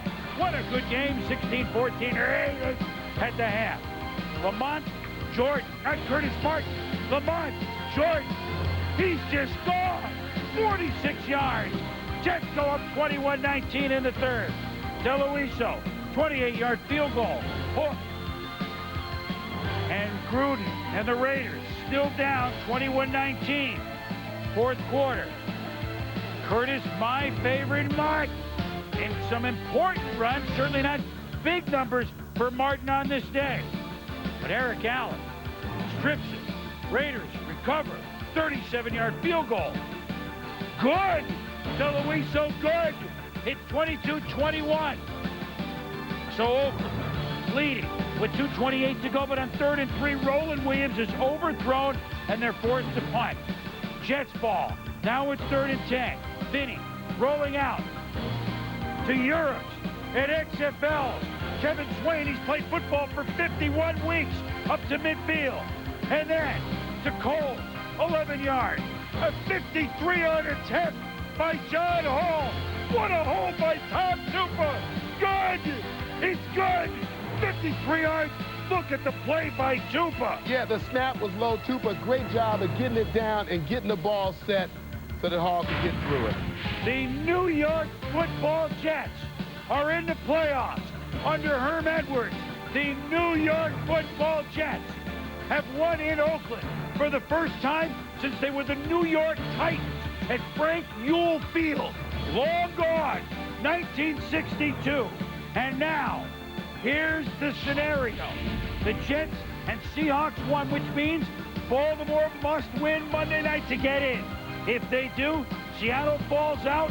Pittsburgh is 1. New England is 2. Oakland is 3. Miami is 4. That stays the same. Baltimore would be 5 and be at Miami. And the Jets are 6. So they haven't won in Oakland for 39 years. And now they got to do it twice in 1 week. Now, it's Minnesota with head coach Mike Miami Tice going up against a former fellow coach, Brian Billick. If they win, Seattle gets in. And so 1, 2, 3, 4 stay the same. Jets would be at the Dolphins, who they've beaten 7 straight times, and Seattle would be at Oakland. New England gets a bye. Meanwhile, in the NFC, Rams 1, Bears 2, opening week 5. Philly hosts Tampa Bay, we've known that already, and Green Bay, who's never lost a home playoff game, they host San Francisco in one of the fine wild card games we can remember. When we return, game balls and an emotional Jim Mora as questions circle in Indianapolis. Players is brought to you by 1010-220. Dial it, and all calls up to 20 minutes are only 99 cents. Boom, how can my game ball not go to Keith Traylor, former linebacker? 2 tackles, but the 67-yard interception return was one of the great plays we've seen this entire year. And what a find and a gem he has been for the Chicago Bears. Sums up the Bears, and my game ball is going to a sum up of a team that, you know what? When you haven't won in a place for 39 years, Herm Edwards, the New York Jets, everything swirling in New York, you did it. You got to the playoffs doing it the hard way. Game balls, hey, could go a lot of places. Anthony Thomas and Jeff Garcia and Strahan with the record, and Green. A lot of big-time players in Week 17. Jim Mora has been a classy coach for a long time and a winning coach for a long time. Will he be back with the Colts? Here first, his comments after the game, a win over Denver.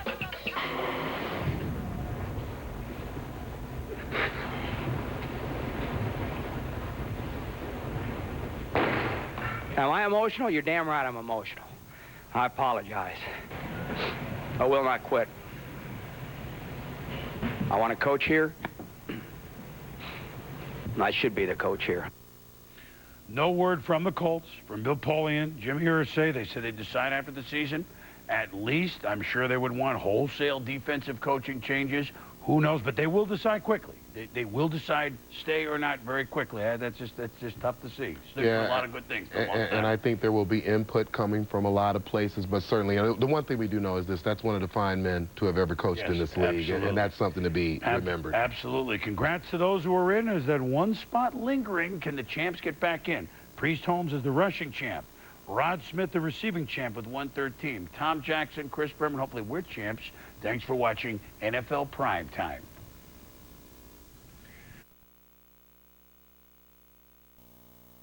You know, we were reminded how, and you mentioned it yesterday, how tough it is to be a road team to win. On Saturday, home teams putting the hammer down by about halftime. Could one of these very capable wild card teams break through on the road? Well, I think nothing atypical about what we saw in the playoffs today. The Packers are the Packers in Lambeau Field, and we have to remember the defending champions are just that until dethroned. Yes, it's amazing how until you take the crown off, they look a little bit different. But we begin where the scene of so much football history over the years, and certainly if you think about even NFC football in the 90s, Niners, Packers, both back at 12-4. But there's this thing about home playoff games at Lambeau Field, like the Pack lifetime 10-0, Brett Favre impregnable when the 34 degrees or below. Here we go to the frozen tundra of Lambeau Field. It sounds good to say it. It looks good to see number 4 in the playoff. And his one-time position coach, Steve Mariucci, once on Mike Holmgren's staff in Green Bay. Now, of course, with the Niners. And the first play was going to be a swing pass to Garrison Hurst. But, boy, all of a sudden, Gilbert Brown making his presence felt. Yeah, Brown and Garcia get their face mask stuck, but I think that the injury done to Garcia had a lot more to do with the 360 pounds that Gilbert Brown weighs. Although the face mask went through Garcia's face mask, he had a pretty good cut. Second series on offense for Green Bay, and they're moving. Amon Green for 10 yards. Later in the drive, 3rd and 1 to the 5. Favre to Antonio Freeman, touchdown. They missed the extra point, but the Pack in Lambeau, here we go again, 6-0 Green Bay. Late minute of the first quarter, Favre, but he throws one up. He just kind of lofted it up there. Ahmed Plummer. See, you can get a plumber when you need one. First interception of Favre in 4 games. One of the fine young corners of the Niners doing it. But then, Leroy Butler's hurt, Bud. Yeah, Darren Sharper in his spot. He gets up at the line of scrimmage. He's gonna blitz. Does a great job right there, sacking Garcia. So it forces them to kick a 34-yard field goal, but Jose Baby Cortez blocked by Cledius Hunt. Cortez's kicks, he kicked XFL, and this is kicks are 40, 45 games. His kicks are low. And so it's blocked, and the score remains the same. 7 minutes to go in the half. Curl to J.J. Stokes from Jeff Garcia. 3rd and 3 at the 44. Garcia to Ty Streets, first down. Then, time for another pass, time for another receiver. Garcia to tight end Eric Johnson from Yale. 13 yards, first down. 2 minutes to go in the half. Next play, Garcia you don't hear from him often, Tom's third cousin, Terry Jackson, 19 yards at the first down. Minute 3 to go, play action on 3rd and 2. Garcia, the heck with the injury, hits a first down. Now 2nd and goal with 15 seconds left. Garrison Hurst, touchdown, a 15-play, 86-yard drive that took up almost 7 minutes. Kick is good, and the Niners lead at the half on the road, 7-6. After a long well field goal makes it 9-7. Play 3rd, far. Corey Bradford. Webster had to defend it well, but didn't find the ball. And while the Niners are figuring out what they should have done, the next play, it's almost Tom. Zing, like it's off a turnover. Barb smells the jugular. Bubba Franks, 19 yards. 2-point conversion failed. Interesting, and so it's 15-7. 10th touchdown this year for Bubba Franks. So here come the Niners. Screen pass to Garrison Hurst. What a block by Pro Bowler Ray Brown. 22-yard reception. Next play. Hurst starting to feel it a little bit. 12 yards, first down. Later in the drive, 30 to watch everybody coming. But Garcia hangs it up to Ty Streets of San Francisco. Carl Malden couldn't have done it better. Touchdown. Jamal Reynolds gonna blitz here. Great job of blitz pickup by Garrison Hurst. Work inside, outside, like the outside guy go, and depend on the quarterback Garcia to get rid of it. And it was so much fun to watch the streets of San Francisco. Then going for 2. Garcia finds Streets open. Hey, tie game. 15 all, 12 minutes left. But here is Brett Favre on 3rd and 8. Zing to a leaping Donald Duke and the drivers. First down. Then on the drive, near midfield, Havon Green hit 12 yards for a first down. From the 41, far, time, dumps to Antonio Freeman, 13 yards. Then the Niners bring some heat. Hit Julian Peterson from the left side, sacks him. 45-yard field goal attempt, puts it back to that. But Ryan Longwell, long enough. 18-15, the Pack. But this can go either way. Under 7 to go. Jeff Garcia, what a Grey Cup in Canada. Throwing well in the cold at J.J. Stokes, 9 yards. Then on a Packer blitz, Garcia to Streets. First down. And the play of the game right here. Terrell Owens, deep right sideline route, but Mike McKenzie tips it to Tyrone Williams. The McKenzie brothers. It's the great play of the game that saves the day. The Niners could have gotten in top. A nice route by Owens. Ball slightly underthrown. Mike McKenzie really made a great play on the ball. And Tyrone Williams, the awareness to pick it up on the interception. But it's still just a 3-point game. Remember, 18-15. And so at their own 7, Amon Green starts it out and a face mask. So a first down run and a face mask. Gets him to the 35. Corey Bradford makes a one-handed catch and stays in. So 40 more seconds. Now watch this 3rd and 7. Zing! Like a Randy Johnson fastball to Freeman, 20. Cut the ball at Antonio, 25 yards. Then on 3rd and 6 again. 3rd down, 1 pump, 2 pumps. Oh, he completes it to Donald Driver. 3rd down completions. 2 minutes to go. 1st and goal at the 9. Green. Bay, touchdown. Amon Green for the Pack. 25-15 on a 93-yard touchdown drive. Terrell Owens wondering what could have been. Favre saluting the faithful. And boy, they should be faithful. Brett Favre, now 31-0, where the temperature is 34 degrees and under. By the way, it was 25 today. He's 6-0 at home in the playoffs. The Packers beat the 49ers today. The game we thought would be the best of the 4, 25-15. Brett Favre says, us, home, confidence. I was 100% sure going into this game we would win, and I was 100% sure throughout the game we would win. I know what I'm capable of doing. I know what this team's capable of doing. I know that I can control one thing on the field, and that's the way I play. That's what they paid me to do.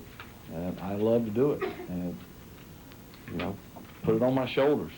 Our football team has given 49er land all the excitement and entertainment and hope and thrills that one season can bring. It was a fantastic year that way. Our sights are set high. We're back to that standard of getting to the top. And that's why there's so much disappointment, because we feel we're so close. We really are. Time and time again, people are telling me I'm the best player on this team, and, you know, I challenged myself to put the game on my shoulders today, and like I said, I didn't get enough opportunity, you know, to get the ball. I mean, I worked too hard, man. I want to be the go-to guy on this team, and, you know, whoever's calling the plays, they're just not giving me the opportunity, and I just really feel bad, man. BY, emotional after the game, we've come too far, man, and I feel like offensively, we didn't do the things we needed to do to put the points on the board. Well, understandable. T.O. a little upset, but, you know, 8 different receivers caught balls from Garcia, who was 22 of 32 for 233. If that was a touchdown, it might have been a totally different feel, but it wasn't. Instead, it's the Packers and Brett Favre who made the big plays, 22 of 29 for 269. Antonio Freeman ought to know. Thanks, Boomer. The Packers remain undefeated in playoff games at Lambeau Field. One of the reasons Antonio Freeman seemed like in the second half, you guys really attacked them a lot more 3 wide receiver formations. Were you more aggressive in the game plan in the second half? Yeah, I mean, we had a tough halftime. Guys were really down in halftime, and Brett spoke up and wondered why we weren't passing the ball a lot. Second half, we came out. They let Brett throw the ball. He made great decisions. Our playmakers made big plays all game, from our tight ends to our backs to our receivers. And that's the type of effort we're going to have if we want to stay in the playoffs, is everybody contributing, and today we had that. Well, you seemed to crush them after they made the key turnover, Mike McKenzie deflecting a ball to Tyrone Williams, and then you make the big third down conversion. Did you feel like that won the game at that point? Yeah, that's kind of what I felt. I mean, we were sitting in the huddle, and Brett said, we need this play right here, and it's over. And when I caught the ball, that was what my emotions told me, that it was over, so I reacted accordingly. All right, Boomer, back to you. Ed Werder, thank you very much. Tommy, he's still a little boy playing a man's game, and he is a man. I don't care who you root for. I don't care if you're pulling for the Packers or the Niners or whatever. If you can't enjoy those third down after third down after third down, and he told us earlier this year, man, I'm just happy I could throw the ball that hard. Brett Favre and the whole team gets on his back, and you see what happens, another win. Yeah, we'll talk about the quarterback in a minute, but I think that you heard it from Antonio Freeman. It was a complete team effort. And think about the guys, Bubba Franks, Corey Bradford, Donald Driver, the offensive and defensive line. And I think really if there was a question mark for the Green Bay Packers, it was their defense against the run. And Gilbert Brown made the difference early on in the football game when they were setting the tone. Now, when you start talking about the Green Bay Packers and their play at Lambeau, it has a lot to do with Brett Favre. We're going to show you this play again. This is going to your third read here. He pumps to the left. He pumps to the right. He starts to step up into the pocket. He's one of the few guys who can deliver that ball, stepping up into the pocket and getting hit. And then look at the numbers. It really was a tale of two halves. The first half, 6 for 8, 43, a touchdown and an INT. But as Brett Favre can do, he gets hot. 16 of 21, 226, and a touchdown. He dominated the second half of the football game. And then the San Francisco 49ers, what an outstanding year they've had. I thought that was reflected in their play today. And then certainly, I think next year will be their year. Well, they were a year ahead of schedule, Bud. Steve Mariucci after the game said also what you didn't see here, that, hey, we came here to end this hex. And they almost could. They were, at least until this point, the road team that had a chance. They will get better. They will learn from this experience, but they also will know what Brett Favre can do. And Jeff Garcia watching from the other sideline, and he knows that, you know what? Sometimes you got to be a little bit superhuman at certain times, as Favre was on this day. Favre has now gone 11 straight postseason games with at least one touchdown pass. Only Dan Marino, who went 13 straight games when he was just a pup. From 83 to 85, only Dan Marino has done it better. Inside the Numbers is brought to you by Visa. It's fans want to be. Second game, the last of the 4, the defending champion Baltimore Ravens and Brian Billick against Dave Wannstedt and the Dolphins, 7-1 at home this year. Opening kickoff, and here's Miami's offense. They're going to get a fumble from Jermaine Lewis, who's, you know, very good Pro Bowl return man, and Miami in business at the 24, right out of the chutes. So on 1st and 10, Ray Lewis and company already going to be tested. Jay Fiedler. But look at Jamie Sharper. What a good day for the Sharper family on defense, Tom. Jamie and Darren, no gain. Lamar Smith, 1 is an accident, 2 is a tackle. Tackled by Lewis for a 2-yard gain. Fiedler on 3rd and 8 tries to pick up the first down. He stopped short by Lewis. It's a field goal. Mare, 3-0 Miami. Marvin Lewis's defense doing it again. Later in the first, Matt Turk punts it into the end zone, but then gets involved in a scrum between him and Edgerton Harwell. Edgerton Harwell, why? Harwell was punching Miami teammate Twan Russell. Harwell ejected, ball penalty, put back at the 10-yard line. So in a 3-0 game, let's see. Passing offenses go to different receivers. What do the running offenses do, Tom? That was Mo Williams. Yeah, this was a defining drive. You saw Mo Williams right there. Then Jason Brookins up the middle for 7 yards. Terry Allen getting into the mix. He busts up the middle for 13-yard gain. And you see the yards after the initial hit.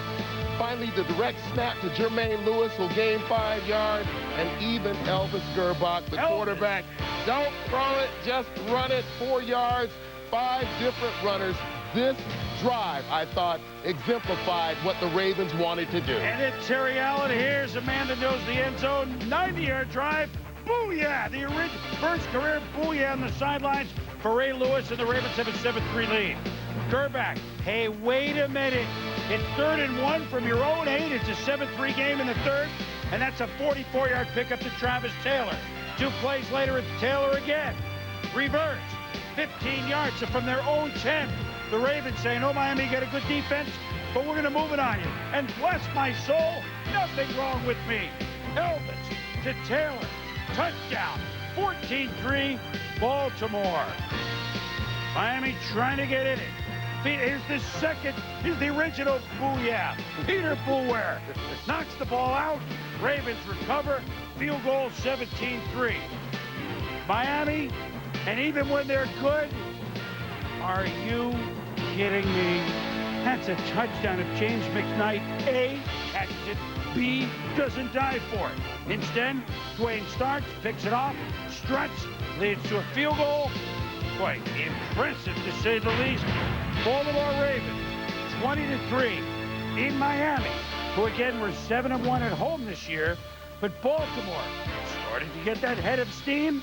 Terry Allen in the end zone. He's with the hammer. Terry Allen had over 100 yards rushing today, and Terry, your coach said you were going to go back to the kind of football that the team played last year, and you were the key guy running the football. Well, that's the formula that got him there last year, and it seemed to work for him, so I think it's going to work out for us good again. He had those 2 drives of 90 and 99 yards against a very good defense. Could you feel it as those drives were in process that things were on the right track for you guys? Yeah, you really could. The offensive line got into a rhythm up there, and we knew it was going to be hard for them to stop our run game once those guys got started. Is the swagger back for this team? It's definitely back. Okay, thanks, Terry. Let's go back to the studio. Hammer, Terry, thank you. You know, they were 9-6. They lost to Tampa Bay, and then I think Brian Billick said, can you get me that 2000 dossier, that folder? Okay, let's see here. That one worked pretty good. Run the ball, really great defense. No, don't turn it over, pass once deep, only when necessary.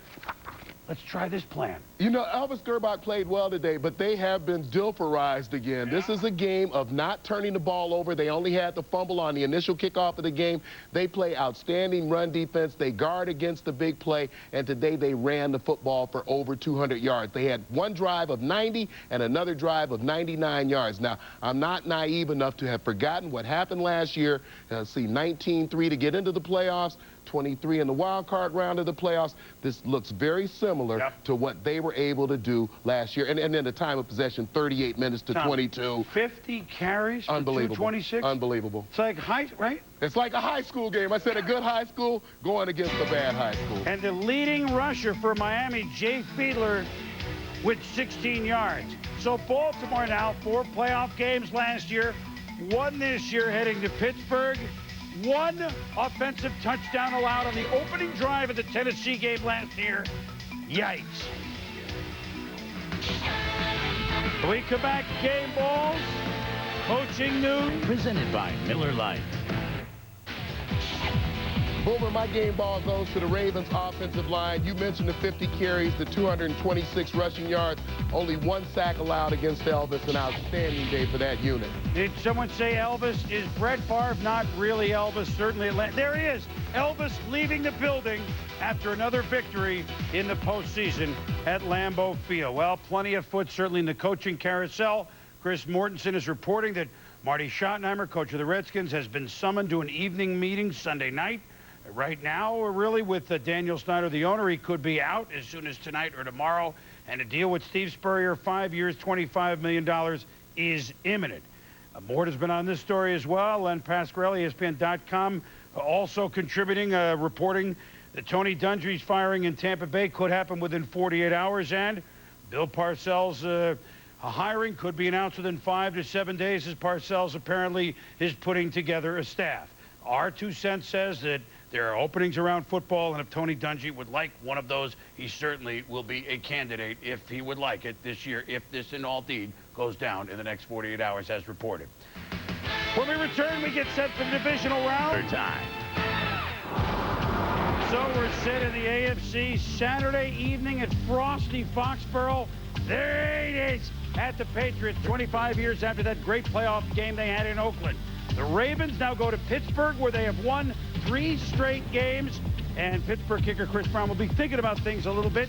The bus should be back for the first time in 2 months. That's the Sunday game. So 2 tight ones, Tom. Well, I think when you talk about Raiders, Pats, it ought to be a great chess match between John Gruden and that offense and, you know, Jerry Rice and company, and then Bill Belichick and his ability to scheme. And then, you know, the Ravens and the Steelers, a slugfest. You know, you had the Ravens running for 200-plus yards today. I think that the Steelers have done it at least 7 times this year. So whoever, you know, establishes that ground game going to have an edge, and it's the Steelers stadiums. Yes. Now, the NFC. It's interesting that defensive teams stayed on one side of the bracket. Eagles at Bears Saturday late afternoon. Now the offensive teams on this side of the bracket. Pack Brett Favre against the all-time gunslinging team, the St. Louis Rams. Marshall Faulk said, what team would give you the most trouble? And he said, us. Interesting. Can they hold on to the ball? Because even Brett might have his hands full. He always struggles in domes, but he is Brett Favre. Well, a lot of O in that game and a lot of defense between the Bears and the Philadelphia Eagles. But you look at this weekend, I think it will reflect what we see next weekend in terms of attempt, in terms of rushing yards, and turnovers, which were 11-3 in favor of the winners, 3 only for the winners, 11 turnovers for the losers. You have to go and do those things and do them well in order to be successful. And then they were 8. Are you ready to talk football? I'm ready to talk football.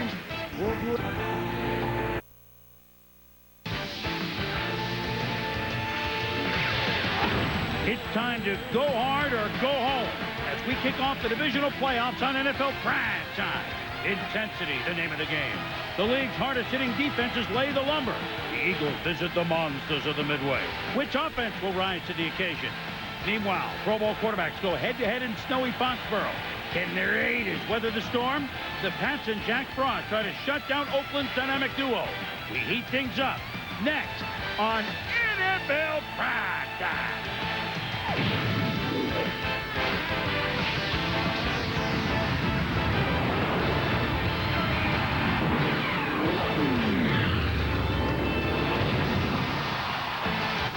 NFL Primetime is presented by Miller Lite. Primetime is Miller time. And now, here's your host, Chris Berman. Well, welcome to the divisional Saturday edition of NFL Primetime. Chris Berman along with Tom Jackson. Well, nothing like a little controversy, is there, at this time of the season? We are going to get everything together for this wild Patriots-Raiders game. That's why we're not starting right off with it. But let us just say this. Depending on which side of the fence you're on, it's either the immaculate incompletion or the New England snow job, like reading the French and German papers after the same day of battle in World War I or World War II. Completely different versions. We'll try and decipher it all. We'll get reaction afterwards because there will be reaction. There will be reaction. There was also plenty of reaction in the early game as the Philadelphia Eagles came to Chicago at Soldier Field as they staved off renovation at venerable Soldier Field. Partly sunny, but look, fog? No, steam coming off the heads of the players. Larry Wiggum wants it. Donovan McNabb, Chicago native. And this is what Donovan does. It took him a quarter and a half to get this sort of game going against Tampa. In this game, Tom, he does it right away on 3rd and 9, buying time to the speedy James Thrash. Should have been a sack, ends up being a 43-yard game. 2 plays later, 2nd and 8. McNabb to Correll General Blockparker. Clink, get it. And Walt Harris, he pulls him over to pick up a first down. And then, you know who it is. David Greenacres with the field goal. He has a pair of them now. It's 6-0. Jim Miller, second quarter, trying to make something happen. Damon Moore, who had 2 picks in the Bucs wild card game, makes this happen for the... But here's the bad thing that happened to the Bears. Miller holding his shoulder after meeting Hugh Douglas. Yeah, Hugh Douglas thought he was going to make a tackle after the interception. Nothing cheap about that play. Legal hit, separated shoulder, Jim Miller. So here comes Shane Matthews, the man who authored the San Francisco and Cleveland Miracles. But, Ant's limping for the Shane Matthews band. Almost intercepted by Carlos Emmons, but there's a flag on Mike Caldwell. Yeah, and watch the hit by Caldwell on Matthews. Right there you can see he pulls off the hit, and you just think that that's such a questionable call by the officials. But the Bears get a break, and they go for the jugular. It's Ahmad Merritt from Wisconsin. He parkways himself on the reverse all the way into the end zone. The Eagles have totally dominated the game, but the 47-yard play by the Bears gives them a 7-6 lead. Yeah, the spot shadow right there on Hugh Douglas. He's going to flatten down the line. He had a great game. Right here goes a little too flat. The handoff to Merritt around the corner. The move on Bobby Taylor to get inside right there, and then back outside and into the end zone. So now it's a 7-6 Bears lead with 2 minutes to go in the half, and on 3rd and 2, General Blockparker stopped short, leaving the Eagles with a big decision to make. And Andy Reid says 4th and 1 towards the 35. Let's go for it. And McNabb rolls, and the second tight end is Jeff Thomason. Makes a nice catch. First down. The gamble pays off. Now, next play, 40 seconds to the half. McNabb to the regular tight end, Chad Lewis, 14 yards. Recently added a witness protection program. After a spike to stop the clock, McNabb, buying time, stutter, back, up. And then he beanies it to Cecil Martin, 13 yards. He made another great play, and the Eagles have the lead. Donovan McNabb has great pocket presence, but watch his eyes, watch his head. He stays upfield. He keeps his eyes open, able to spot Cecil Martin waiting at the front side of the end zone. A great play again by McNabb. So it's 13-7. Now we go to the 3rd, and here's 3rd and 2. McNabb trying to force a fresh bar. W. McQuarters now tipped to Jerry Azuma from New Hampshire. He really went there. 39 yards. Oh, my goodness. Again, the Eagles have totally outclassed the Bears, but they're behind 14-13. Brad Maynard had a good year. Remember him in the Super Bowl for the Giants?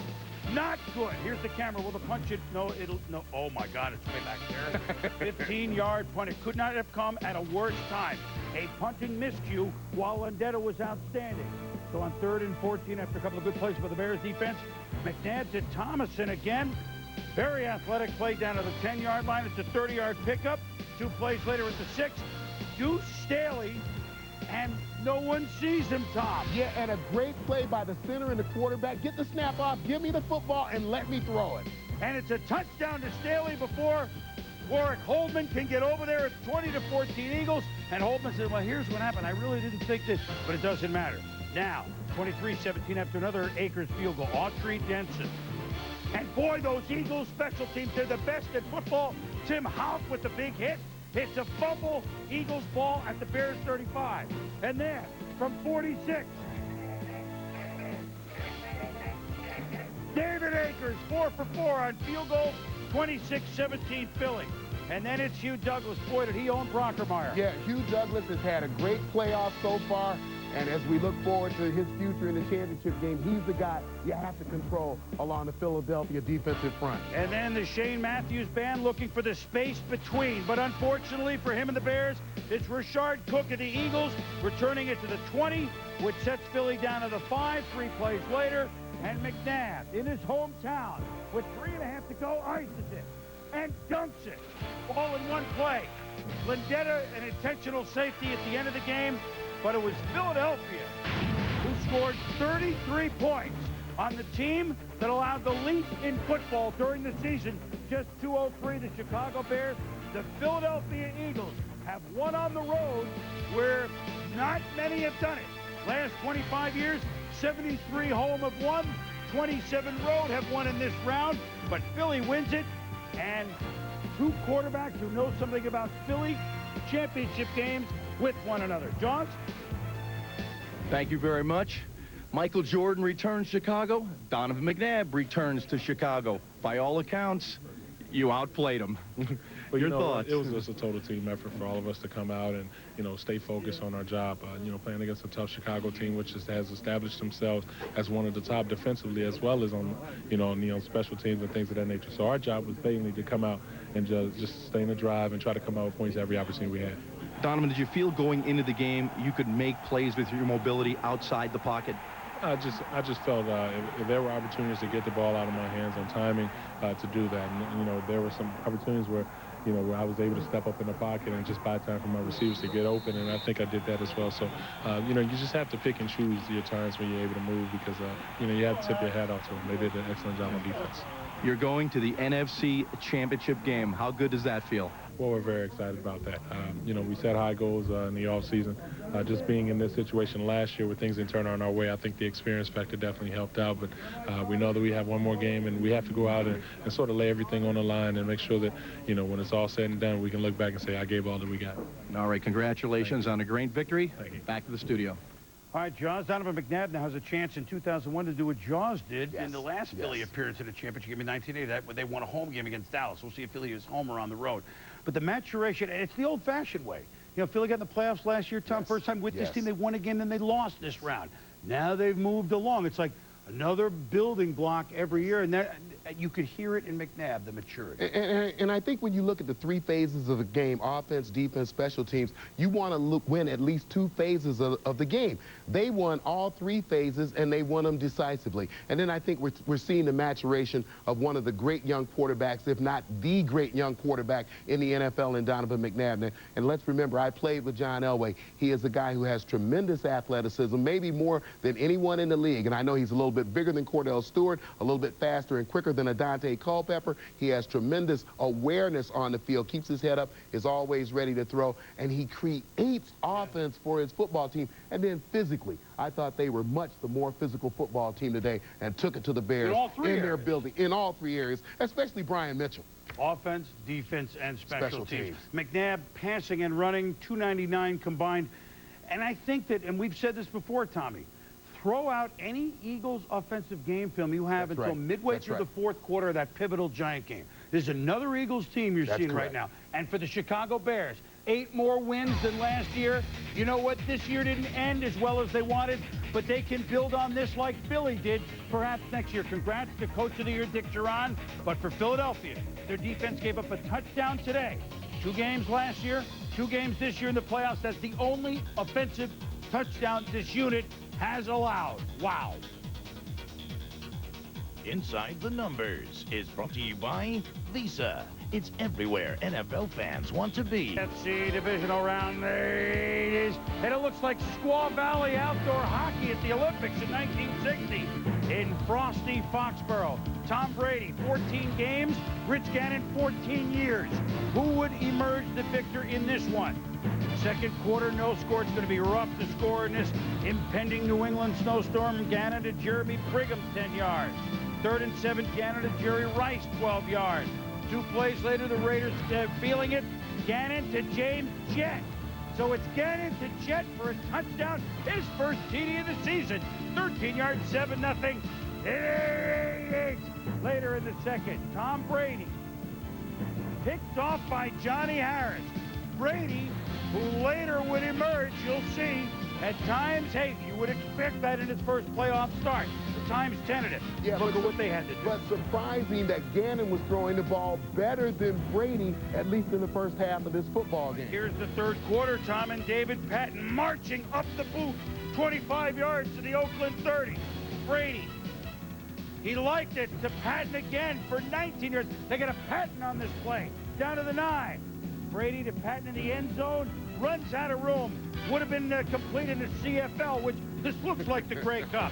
3rd and goal. Brady to Rod Rutledge of all people, but it's incomplete.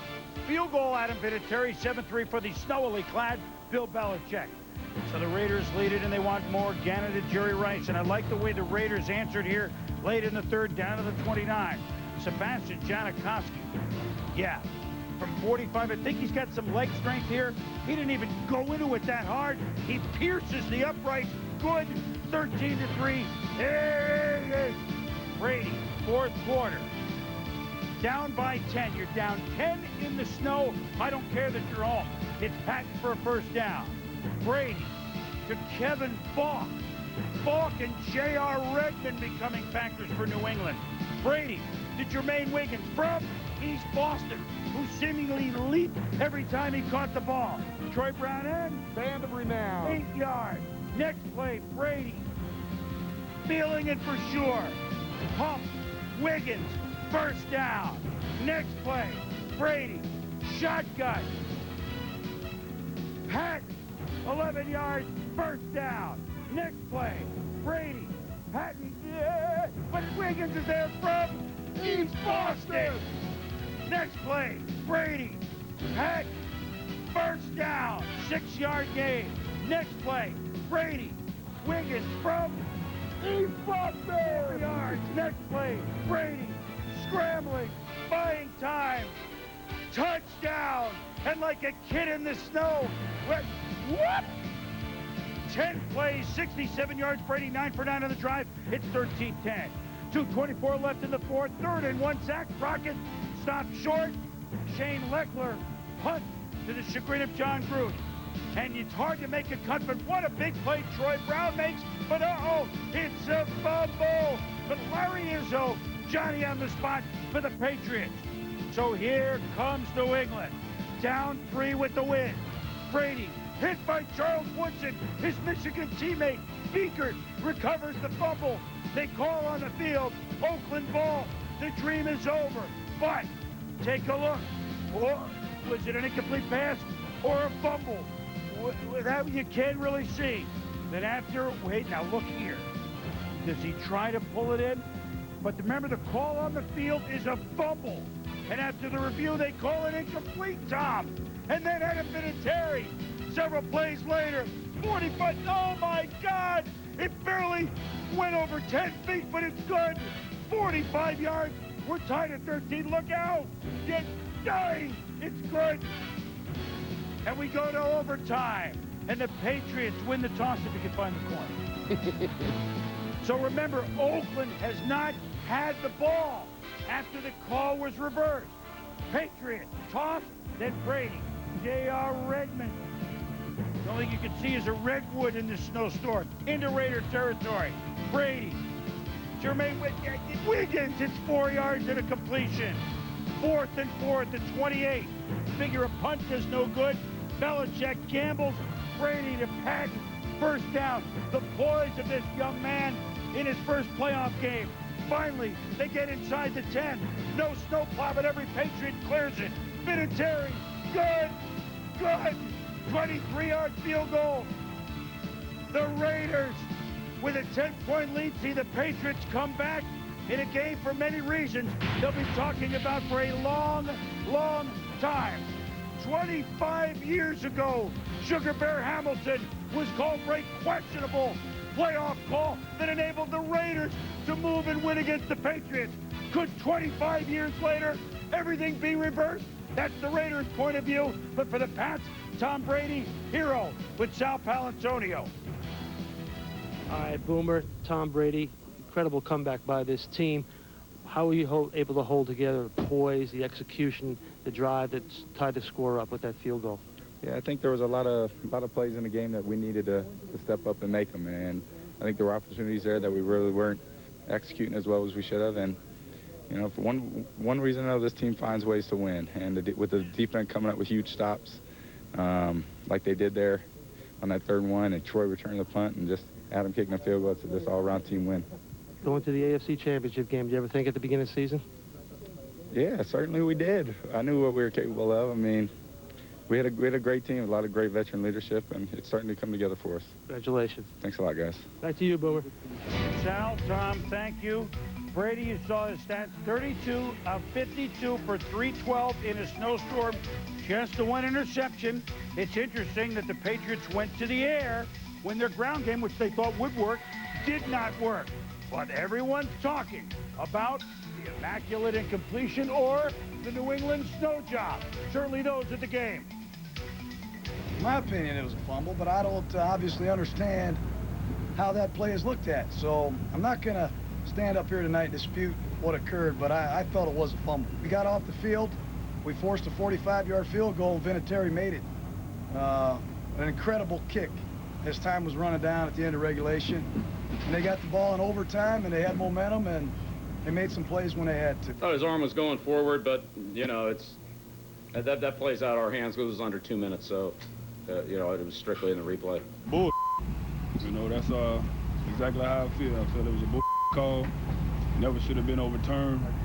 The guy, you know, he pumped the ball, brought it back down. You know, maybe he was starting to want to bring it back up to throw it again, but I hit him before he had a chance to do that. The ball came out, game over. I feel like we had one taken away from us, and it's just unfortunate. And like I said, I'm gonna let you guys, you know, say the reason why. But you know, it's unfortunate. We worked hard, and I feel like we deserve to win this football game. Well, first of all, Gruden total class, as you would expect. Second of all, Charles Woodson, you know, a Michigan teammate of Brett. I mean, they know each other inside out, and you understand, Tom, because I was surprised, given the first call was Raiders ball and a fumble, that it was overturned. Were you? Well, I wasn't so much surprised. I think we have to analyze what we saw. I think that certainly the officials are not able to judge intent as we are. I thought that the intent of the quarterback, Tom Brady, was to pull the ball back in and that it was a fumble. But they judged not the intent, but that his arm was going forward. They overruled the call, and then after the overrule, those of us who were watching the game, you saw a shot from very close up the front side of Brady where it looked like the ball actually touched his other hand, with then taking the intent out of it. The call had already been overruled. Unfortunately, that's the way the game goes sometimes. Lost in this conversation is the level of play, Tom, in a very rough, to say the least, very difficult condition. One turnover, I was amazed at how efficient both football teams were under the conditions that they played in today. An outstanding job by the Raiders coming into very hostile territory and playing as well as they played. And congratulations to the Patriots. But it's the Patriots who move on. The first game ever in that stadium 31 years ago was a win over the Oakland Raiders. If Pittsburgh wins on Sunday, the last game in that stadium will be a win by the Patriots over the Oakland Raiders. Odd. When we return more on this game, First game to gate, how do you not give a game ball to Donovan McNabb? Look at the numbers there, 2 touchdowns, ran for another one, 37 yards, 299 yards total. And Tom Brady, second half and overtime, led the Patriots in his first postseason game to a win that'll long be talked about in the snow over the Raiders. When we return, one of the heroes for the Pats, Adam Vinatieri.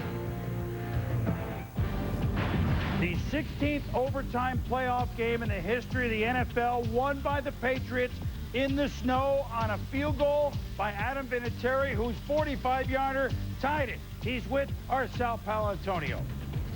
Well, it was a little nerve-wracking, you know, in the situation with the couple inches of snow on the ground and you know, just knowing that you're going to have to get good footing and get the ball up in the air. And the guys did a great job blocking up front. My snapper, my holder did a great job. And once the ball was up in the air, I knew it was straight enough. Then I just had to wait to see if it was going to be long enough. And thank goodness it happened out the right way. Well, so heroes meaning Vinatieri, heroes being Brady. 26 of 39 since halftime for Brady. And then Donovan McNabb, the continued maturation of him. We saw some teams take some steps today, although it's too bad that this game will more be remembered for the big debate. Well, I think those are the keys. We saw Donovan McNabb and the Eagles, as you said, take that step forward. And we saw Tom Brady, I think, again, we saw his poise and how it affects his football team. It's contagious. You know, he's an outstanding quarterback. You ready for some more football? I'm ready for more tomorrow. Later today? Yeah. Absolutely. We've got Sunday NFL Countdown at 11:30 a.m. for an hour, and of course our regular start time on NFL Primetime at 7:30. Rams Pack, Ravens Steelers. Here we go. For Tom Jackson, I'm Chris Berman. Thanks for watching NFL Primetime. Whoa. Filipino. WBBM, what will Filipino. WBBM, what will you remember most? Well, simply working with Tom in a hub was an experience of a lifetime. No, I'm kidding. Pro No, or con? no, truly, I mean that too, because I couldn't have walked into a better situation in any booth in the NFL, having two guys who taught me the game of football, first of all, not just this season, but the last 5 years that I've known them. So that truly does mean a lot to me, and I understand the privilege it is to do the Bears. I think I've become more of a Bears fan this year than probably all of the past history. Through the excitement, last-finish victories, to some of the players that their personalities really started to shine throughout this football season. And I think you might have lost some Bears fans over the last couple of years having the, not as great as a season as what Bears fans expect out of them. But from seeing the stadium today and seeing all the enthusiasm of the Bears being rekindled from thousands of Chicago Bears fans, I think it leads into a lot of excitement for next year. They had the right man at the helm in Dick Duran, and he's certainly a guy you'd want to have at the helm, considering what the Bears are going to be going through next year, having to travel to Champaign for their home games. Well, he established himself, there's no question, and really got this team to believe in one another and believe in each other. Right from the first game after leaving Baltimore, they knew this was going to be something unique, because they looked around and went toe-to-toe with the world champions in their building on the day they get their championship rings, and it just put a lot of belief in themselves. And as Tom pointed out about the personalities of these guys, the Colvins, the Ted Washingtons, the R.W. McQuarters, personalities emerged. Marty Booker, and you name it, you go right down the list. So I believe that is important for a football team, and it will serve them well next year. Well, yeah, I think for the future of this football team, these football players love Coach Duran so much that it's very important when you're going to go back and try to influence some free agents to come to this football team. If the players that are on this football team can talk positively about the organization and the surrounding atmosphere, it's going to do a lot to sway some people to come to this football team. And when you have some bright spots like your Urlacher and Brown and the rest of the guys in this football team, it's going to be more attractive for free agents to come here than it has been the last 5 or 6 years. Well, Guy, I've really enjoyed this season. It's been fun for me, and listening to you as well. Best of luck in the off season. Thank you for helping we us visit out. you in Hawaii. Bring it on. I'd love to see you. Bring your surfboard. That's we'll right. Be there. Aloha. And a life preserver. No ka'oi. Mele kaleki maka haole maka ikiho. That too. Yeah, lucky Tom Mayor. Can you say that on TV? Chris Berman. Can you say that on TV? Chris Berman. Hello once again, everybody. Welcome to NFL Primetime. Chris Berman along with Tom Jackson is part 2 of the divisional playoff Primetime. And this round, traditionally, I'm telling you, Tommy, this round traditionally, it's going to be the greatest weekend of football. Half of the games, statistically, are 2 touchdowns or more. And today we had the #1 teams getting into action, and we didn't have home teams yesterday do much. Well, we had the best passing team in football in the St. Louis Rams, the best running team in football in the Pittsburgh Steelers. The big question, 1 versus 4, would they disappoint? Well, and no snowstorm to equalize things. So let's begin in the AFC, where we had the champion, Baltimore Ravens, who had won the last 3 years in Pittsburgh, 2 before this at Three Rivers, this year at Heinz Field. But the Pittsburgh Steelers had really outgained Baltimore in yards throughout the 2 regular season games split. Rubber game at the big ketchup bottle. And here we go, the first home playoff game ever at Heinz Field, and there will be more. Jerome Bettis, though, hurt before the game, received a pain-killing injection. He could not play, to the chagrin of Bill Cowher. But not to the chagrin of Bill Cowher was that Elvis was in the building. Pressure by Joey Porter. What was the throw? Picked off by Chad Scott. So a minute and a half into the game, Elvis struggling, Pittsburgh defense on top. You mentioned the pressure by Joey Porter. You see him at the weak side linebacker right here. He comes. A great block right there, but look at him scramble. Great effort. Pressure on Elvis. Ball comes up short. Interception, Chad Scott. So Brian Billick hoping his defense could do what it did last year and shut everybody down. Famous Amos Zaraway had a big game in Baltimore in Bettis' absence, so he gets the nod, 12 yards after hit by Corey Harris. Oh, an adventure. Chris Brown, who missed 4 field goals in the Steelers' loss earlier this year to Baltimore. Not the prettiest 21-yard field goal, Tom, but it was punched through. And then remember Mike Jones, the Super Bowl hero for the Rams, who stopped Dyson at the 1 2 years ago? Here he is as a Steeler, sacking Elvis Kerback. 3rd and 3, Pittsburgh on offense, Cordell. Plexico Burris out of bounds at the 37. Brian Billick, wrong number. Stewart, then back to work. Looking for Hines Ward at Hines Field. Over the middle. Hit hard by Corey, but they take the licks, too. Baltimore can lay the lumber, but boy, can Hines Ward take it. Famous Amos Zaraway cookies his way into the end zone, and wrong area code for Billick. 10-0 Steelers. It's not often that great hustle hurts you defensively. Ray Lewis here with the first hit, following the fullback to the football. Jamie Sharper coming in on the backside, knocks Ray Lewis off the hit. Amos Zaraway into the end zone. Well, Pittsburgh knew it had to meet force with force, so the little guys come off for Baltimore. Then with the Ravens driving late in the first, Joey Porter, Jason Gilden showing blitz. They back off, and Brent Alexander is there as Gerback throws it across the middle. Another ill-advised toss. Kendrell Bell with the pressure between the guard and center gap. Look at him. He gets blocked again. Great effort by these linebackers. Gets up, ball tip, interception in the end zone. Lost opportunity for the Ravens. So now here we go in the first play of the second quarter. I want you to watch Dan Strider from New Hampshire allegedly pancake Ray Lewis on this run by Zaraway of 8 yards. Then the big rush from the sack leader in the AFC, Peter Boulware. But booyah, misses. Tony Siragusa, yikes, can't quite get Cordell Stewart, the greatest 4-yard run in the history of the NFL. That sets up, well, let's see, we've had a knuckleball right by Chris Brown. Here's a field goal. Oh, man, that's high left. The stroke is just not close. Bill Cowher, though, has stayed with him, very loyal. Maybe he'll turn it around. Ravens punt next possession. Troy Edwards jukes, then up the middle, then slides back to the near side into Ravens territory. Eventually, 1st and goal at the 10. Cordell, and I want you to watch Hines Ward. Man, Tommy, how does he make this? Toughest group of receivers in the league, and this is the toughest of their receiving core. Hines Ward, the fingertip catch, grabs the back of the football, knowing he's going to take a hit from the safety. Hines with a little relish at Hines Field, and then famous Amos Zaraway. Again, good cookies, good dive. 17-0 Pittsburgh. Third quarter, the best weapon Baltimore has is their punt returner. He's a special player, Jermaine Lewis.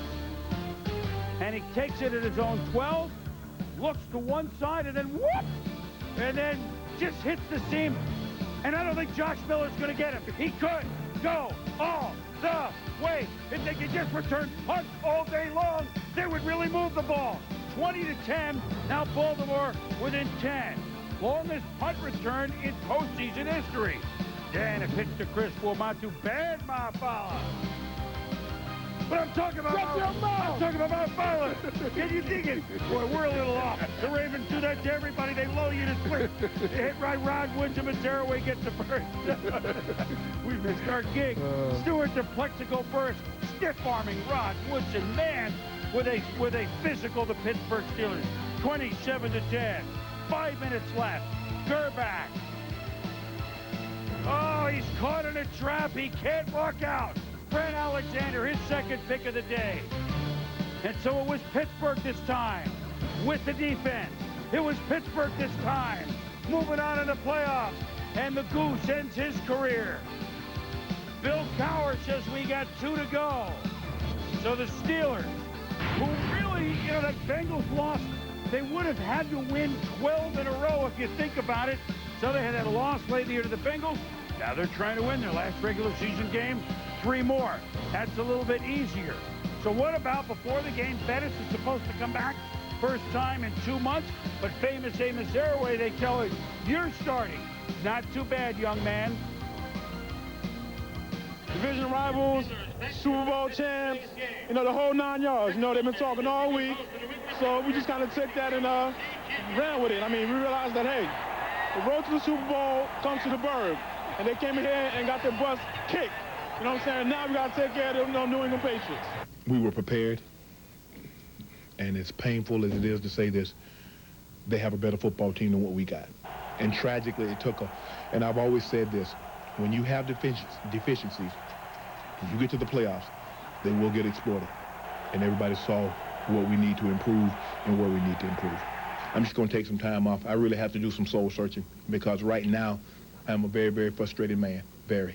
These moments right now, you know, I'm cherishing more than anything else in the world, and this having this opportunity to get where we want to go, it's making it that much more sweeter. Every time you see the Pittsburgh and Baltimore Ravens in the head-to-head matchup, you look and see whose defense playing the best defense. And it's 3 times, it's the third meeting. And the first time they had 180 yards, second time 170, this time 150. So, boom, I definitely want y'all to give the Big Nasty D some credit after you get a highlights tonight. Definitely give us some credit.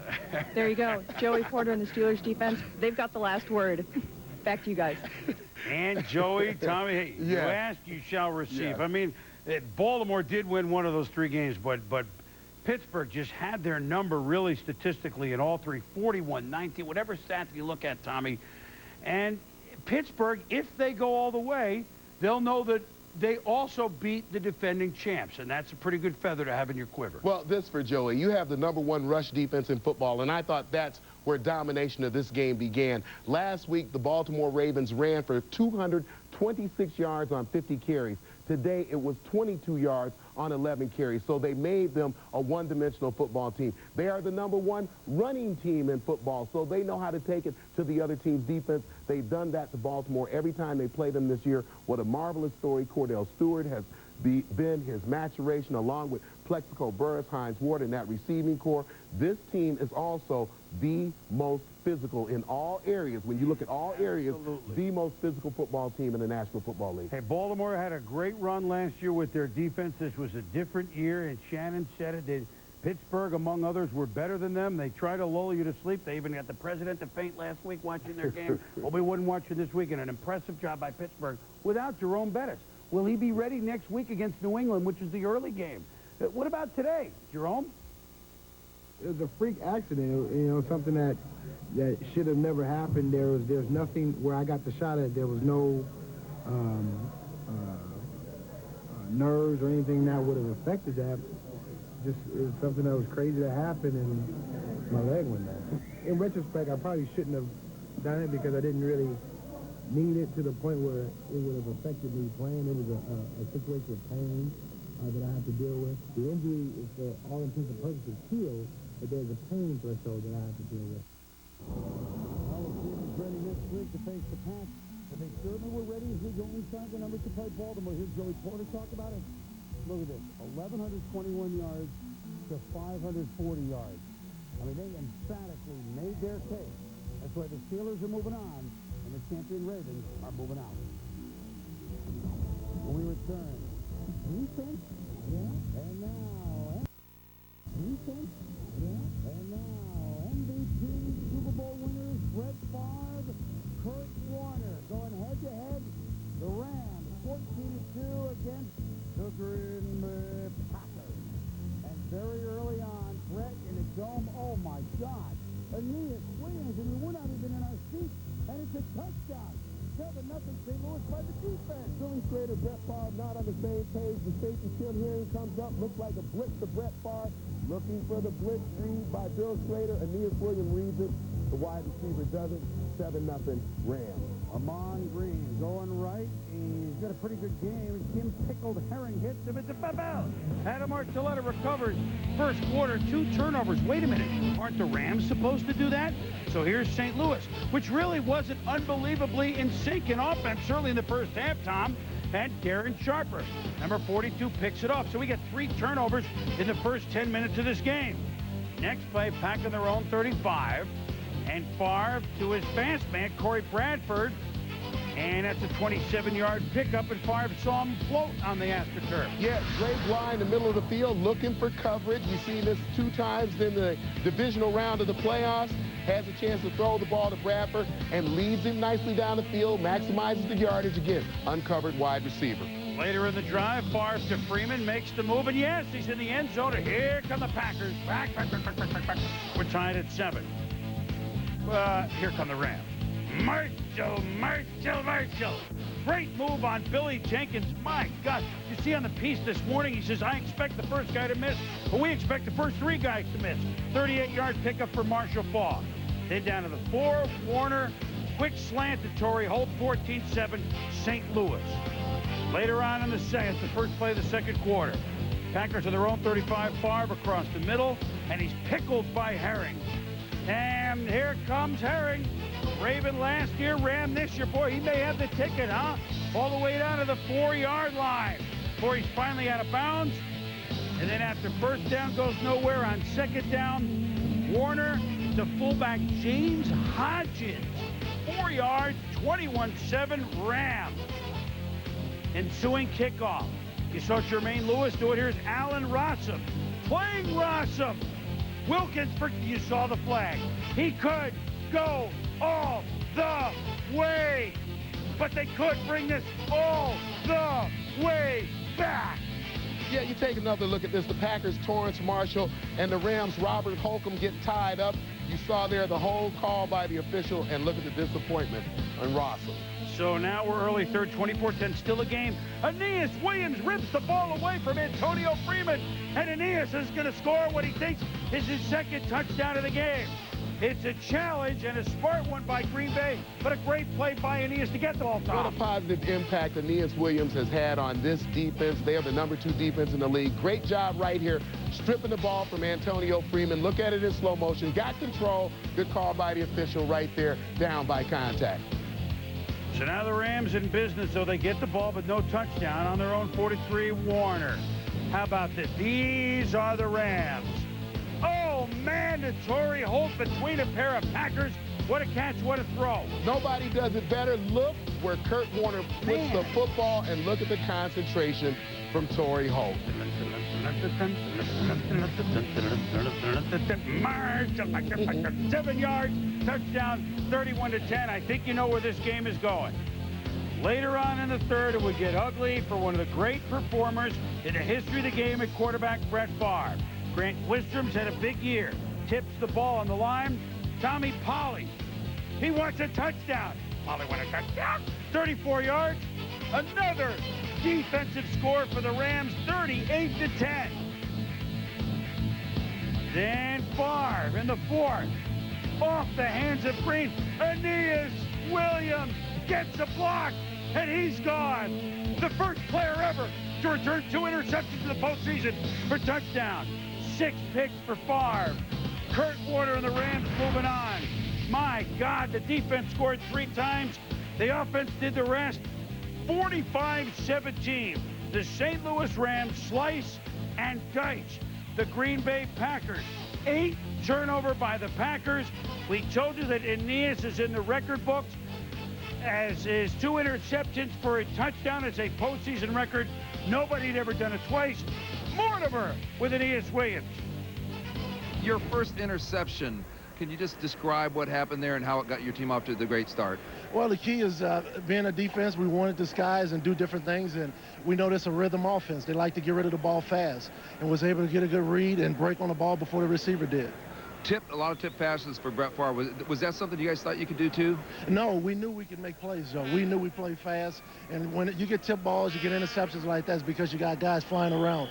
You look at the film, it's going to look like there are 13 guys on defense, and that's the way we play ball. And people don't actually realize that. Now, Brett Favre this week, Donovan McNabb next week. You used to play in the NFC East with the Arizona Cardinals. You know McNabb. What can you tell your teammates about him? Well, the good thing, we had a great game the first game of the season, and maybe that was a show of things to come. It's going to be a great game. Obviously, we have to do some things to keep McNabb in the pocket, and we have to tackle well like we did today. All right, Boomer, back to you. Mortimer, Aeneas, thank you very much. So that's the late game now. The St. Louis Rams off of a big opening performance at home against the Philadelphia Eagles late on next Sunday. The Rams must wonder sometimes, what would it be like to play us? A team that turns the ball over a lot of time. My God, today they forced him, and Brett, just in a dome, we love him. He's just goofy in domes. I love the intensity of the Rams defense as they started the football game today. They came out swarming around the football. They played hard in their coverage. They caught the ball when they had a chance. I thought that they expected Brett Favre to make a couple of throws where they'd have a chance to get the turnovers. But you can't turn the ball over against a football team that turned it over, the Rams, more than any other team in the league. And then I think defensively, this is the time of year now as we move on into the championship round. You bring your defense. The #1 defense, Pittsburgh. The #2 defense, the Rams. And I think it's atrocious that those two teams only have defensively 1 Pro Bowler apiece. You look at that, I think they both feel they have something to prove. Yeah, but they may have 11 Super Bowlers. That's correct. Marv Levy That's always correct. told me, I don't care about Pro Bowl players.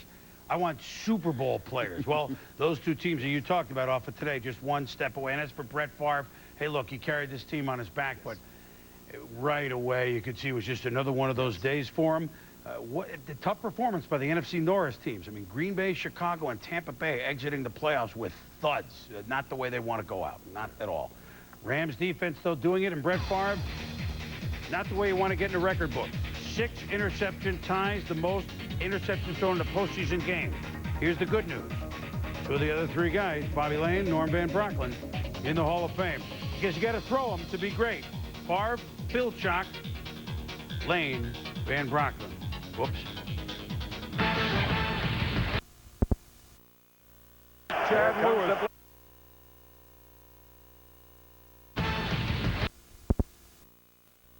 Here comes the blitz. Here comes the blitz. And McNabb fires high. Incomplete. Intended for Freddie Mitchell. And brought Adam Archuleta in. And Deuce Staley, we talked about the things that he can run and he can catch and he can also block. And he really picked up Adam Archuleta. As a matter of fact, he put him right on his back. This can be it. Here's your trip to New Orleans. They make the first, the Eagles stay alive. They don't. The Rams and the Patriots.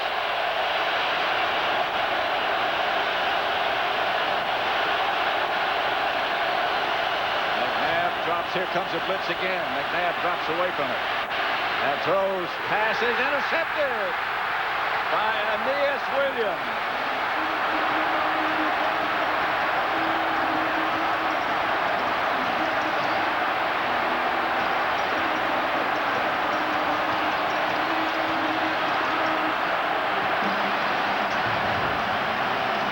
He made the big plays last week. He made them again. He is right there. He just trailed Freddie Mitchell and got underneath him and then made the interception. Aeneas Williams, that's why he studies all those films we talked about. Marshall Faulk is going home if the Rams go. He's from New Orleans. So is Aeneas Williams from New Orleans. Az Hakim is from Los Angeles. Well, the Eagles do have one timeout. Yeah. And they call it. But that's not quite enough. Donovan McNabb really played well. You know, when he got things started there in that fourth quarter. Started off a little shaky. Yeah, had a good second quarter. Not so good in the third quarter. And then he got it going again and put a scare in this Ram team.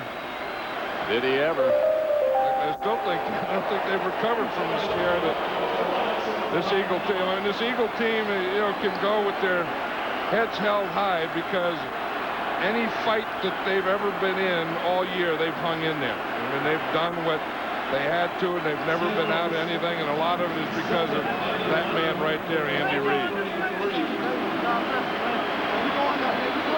But the Rams, you can see them coming off. 7 days before Championship Sunday, NFL Primetime, and if I may, since we're in New Orleans, in 1814, we took a little trip, along with Colonel Jackson, I'm Chris Berman, down the mighty Mississippi. We took a little bacon, took a little beans, caught the bloody British in the town of New Orleans. Who would catch the British? I had to do it. You're amazing. It's Johnny Horton. Hey, 2 big favorites. Yes. But I tell you what, usually you have blowouts in this round. Not the case, Tom. And usually the 2 #1 seeds, as we had today, do not win, so we knew it would be a game that gets you to the Super Bowl. Then the Super Bowl, you relax and have fun. I don't agree with that. You don't? No, I've been about because you don't want to lose the Super Bowl. I mean, getting to the Super Bowl is nothing. Getting to the Super Bowl and winning the Super Bowl is the thing. Getting to the Super Bowl is... Against Tom Brady. Jerome Bettis, first time in 8 weeks that he would play after a layoff, and Bill Cowher didn't waste much time to find out how he looked. How did he look, Tom? I think that we knew there was some concern. Jerome Bettis had a great practice on Thursday. He was hit early on by Willie McGinnis. There you see swarming Patriots defense, and look at the first half numbers. 5 carries, 3 yards, no touchdowns. Steelers special teams will become a huge theme. Now, Josh Miller gets off a great punt. It goes 60-plus yards, but wait, there's a flag, and it's kind of fundamental, Tom. Troy Edwards, the gunner, has to be knocked out of bounds. Then he can come back there. You see him run out on his own. That was a penalty. They'll have to kick again. So now punting from deep in the end zone. It's the punt for Miller and Troy Brown. Returned to in the regular season, so dangerous as we know. Gets it at his own 45. Troy Brown in. His band of renown. It's up the middle, and he could go all the way. Just like that, the Steelers gave up a punt return last week to Baltimore. They do it again to Troy Brown, and the Patriots lead at 7-0. Meanwhile, this is the scene that Troy Edwards saw. Troy Edwards, the gunner, this time never gets off the line of scrimmage. You see the guys doing a great job holding him up. That allowed, at least in part, the return. So it's a 7-0 game. Little panic until Cordell. Okay, this is the Cordell Stewart we expect to see running for 34 yards. And on the same drive, we don't know what we expect to see from Chris Brown. And it straightens out. It's a field goal. Oh, my goodness. It's 7-3 New England. Patriots on 3rd and 9 of the second quarter. Brady is going to complete it to Troy Brown, but watch Lee Flowers hit Brady just as he releases the ball, and here it is. Brady in pain. It's the high ankle sprain, and Brady would be done for the day. The man who has had a Cinderella season, going 12-3, and now he limps off, and that's the owner, Robert Kraft. And in comes, for the first time since September 23, Drew Bledsoe, fit and firing the bullet to David Patton. They don't run, they throw with Bledsoe. He ain't your ordinary backup. Bledsoe nailed by Chad Scott, a la the Jets hit from Mo Lewis. But look at Drew, Tommy. Hey, you know what? I'm fine. Let's go. We're in. So the next play, Bledsoe to Patton down to the 11-yard line. And the next play, Bledsoe. You couldn't write this script. Look at the touch to Patton. Touchdown, 14-3, New England. Great job coordinating the New England Patriots offense. You get Patton on the linebacker, Jason Gilden. That's a mismatch touchdown back in the end zone. Great throw, great catch. The Patriots in the box, and Bill Cowher befuddled, just befuddled. Now, we all were befuddled by a series of calls in the first half, and there were more in the second half. First of all, there were 3 challenges right here. They all overturned calls, so you know the officials had a bad day. Second, if momentum is a part of football, replay the way this is run right now is ruining games of this magnitude. And if the challenges are correct and the object is to get it right, why subtract it from those coaches? If their challenge is right, give it back to them. And boom, I think that games like this will put instant replay under the microscope, and certainly I think that sometimes the officials are getting a little too relaxed with the fact that they have instant replay as a backup. It dragged this game to a halt, and later on, plays that should have been challenged that could not because the coaches ran the challenges even though they were right. All right, meanwhile, big play, Brandon Mitchell blocks, Chris Brown field goal, Troy Brown standing on the spot, and then whoop, the flip to Antoine Harris, and he could go all the way. Oh, those Steelers special teams. 21-3 New England. They knew coming in, Tom, they would have a big advantage in the special team area, and they capitalized on it. Brandon Mitchell, a great job of pushing the middle, getting through, making the block, and look at the presence of mind of Troy Brown to get the ball to Antoine Harris. Can Troy Brown do anything else for this football team? Unbelievable, the game that he had. Now, Pittsburgh in a real pickle at Heinz Field, down 21-3. Cordell, the famous Amos Zaraway, 19-yard pickup. 2nd and goal. The bus is in, and actually before that, Zaraway looked like he was in. He hit the pylon. We thought it was a touchdown, but they didn't have any challenges left. Another part of replay that's ridiculous. It's 21-10. Troy Edwards feeling the punt. You know he's got to make something happen. And here come the Steelers. Sheds another tackle. That was lucky to Bunky Jones. Walter, the punter, the rookie, knocks him out of bounds. But now Troy Edwards helps get Cordell Stewart big field position. And here they go. Stewart complete the Plexico Burris. It's 1st and goal. And then here's Zaraway. And all of a sudden, here come the Steelers. It's 21-17. But Drew Bledsoe, it's not his first rodeo. It's just his first rodeo in about 4 months. Talks it over. Tom Brady rooting him on like a young kid. Rooting on his mentor. And Bledsoe. A key pass to one-time Steeler Charles Johnson. And Adam Vinatieri. You think he can make a 45 field goal on dry turf? I think so. Good. 24-17 New England by a touchdown. Under 3 to go. Stewart trying to make something happen, but the game was in his hands. Just an overthrow, picked off by Lucky Tabucky Jones from New Britain, Connecticut. And so it was just a simple overthrow, and Tabucky, who lays the lumber, does it with his hands. Yeah, you just take a look there. Cordell Stewart looks like he steps into the throw, did everything right, just overthrew the football. So now New England with the ball with up 24-17, 2:21 to go. 50-yard field goal to end the game, really. Ooh, it's no good. Vinatieri just misses. First miss in like a dozen. And so Cordell has another chance. But just before the 2-minute warning, it's another bad overthrow to Lawyer Malloy. With Ty Law and Lawyer Malloy, how do you beat a law firm like that? Cordell, 3 picks, all the Belichick family celebrating. And I don't know how much more emotional Drew Bledsoe could be. The man that's been this franchise. The man who last time New England got to the Super Bowl, it was here in New Orleans, brought this team to the Super Bowl. It's his play in relief of Brady, who relieved Bledsoe in September, that gets New England into their 3rd Super Bowl. All in New Orleans, 24-17. Sal Palantonio with Drew Bledsoe. All right, thanks, Chris. Drew, when Tom Brady got hurt, they put the ball in your hands, you threw 3 for 3, including a touchdown pass. What was going through your mind? Well, I was excited to be back playing again. I've been happy for Tom and been cheering this team on all year, but it's always difficult when you don't get to go on the field and play. And so, I was excited to be back out there. I felt bad for Tom, that he got hurt, but I prepared myself for that scenario all along, and I was just very excited to be back out there playing. Your thoughts about going back to New Orleans to play in another Super Bowl? Got to win it. To make it to the Super Bowl and then not win is a very devastating thing, and I've been through that once. Don't want to do it again. We got to go down there and win the game, and we're going to do everything. I'm going to do everything I can to prepare us to do just that. Who would have thought that Drew Bledsoe, the hero on this day? But he waited. Troy Brown, 10 days ago, sat there, looked in the camera, and told me, Tom, you want to know the MVP of our team? It's Drew Bledsoe, for the way that out public he has handled everything. And now dividends pay off for everybody, starting with the head coach, another defensive mastermind from Bill Belichick.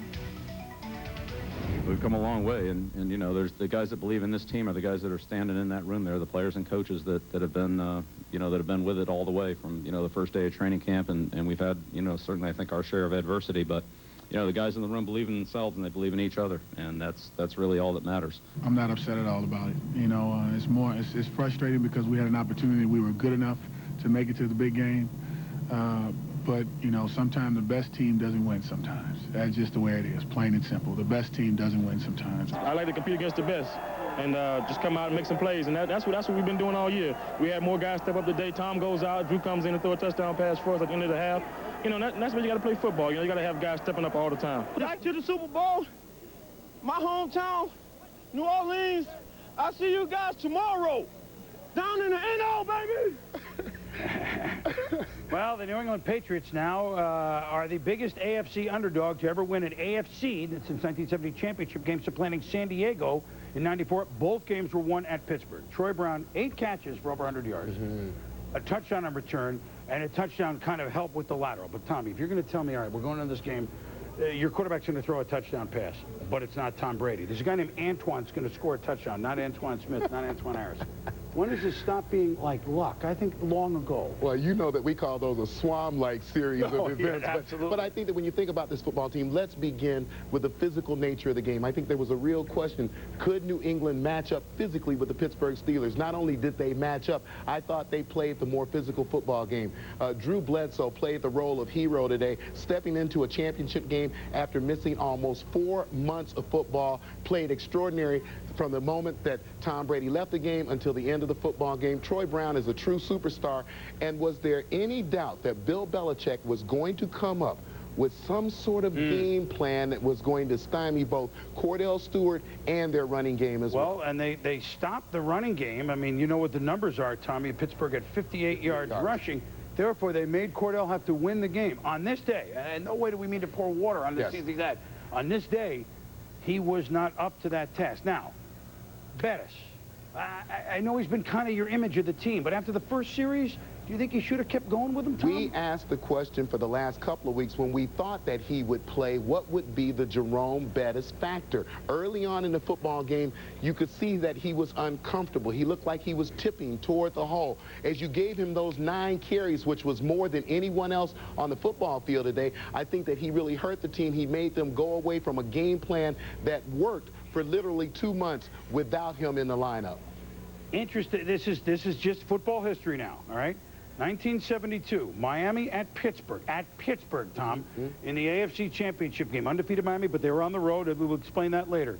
Earl Morrall had won, what, 9, 10 games in a row? Yes. They were struggling. Bob Greasy, who broke his leg earlier in this year, Don Shula said it after them, you know what, Bob, you come in, the veteran, well, our quarterback, and you win the game for us and get us to the Super Bowl. It happened in Pittsburgh in '72.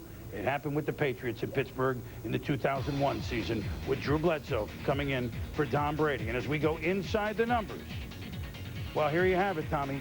Here's what Pittsburgh did all year, and here's what Pittsburgh did tonight. Yeah, it's a season low, 58 yards, and we both talked with Bill Belichick last week. He was worried about the fact, would they be overpowered by the running game? Kudos to his defensive front. Kudos to the Steelers on a marvelous season. But New England has now won 8 in a row, and they're heading towards New Orleans. Who will join them? Could it be McNabb and Brother Love's Traveling Salvation Show? Andy Reid's Eagles 8-1 on the road this year.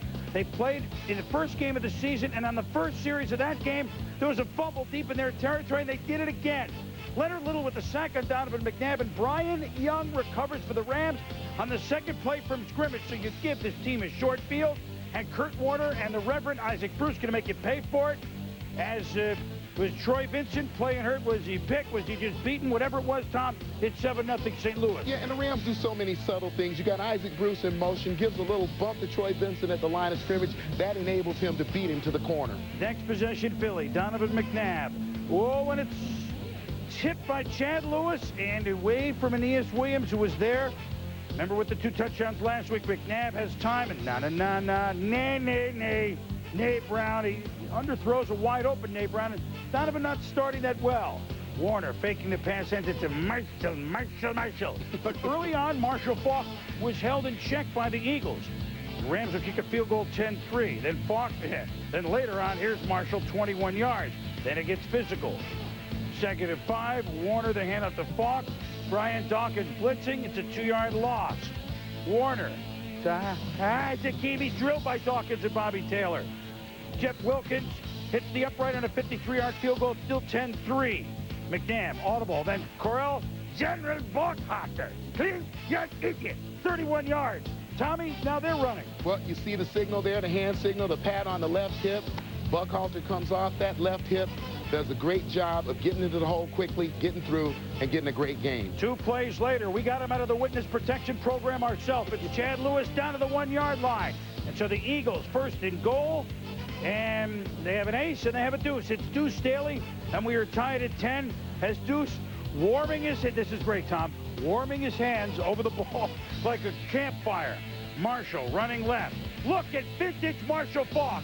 Forget a loss behind the yard of scrimmage. Feeling the seam, and the straight arm, Tom, gets him 20 more yards. 31-yard play. Very Gale Sayers-like when you watch him moving to his left, getting away from a tackle, a potential tackle. Referee does a great job of getting out of the way. He does. He's off to a 31-yard gain. So the Eagles settle down. Now McNabb to James Thrash. You know, at times the receivers make the good catches. At times, Tommy, the receivers drop balls they should make. Catches they should make it. It's McNabb to Lewis for a first down. Throwing to the back, Staley throwing to the tight end, Lewis. That was the bread and butter. McNabb pump fake. Now it's Thrash inside the 10. McNabb 4 for 4 in the drive. Then you want to see a pretty pass. Oh, my goodness. It's there before Todd Pinkston turns around. 17-13 Philly with the lead. McNabb 5 of 6 on the drive. And after Wilkins, it's a field goal in the third quarter, 17-16. Marshall Faulk getting wrapped. But he would be back, and no one wraps him here. Touchdown, 22-17. Timeout, and they go for 2, but they don't make it. 11 plays on that drive. Marshall Faulk touched it 9 times. And then Faulk from 2 yards out. It's 29-17 as Philly could not stop it. The Landetta had punted. And so now with 3 minutes to go with their timeouts, Philly trying to make a move, and London Fletcher tries to, it gets called for a flag, delay of game, kicking the ball away before they could maybe review something, and McNabb rolls right. It's a power run, makes it 29-24. Under 2 minutes to go. Philly has the ball again after kicking off and forcing a Rams punt. But on 4th and 7, McNabb to Freddie, and who's there? Aeneas Williams. Aeneas Williams, who was to Andy Reid, can only wonder how close and what a fine season the Philadelphia Eagles have had. I know teams have done it lately, but it's tough to go that wild card route and win 3 playoff games, especially when one is against the St. Louis Rams, the team with the best record in football, team now that is 16-2. Philly played him tight, but in the end, Marshall, just too much. As the Rams used their whole arsenal, Andy Reid, after the game just moments ago. I was proud of our guys and the effort that they gave, and you know, we were down a bit and we came back and got down again and came back, and we continue to fight all the way through. Again, you know, you can go back and we'll look at the mistakes, but for every mistake there was a good play in there too. So it's a very empty feeling when you get this far for players, coaches, and our owner and organization. It's a very empty feeling when you get this far and you don't get to the Super Bowl. And absolutely, but the Eagles, kind of the old-fashioned route, Tom. They lost in the divisional round last year, lost in the championship round this year, but they were up against a team that not only brings their offense, which we know all about, they bring their defense, which was part of the story on this day. But what about the change of the Rams' philosophy on offense a little bit in the beginning of the third quarter? You know what? We're behind. Let's do something else here. Airing it out throughout the first half of the football game, but when push came to shove, Mike Martz knew where to take the football, and that was to Marshall Faulk. 31 carries, 159 yards. And I thought if they were going to be successful defensively, they had to contain Donovan McNabb. So a lot of credit to the defensive ends. Leonard Little, who caused that initial fumble, and Grant Wistrom, who had an outstanding day all day and an outstanding year this year. And when they don't turn the football over, as they did today, they are very, very difficult, if not impossible, to beat. Well, the Philly is making that move, as we've said all year long, but let's just put it into perspective for a moment. I know we're a week away here, but if St. Louis is able to come and beat New England in the Super Bowl, that would be 2 Super Bowl championships in 3 years. Yes. Now, on the old standards, that doesn't mean that much, but in the modern day, and I mean the last half dozen years, that starts to be dynasty. Rather impressive. So the Rams and the Patriots here in New Orleans. When we come back, a little more chatter. Boom, my game ball goes to the two defensive ends, Grant Wistrom, Leonard Little, 6 tackles, 3 sacks, 1 forced fumble. They contained Donovan McNabb. Troy Brown had a game of a lifetime, and total props to him. But when Drew Bledsoe came in, and how about this touch pass late in the game that kept the drive going? Emotional Drew, good job. 4 months not playing, but All right, Ferguson, we will take a preview look at Super Bowl 36. It'll be the Rams and the Patriots. But first, let's go back to Week 10 when those two teams met, and it was a Rams victory in New England. Yeah, and I couldn't believe Ty Law had on Howie's hat. That was unbelievable. You looked good in that thing, Ty, too. I liked your hat. You know. Tell what you were really saying. Not quite what I'd go with. You said, what was that?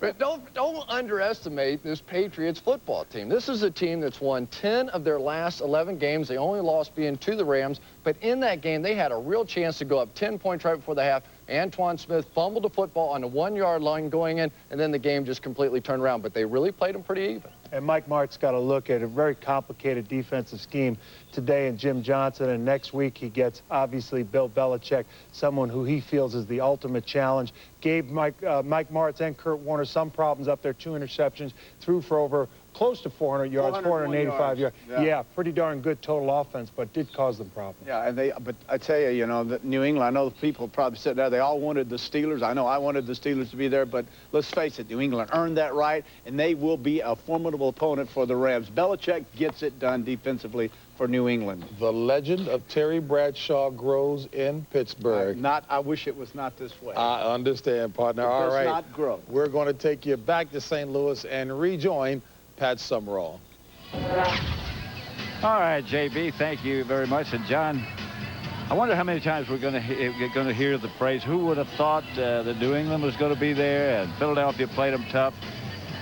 Who would have thought when we did the Eagles and the Rams of opening Sunday of the season that today's game would be the classic that it was, I think. Well, you know, you had respect for the Rams all the way. I mean, I think, you know, all year you can kind of see them coming, and, you know, they looked like the team that was going to be the Super Bowl team, the best team in the NFC.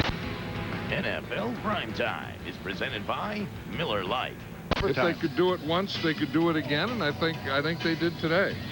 Well, as you look ahead now, that's New England. We got a lot to learn about them because we haven't seen them in a long time.